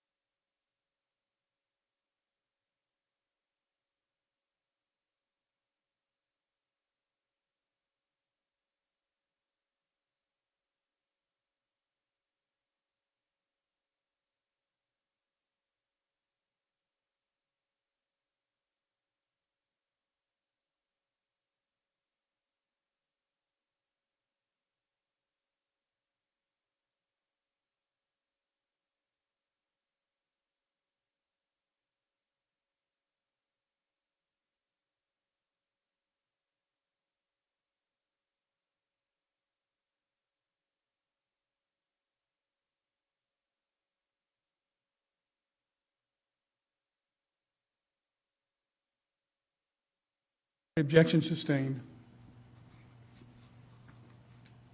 You may continue, Ms. Murad, in accordance with the court's ruling at sidebar.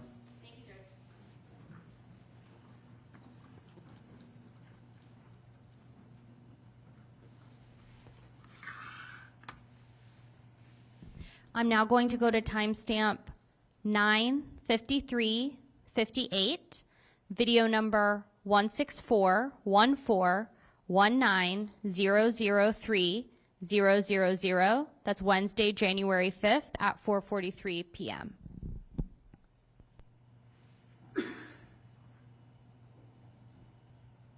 That's just like bouncing off people. That's the truth of what I told him. Maybe look like a 25-year-old. He finished that. He passed it, right? Everybody thinks he's sat here and everybody just goes to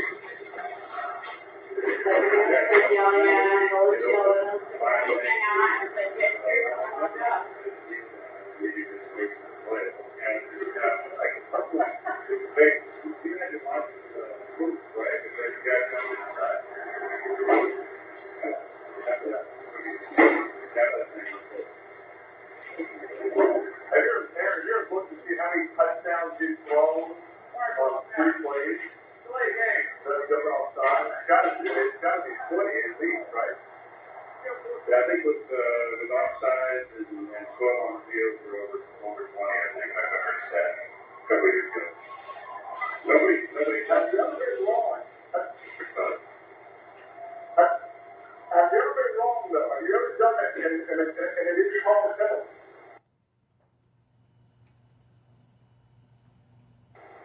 I did, but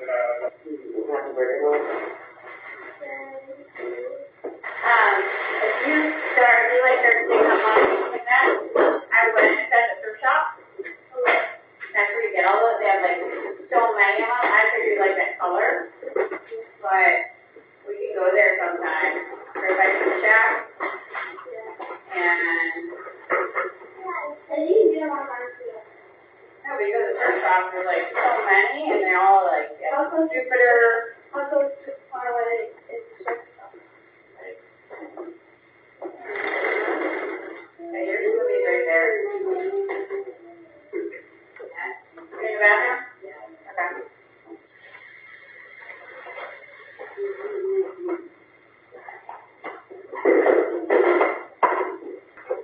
You gonna bring that muffin in the car? There's water bottle on lunch.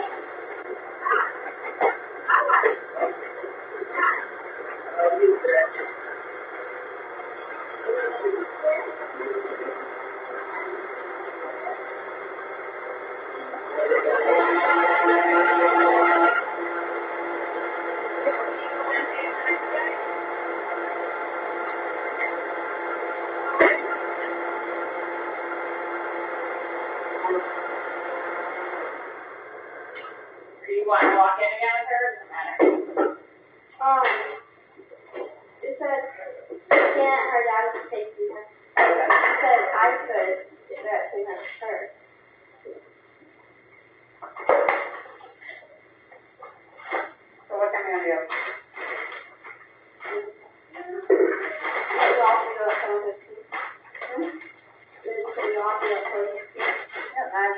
there at 7:30 if you want to wait a couple minutes.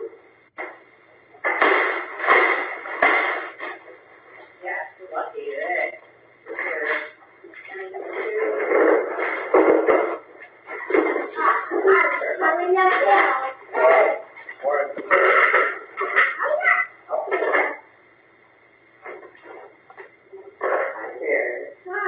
How you doing? Okay, right there? Yes, sir. Your pencil, right? I got a conference call at 9 video. So I have to go for the Dropbox. But you don't want to do things that take us live. I just need to be there by 9. So I'm gonna make sure everybody's in the car. Usually do not have to, but if it takes long, then.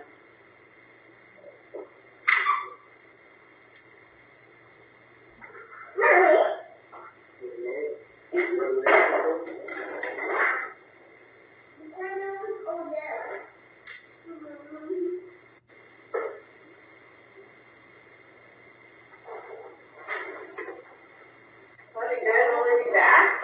Later. What did you do? So you're saying that they back to you on Friday? Cool. Back to you Friday? Yeah. And what are you gonna do with the park?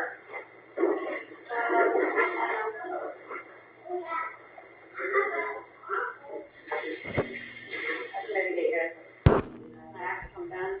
You walk back and then you can just go to the park. Go to the park.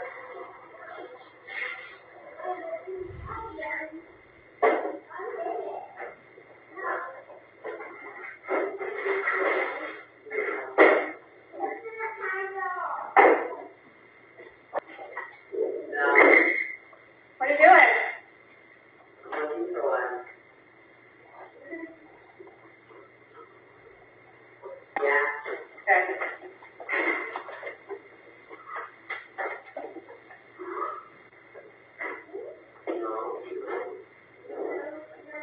Big exciting day. Teenager in the house. I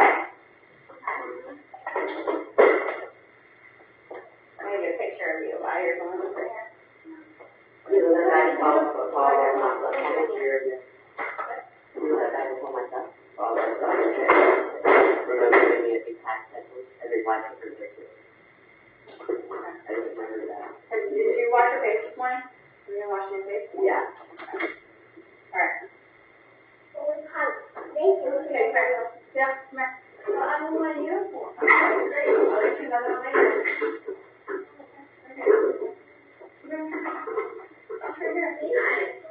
Right now. Come here. You didn't have a walk.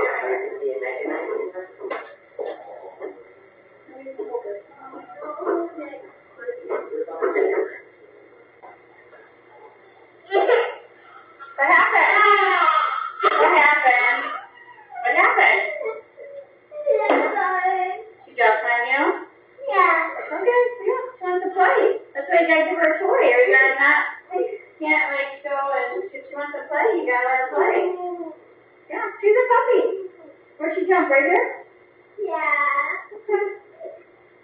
Okay, she's a puppy. Okay, now she's tired.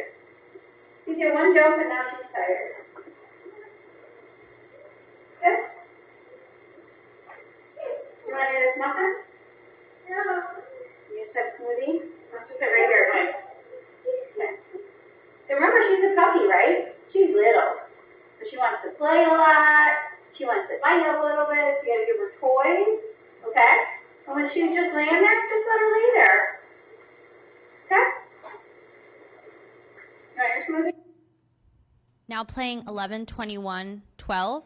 The file number that it starts on is 164 159 120 2000, January 7th at 4:33 p.m. EST.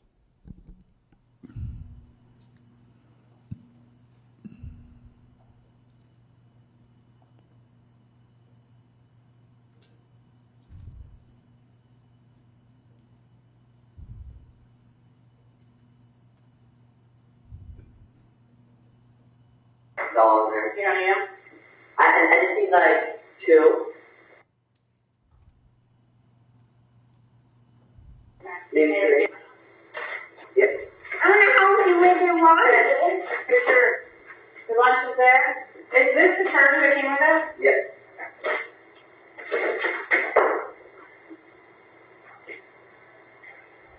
You know how charging it is? It doesn't have to take a look, right? I'm gonna pay. It's an engage. That should be good. Okay. And then we need the stuff that's on there, right? Yeah. I'm gonna pay. Once I get ready for school. You're gonna pay. Do you like this one? Do you like it? Yeah. Yeah. Who's that? Okay, ready? Yes. You got your stuff? Yes. Okay. Can you pay card? You can bring your card in the car. What? Are you paying the card in the car? Bring your card here. Go get a couple. Apple? Get some. I'm upstairs. I ordered upstairs. Here we got 3. Yeah, I ordered upstairs, Mama. I ordered That's a good idea. 1 card. That's a good idea. Yeah, breaking all those with us. Good idea. I got 1, 2, 2. 3 is a great number to bring. Mama asked what time he woke up at, and he said time 40 time. Yeah? Yeah. 6, right? You did a good job sleeping today. I got the sleeping today. You did a great job. I got the sleeping today. You did great sleeping today. Yeah. Did you bring your airplane too? Fun. What are you doing? Yeah, your airplane. Yeah. Alright, so you've got all your stuff? Yes. You got your lunch? Yes. Just wait for the lunch here.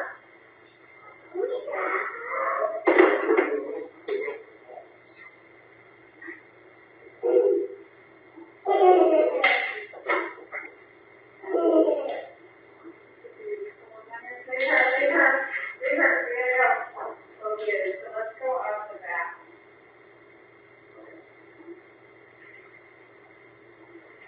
Go to the back door and walk to that gate. I'm going back to the college. You have your shoes on? Yeah. Yeah.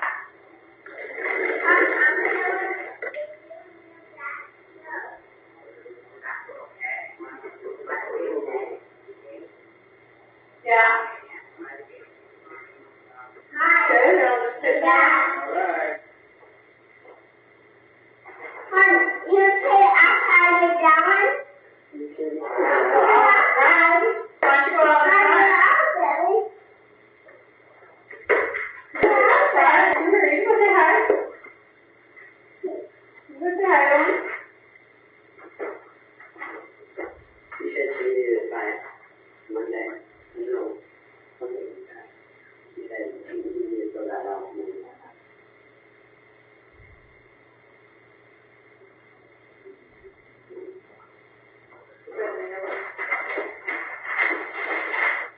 Say hi out in front.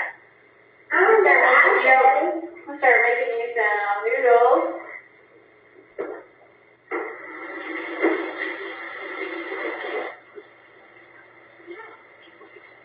Good. What's getting you is we got like the outdoor table that's in there, relaxing. We got the workspace. Say hi, girls.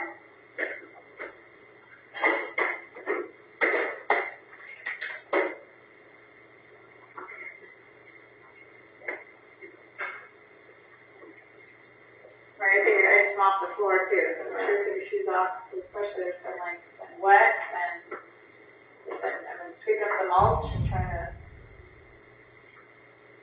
get it so it is not over. Honey, you know it down? There.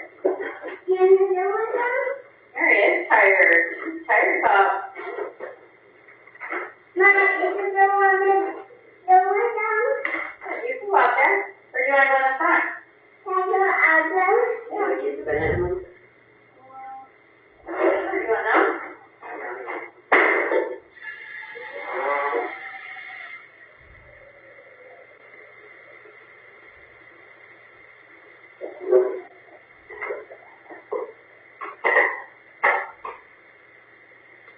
In the same dishwasher? Yeah, top.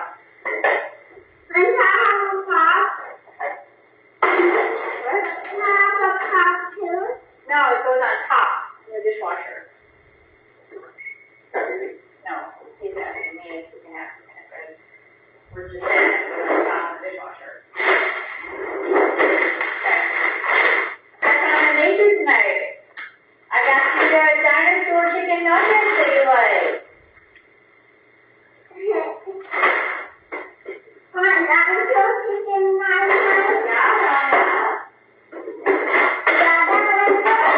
you, I can cook them. And then I got some dip. I got you the dip. Yes, you can dip them in.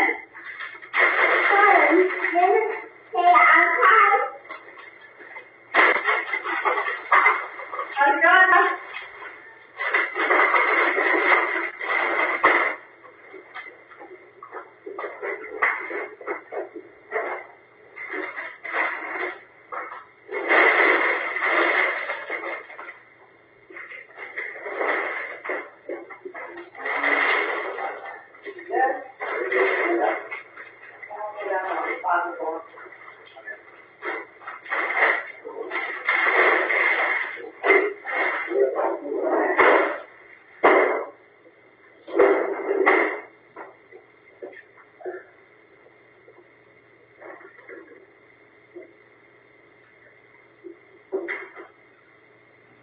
Dip here for those?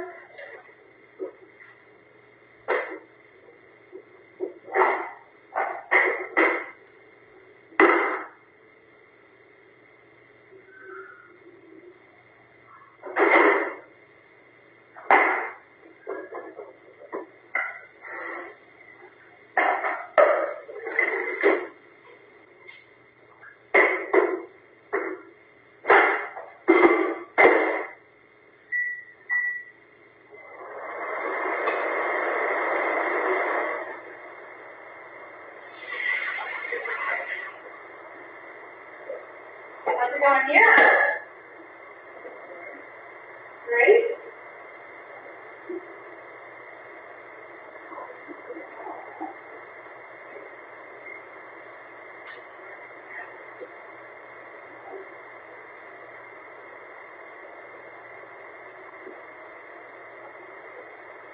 Pretty small. Yeah, but not too small. Yeah. Wait, would you never get trapped here? What is that? Oh my god! Oh my gosh! I think that's the wrong time. Oh my god. She's smoking hot. Oh my god. What? How's it?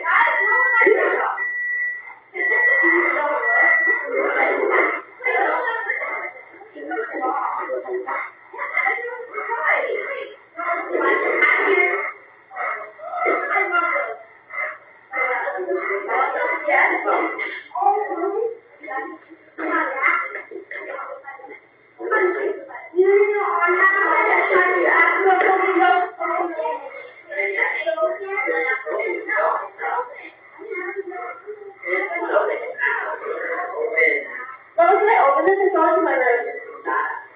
That is, oh, this is bed frame. It's just open. It's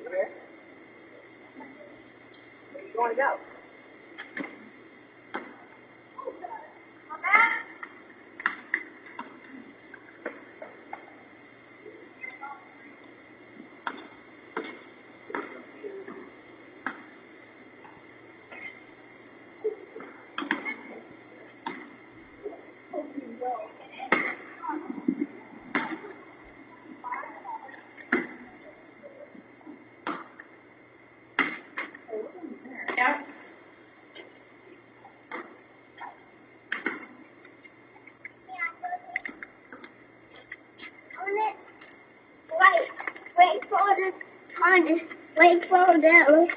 I want this my bike. This is waiting for his bike. Yeah, your bike? You like your bike? Oh, you. Where's Mama going? And Dad's gonna move that car. Oh yeah, she moved the car. Yeah. Go hush. Why? Go up. You want your red one, your scooter? I want that one.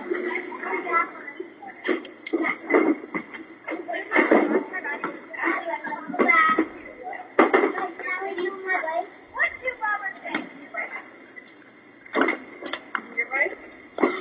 Go with the girls?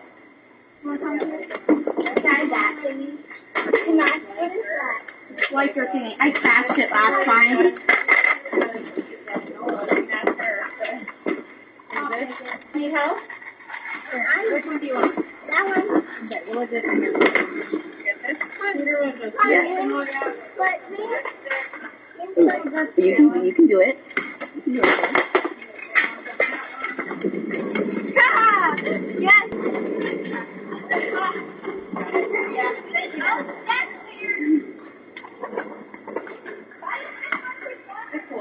Thank you. Volleyball. Yeah.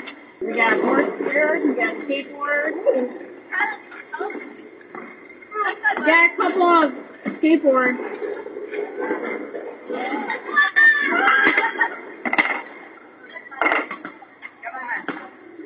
All right, Ms. Murad, can you put it on pause? We're going to take a 10-minute break.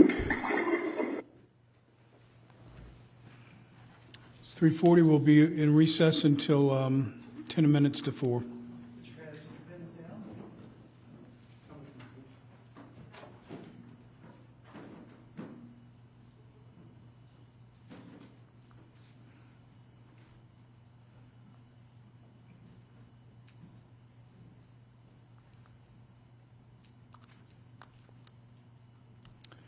All right, everyone may be seated. Court will be in recess for 10 minutes.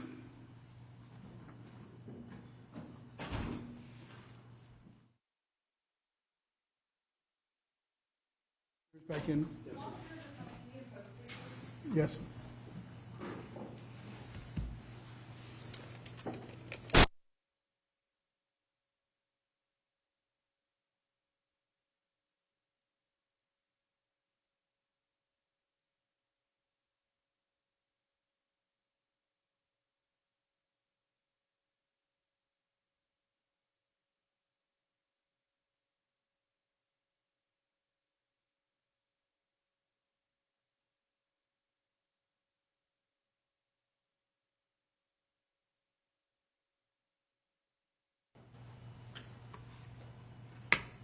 All right. Mark, you can go ahead and bring the jurors in. And as soon as the jury comes in, Ms. Murad, you can proceed with the continued publishing. Thank you.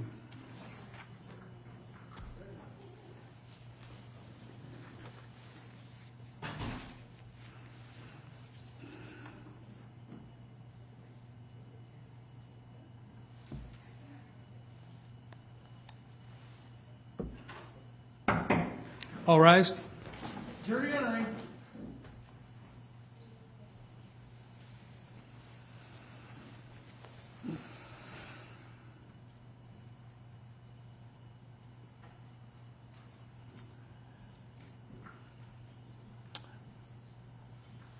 All right, everyone may be seated. Ms. Murad, you may continue your publishing.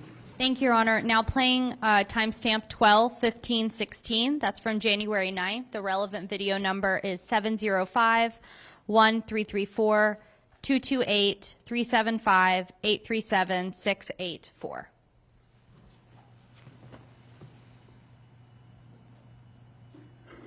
Practice, okay? Okay. My tiny little window. Sure, get in there. I'm hitting the window. Okay. Oh, thank you. Ow, I got hurt. Okay, no. This is all for church. We're going to church right now. Let's go. Oh, don't you I gotta go get my shoes. Hold on. I go put this in, I go get shoes. In socks. Bye. Hi.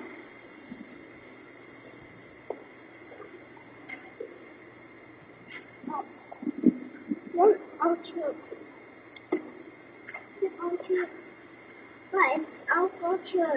Yep.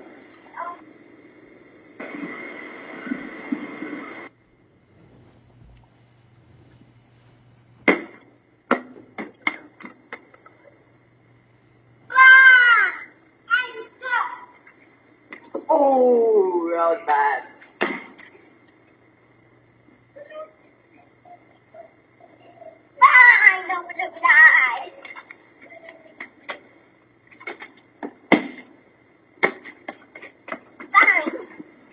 Who's your phone?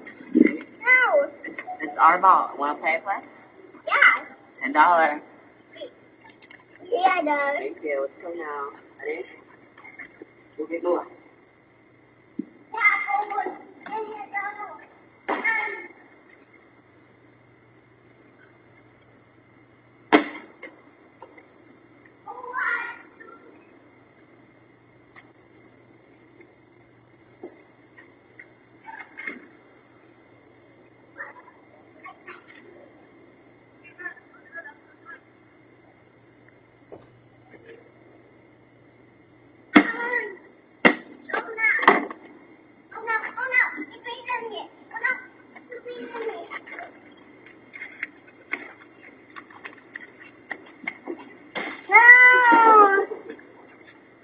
Librarian? Yeah, leave. Are you here that kid? I got carriers. I got carriers. Look that kid. I broke the tree. Dad. Why? Because the kid is gonna fall down. No. You get it? You give it the pound? I'm gonna give it the O-Y. Oh, mega boom. Ready? Watch it. Ready? Watch. This is a mega throw, okay? Yeah. Wanna see the mega throw? Oh, my car. No car.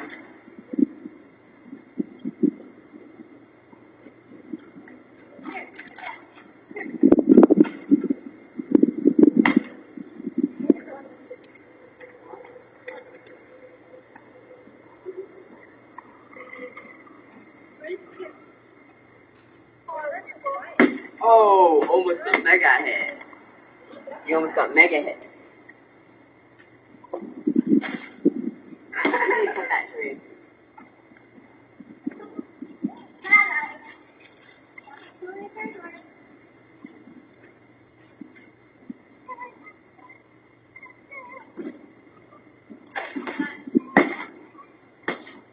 Leave the flag. You can take out the flag before we know.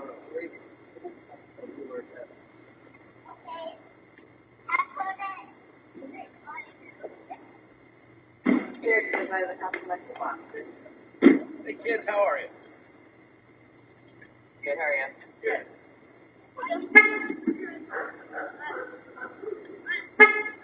It's right there, okay?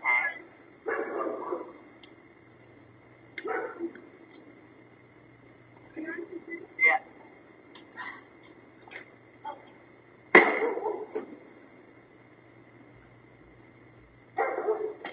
Oh.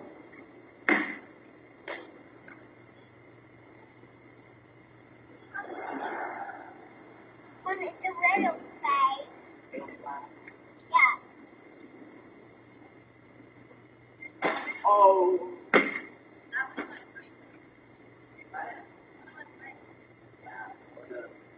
What? Oh. Yeah. Can you hear me? What do you want? Chicken quesadilla. You want chicken tacos? Yeah, either that or burrito. Because are there chicken tacos or we're just out here at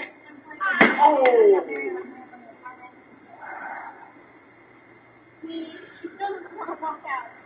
Oh, look at that. Where'd you go? Oh, she's down the stick on Mommy's side. Oh, and she's having Oh. here. Okay. Bye-bye. Mama's coming home soon. Why? Why?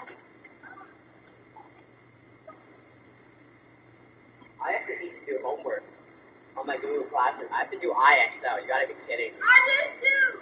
It's so annoying. I got lucky. My English teacher was having us do Excel the first semester, and I missed it. So IXL is so annoying. it is. I haven't done that in a while. Hopefully, I don't have to do 2 hours. I have to go to 100%. You know that. I did too. Yeah. Yeah. Uh-oh. I'll take right from I mine. like fun trying to do better. Right there by the electrical box. You guys watching it? 76, yeah. Ready.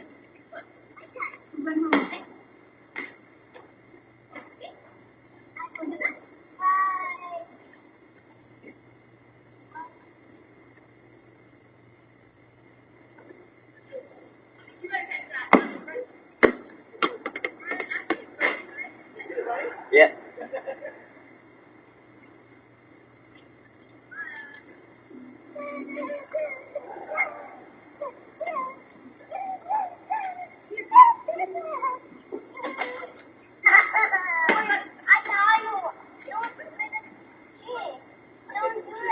Why? Now playing timestamp 12/46/19, January 16th. File number, the starting file number is 705-380-6-007-824-489-460.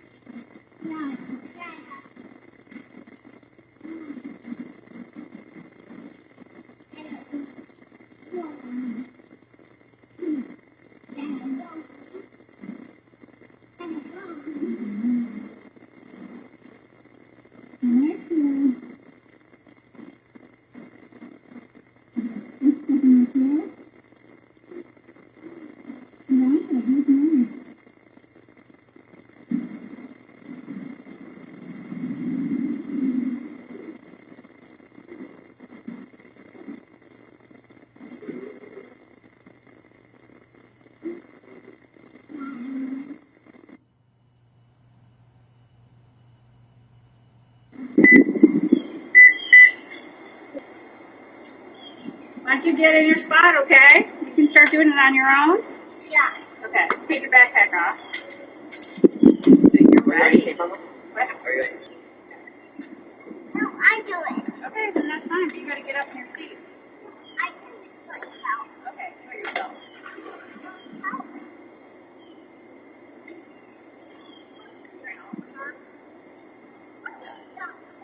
I'd change.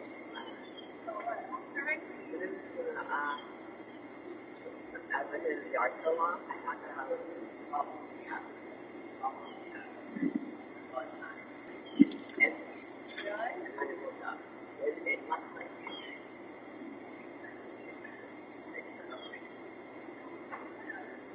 Hey, turn around.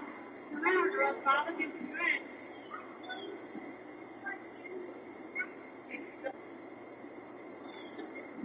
Turn around, turn around.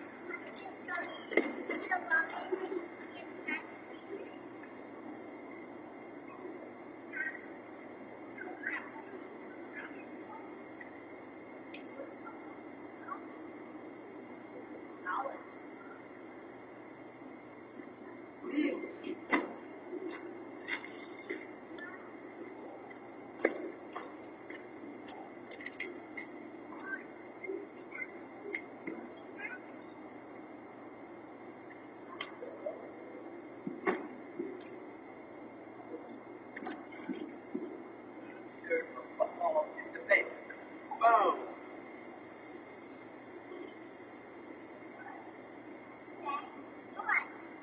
Oh. You're a good boy. I'm now playing timestamp 12:55:04, video number 164-235-316-8000. That is from January 16th, and I will get the court a time in just one moment. January 16th, 2022, 12:48 p.m. Eastern Time.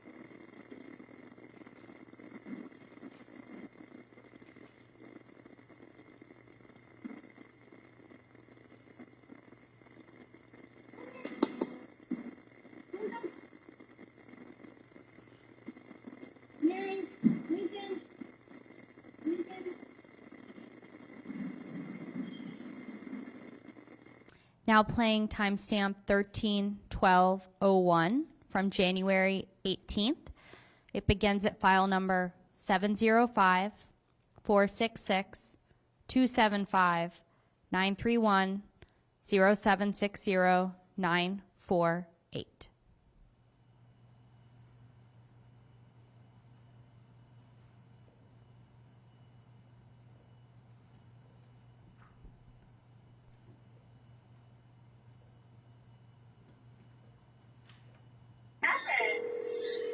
So I was going to ask you.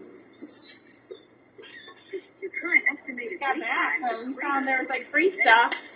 What? So there was free stuff. So we just got a scooter, which is maybe it's like a scooter, and then we did a softball at this place. I look good. Hey. We'll have to see that works. Want to try it out, Ron? How'd the presentation go? Good. Where's the tire? Okay. See if you put the tire back on. Did you just buy that one? Yeah. Here, want to try this? It's turning. I'm going to do returns at Walmart right now. It's 15.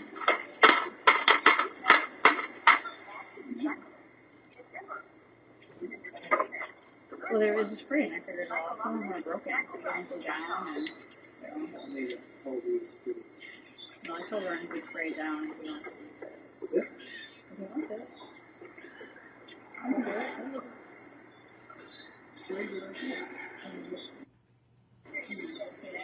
Maybe get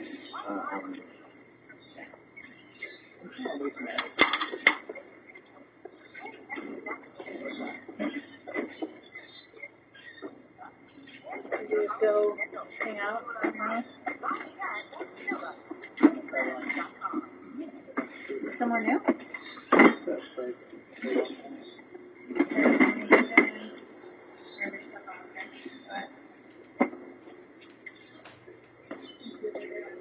She said she's gonna go back on soccer. Yeah.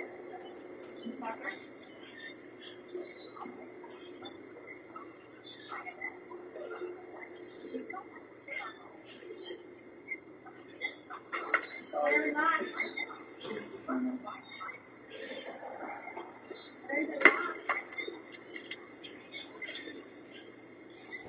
Hi.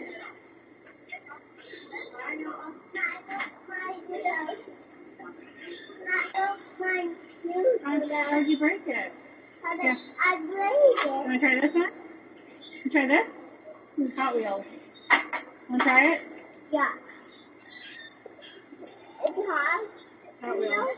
But can you do small? Do what? Bring down? Yeah. No, that's good for you. No, that's good for you. Go ahead and go try it.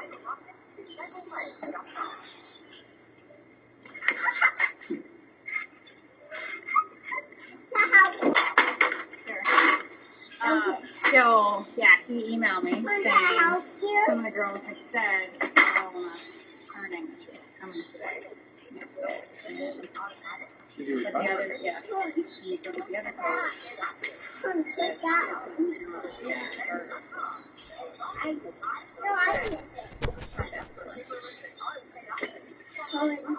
Yeah. I'll come back. Sorry. I was actually going to be on earlier. I come back and I'll do that. I will do that. I will.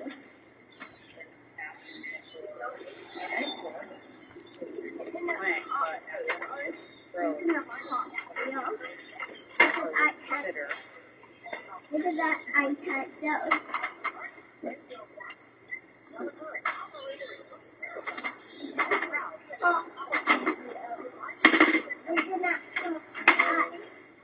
She said Maddie can't do it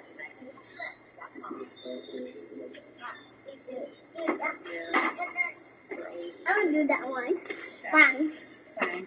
I'm gonna do that one. But time to make more. Oh, yeah. Good for you. Ah, Whoa. fine. Oh, what job? Here, come here, let me fix it. It looks like it's curving with the...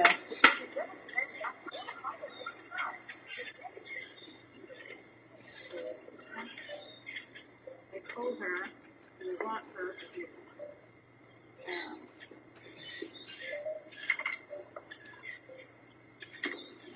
so instead of texting Together we people, walk you out. Looks like texting people, I want her to have phone calls. She sat there, this is when you get in school, that's what text. All the sounds get a phone call.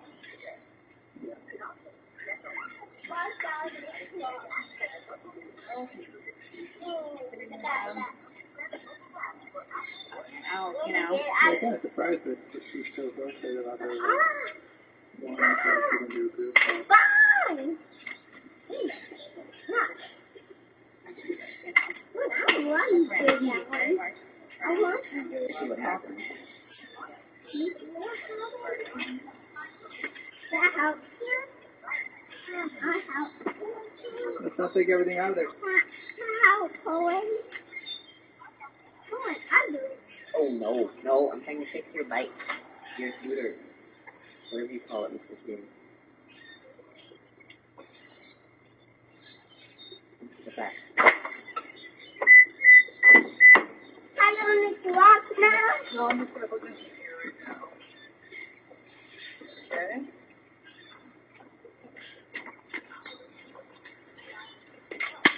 Be nice. Outside.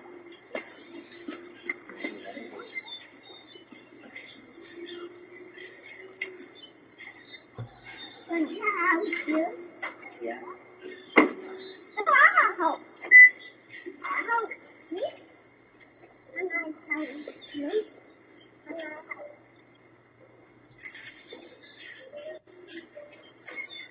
Good job, dear.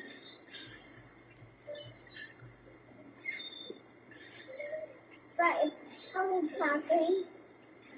Yeah, I'm at home.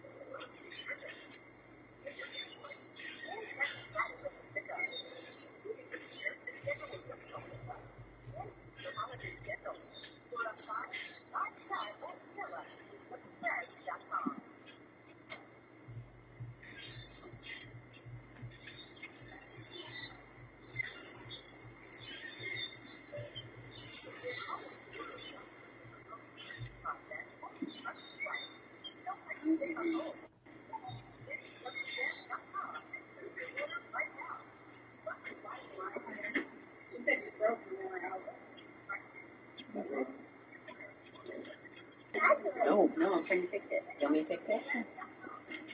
Look at that. Here, Fleming, give this ball to me softball. So did they just come off the driveway at first?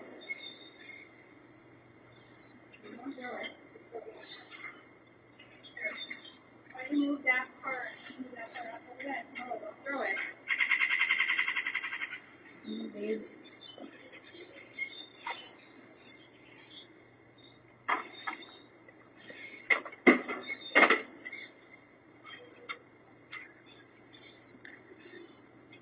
And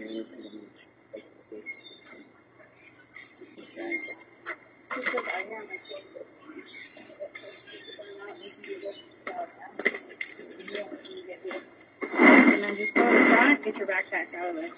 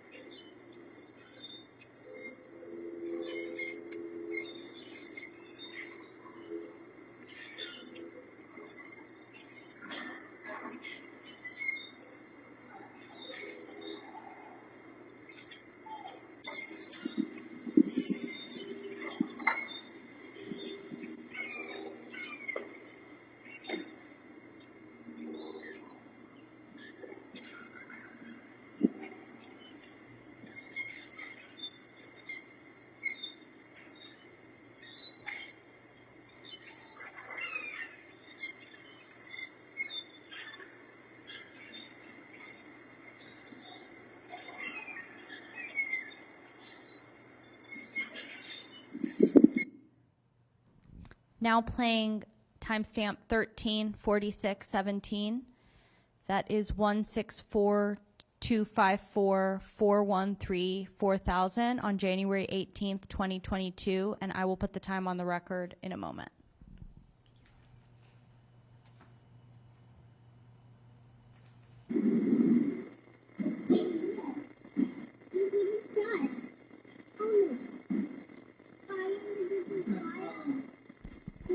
No, it's not okay. Yeah, I'm gonna do it, yeah? This is at 5:15 p.m. Eastern on January 18th, 2022.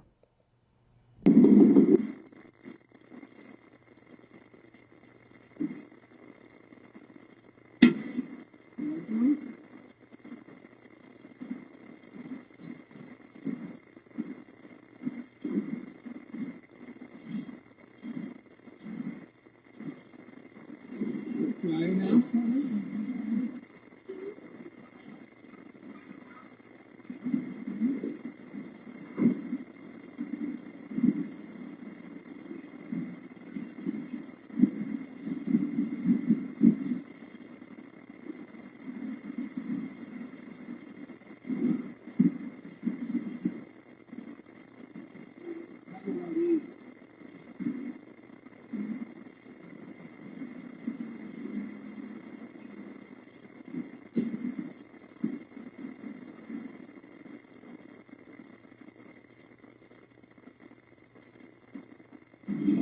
Good.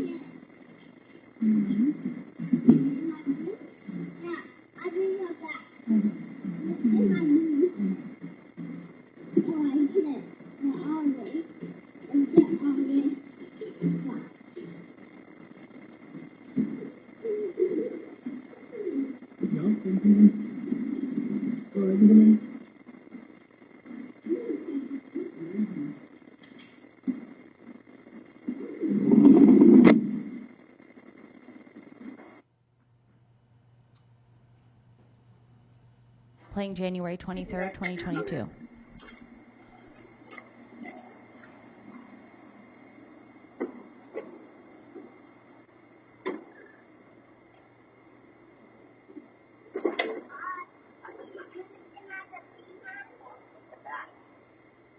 don't go underneath the book, right?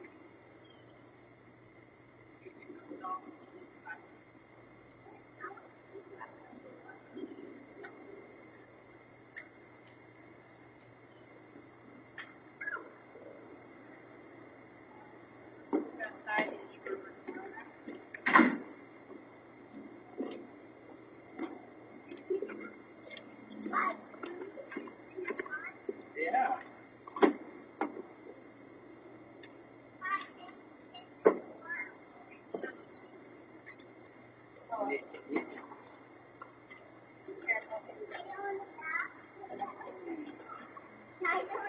Have you go and eat?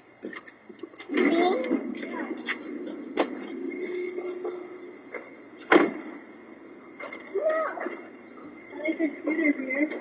Oh, I kind of. Yeah, I'm not wearing big stuff. Right. Thank you. Coming in? I locked that door. Does it keep her for that?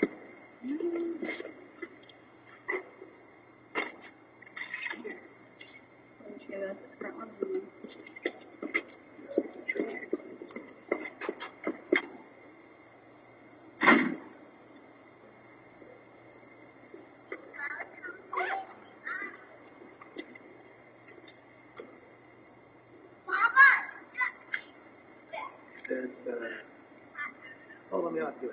No,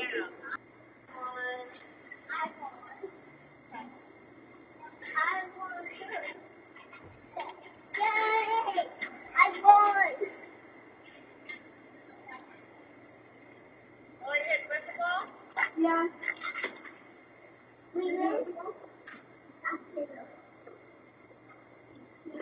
Stay right there, Baba.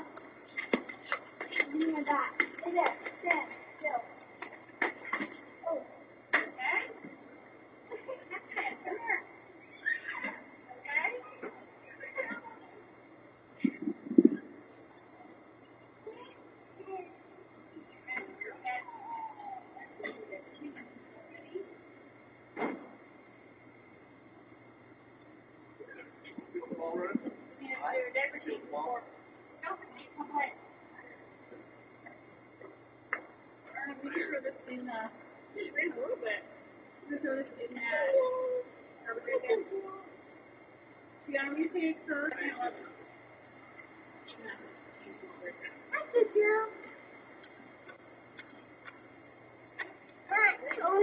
I'm not in this song.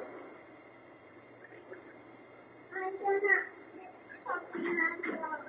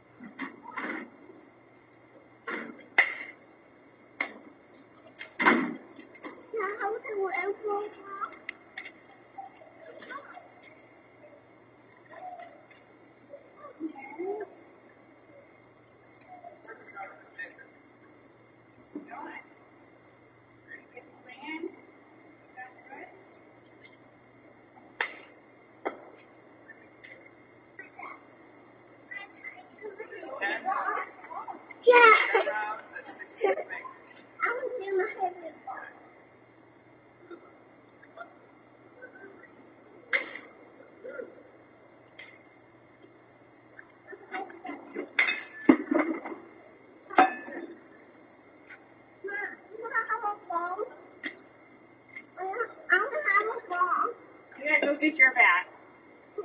Go get your bat in the backyard. Here, go this way. That way? Yeah. Go in the backyard. Go get your bat.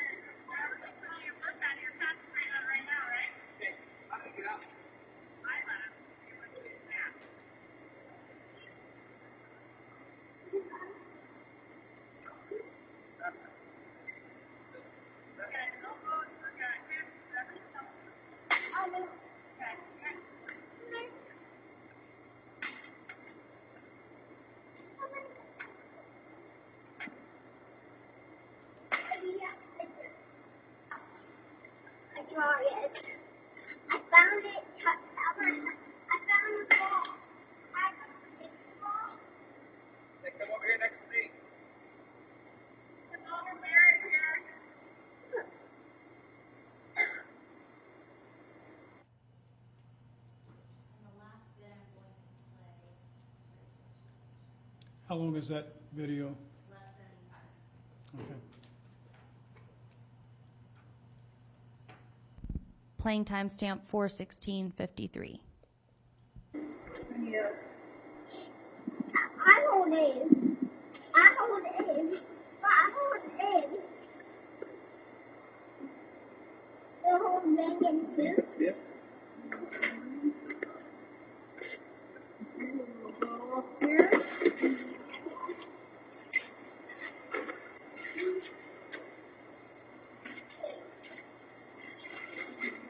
I'm holding. You don't want this drive? You want to bring it? Just fill it up real quick.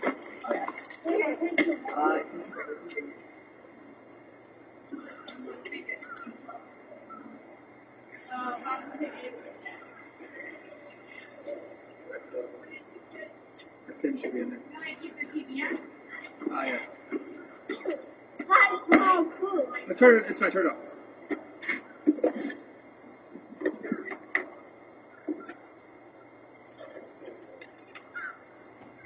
Are you not feeling the ball? Yeah, fill it up. Or that? Yeah. You know that the TV uses more, not the TV, the remote, the TV remote actually uses more energy than the TV itself. It's easier if you lick it than you put it. No, hold on. Can I put this here? Yeah, you can put it in here. That's stuff for you guys. Snacks. Wait, we're bringing balls? Make sure you put the pin back, alright? Why are we're bringing balls? The brake's not going on. Who's gonna play? Who wants to play with stuff? Bring a soccer ball. You pump up the other little one. You gonna take your scooter or you gonna take... Hey, Okay. you take your scooter?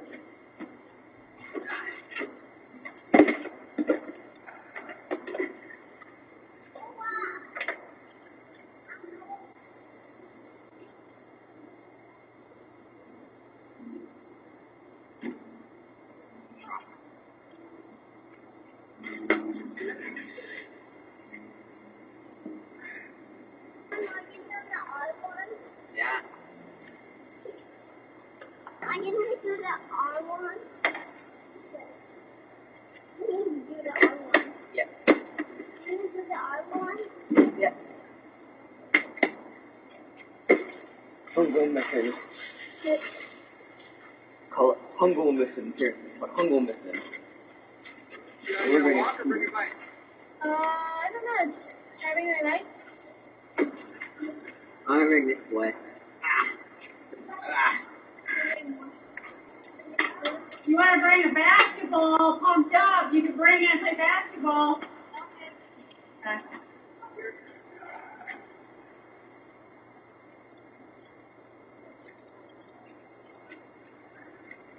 You bring yours from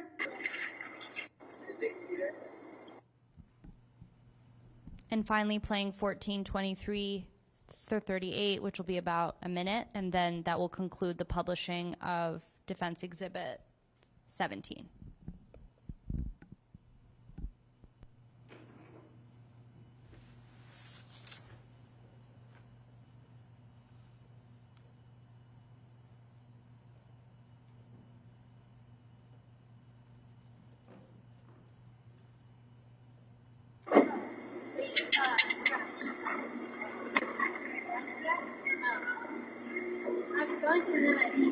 I'm gonna put the leashes here, okay?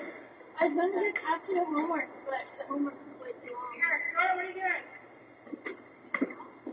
And I could do it right now. I'll do it then.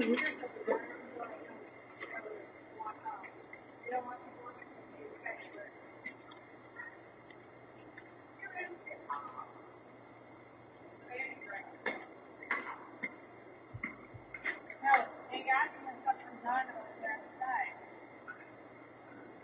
Hey, car.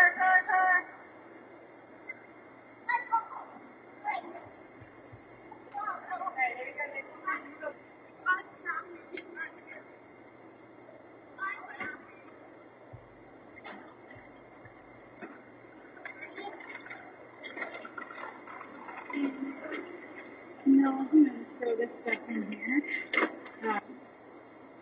It's just for you. If you want to, right now, go do whatever it is. Just one little sprint or something, whatever you want to do, or don't and just do your shower.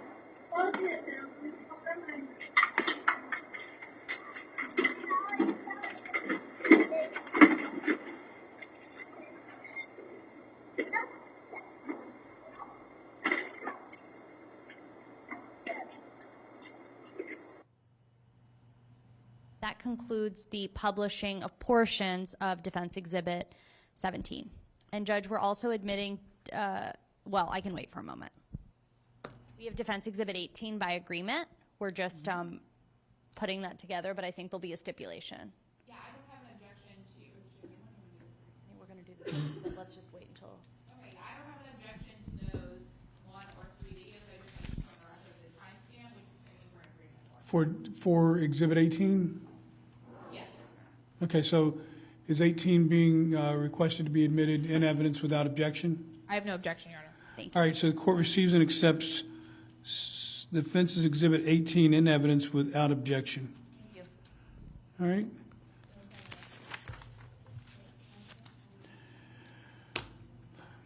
Let me have counsel approach, please.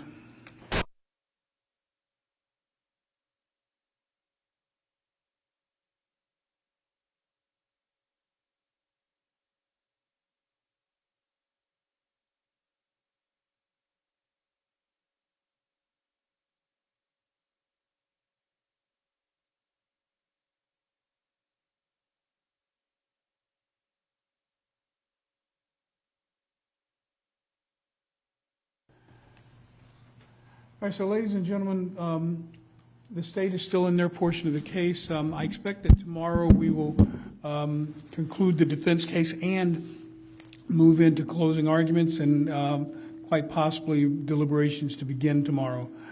If you'll recall, I told you that the schedule for Wednesday is going to be a little bit different. Originally was going to have you here at noontime, but because there's some work that needs to be done by the court outside of the presence of the jury, I'm going to have you here at 1 o'clock so as to consume as little of your time as possible with us dealing with what we have to do prior to the closing arguments beginning and ultimately your deliberation. So with that, I'm going to go ahead and release you for the day. I'll see you tomorrow. Check in with the jury office at, I'm getting a little bit of feedback here. Check in with the jury office, I would say no later than 12:15. Be up here at 12:45 at the elevators to meet with Mark, and he'll bring you into the jury room for anticipated 1 o'clock start time. I expect that we'll go tomorrow until 5, and then if we're done, we're done. If not, then we'll go back to the Thursday 9 o'clock schedule. Okay? All right, everyone, have a good evening. Go home, get some rest, good dinner, and I'll see you tomorrow.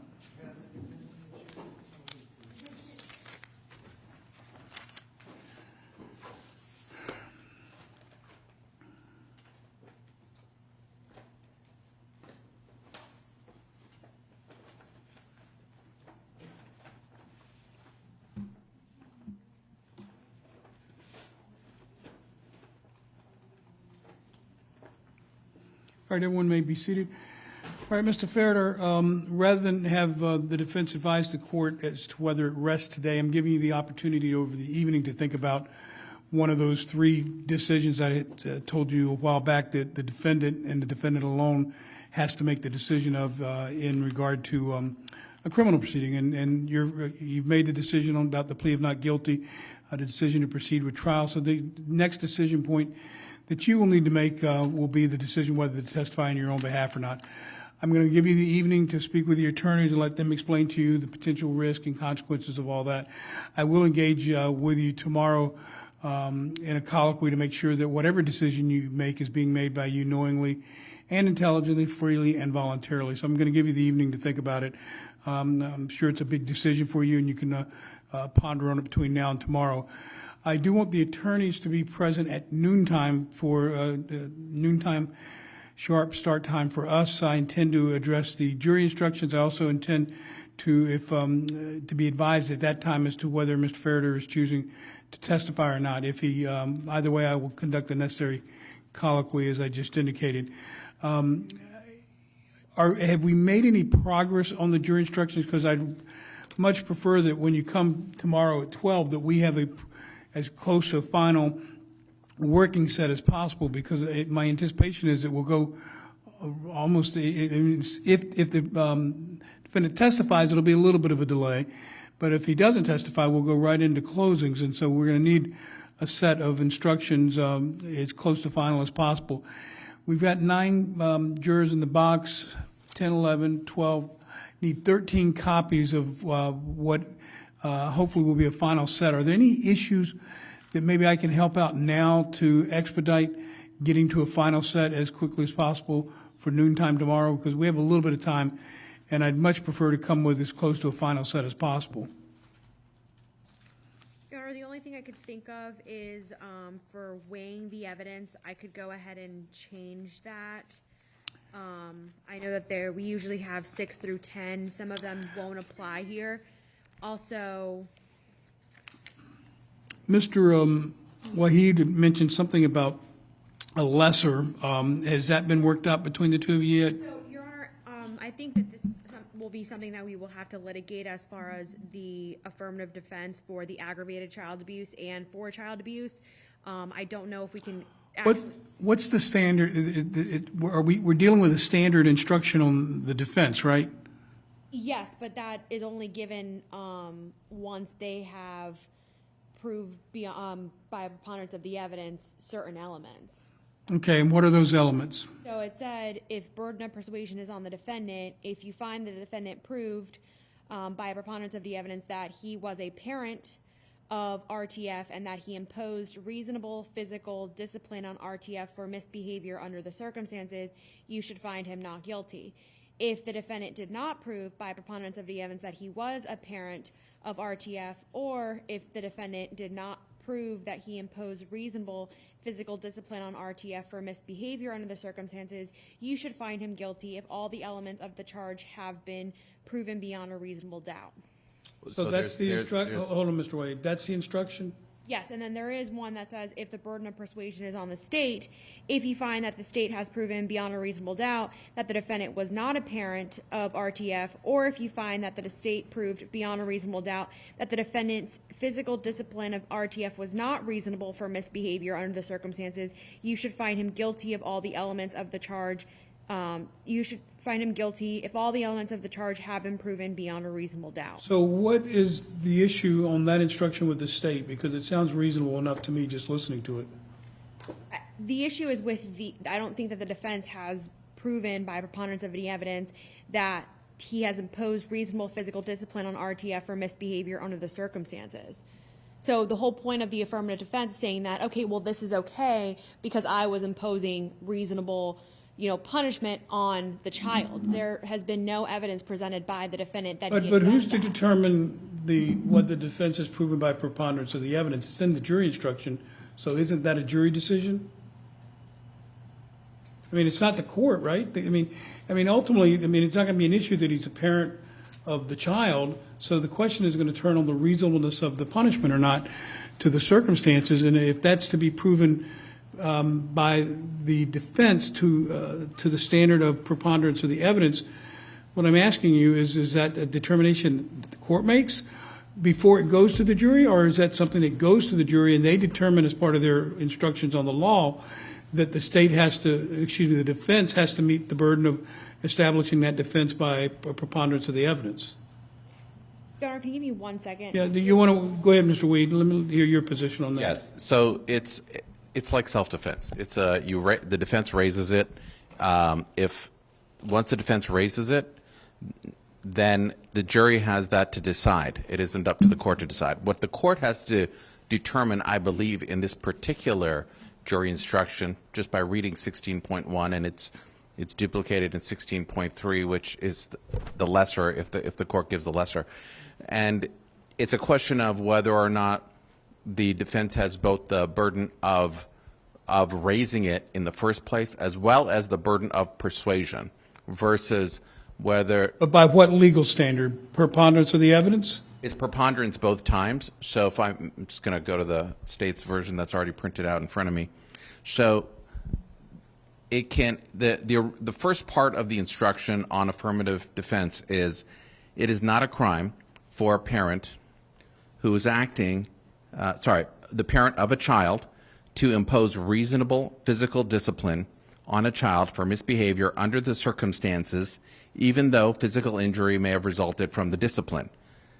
Part 2 of that is, and then it depends on whether if the burden of persuasion is on the defendant or on the state. And the instruction gives both options. So what does the law say on where the burden of persuasion rests? Do you have case law to support your position on that? So interestingly, the instruction that's here, so some years back it was an immunity issue. The parents had immunity on this. And then the legislature changed it, and I believe it was in 96. There's a case, I think it's 2002, Radford versus State. I don't have the site off my head, but it's a Florida Supreme Court case, actually out of an appeal from the Fourth. And in that case, it essentially came down to what turned into this instruction. And the case wasn't clear on who had the burden, so the instruction has both here. And it heads it by saying, if the burden of persuasion is on the defendant, and then there's a paragraph, and then the next one says, if the burden of persuasion is on the state, and then there's a paragraph. So this is not the first rodeo on an aggravated child abuse case, and I assume it's not the first time this defense has been raised by defense counsel. So you're telling me there's no case that tells the court which part of the instruction should be read as to where the burden lies with respect to the defense? So I found a conflict in jurisdictions. All right, so what's the fourth say? That's where we'll start with the fourth. Your Honor, can I just read something from the... Well, I don't want to cut Mr. Wahid out, and then I'll come back to you, Ms. Black. So my understanding is that Radford, which comes out of the Fourth and becomes a Supreme Court case, is the one that I have found out of the Fourth, which, in my view, it basically allowed, it didn't really specify who had the burden, from my reading of it. And I don't know. Do we know what instruction was approved in that case? What ultimately they affirmed or overruled as far as what should have been read? So there was a mistake in the reading of the jury instructions in that case, so it gets messy to get into that. But subsequent to that case is this amended instruction that we now have in front of us. So the amended instruction, which gives me no clarity, is a result of the lack of clarity from the Rayford or Radford decision? R-A-D-F-O-R-D. All right, the Radford decision. And there have been no other, what about any other DCAs that have addressed the issue? Well, to be honest with you, I went with the Supreme Court. That was the last Supreme Court case. But it gives me no guidance. If it's telling me, if it doesn't pick one or the other, then I don't know that it helps me. So my take, Judge, is that it used to be an immunity issue. It's now an affirmative defense. So I would take it as other affirmative defenses, such as self-defense, where the burden of raising it is on the defense, and then the burden of persuasion is on the state. So in my position, I think that's a fair read, considering it at one point in time was you had the immunity of it back in the day as a parental defense. All right, so Ms. Black, you wanted to add something or read something? Pursuant to the jury instructions, it states that Florida Statute 827.03 and case law are silent as to, 1, which party bears the burden of persuasion of the affirmative defense, and 2, the standard for the burden of persuasion. Under common law, defendants had both the burden of production and the burden of persuasion on affirmative defenses by a preponderance of the evidence. The Florida Supreme Court has often decided, however, that once a defendant meets the burden of production on an affirmative defense, the burden of persuasion is on the state to disprove the affirmative defense beyond a reasonable doubt, so such as the self-defense or the consent to enter into... Isn't that kind of what Mr. Wahid is saying? Yes. So where's the dispute then? If you're reading that and that's what Mr. Wahid is saying, then it sounds like the burden of raising it starts with the defense, but once they've met a threshold, then the burden shifts to the state to disprove. And the question is, the burden that shifts to the state to disprove, what standard is that? Is that beyond a reasonable doubt, or is that preponderance? From the reading, it would, if the burden of persuasion is then on the state to disprove that affirmative defense, it would be beyond a reasonable doubt. Okay. I agree with that. It's like self-defense. So it sounds like we don't really have an issue then. Do we, Ms. Black?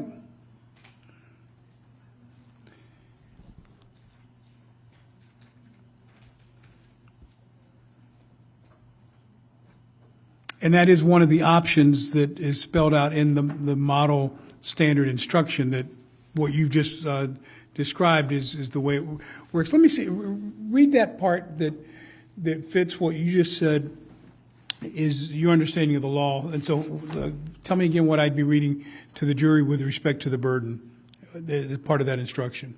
I think it's the second part you were reading. For if it's on the state. Yeah, if it's on the state, because I kind of hear you saying that you don't disagree with that belief. It's not that I don't disagree, it's just that the defense has not put on that burden of production of the affirmative defense. And that's what I asked earlier. Is that something that I make a decision on and it never even gets to the jury to decide? Or does the jury have to decide that the defense has met the burden of, by preponderance of the evidence, of coming forth with enough evidence? And then if they believe that, now the state has the burden of disproving that by evidence beyond and to the exclusion of reasonable doubt. That's the question that I have for you to address. Your Honor, I don't have an answer to that just because it says that the case law Okay. is silent as to. Do this. Let me read the instruction right now. And do you have the Radford decision with you? I do have a copy. Okay, so is that the only significant issue?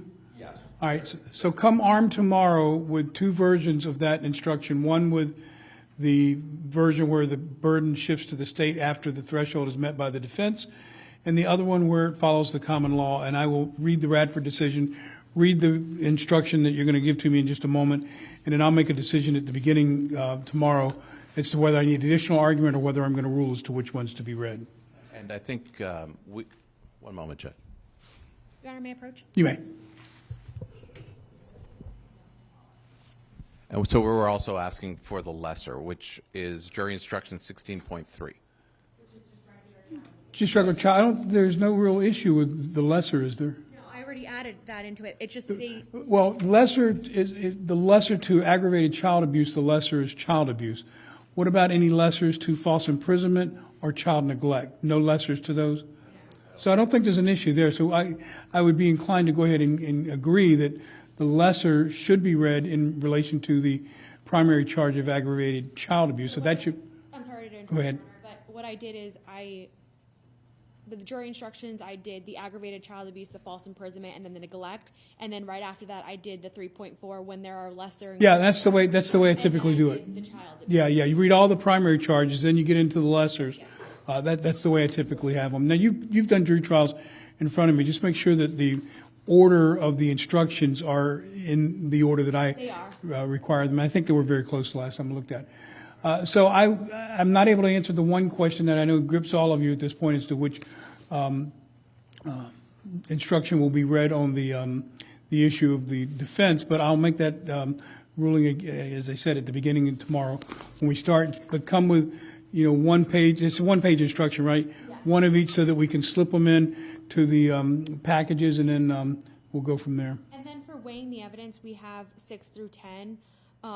Number 6 is, has the witness been offered or received any money, preferred treatment, or other benefit in order to get the witness testified? I think we can include that just because. Well, it should be because of the expert testimony. Yes. Then we have, had any pressure or threat been used against the witness that affected the truth of the witness's testimony? I don't really care one way or the other about that. I mean, I did not hear any real evidence of that, but yeah, so that can come out. If it comes out by agreement, I'm fine with it. Nothing for me to rule on. Did the witness at some other time make a statement that is inconsistent with the testimony he or she gave in court? I think that stays in based on the evidence. And then I think the last 2 can come out. Has the witness been convicted of a felony, misdemeanor involving dishonesty or false statement? That's not an issue in any part that I'm aware of. Do you agree with that, Ms. Wade? I agree with that. Does the witness have a general reputation for dishonesty, truthfulness? I don't think there was reputation evidence here. No. Okay, so that comes out. So the only other aspect is going to be the part of the instruction that deals with defendant testifying or not. So you'll need 2 versions of that. So 2 versions of the defense instruction and 2 versions of the defendant testifying or not testifying. Just have those set aside so we can slip them in where they go. All right, anything else that I need? Go ahead, Mr. White.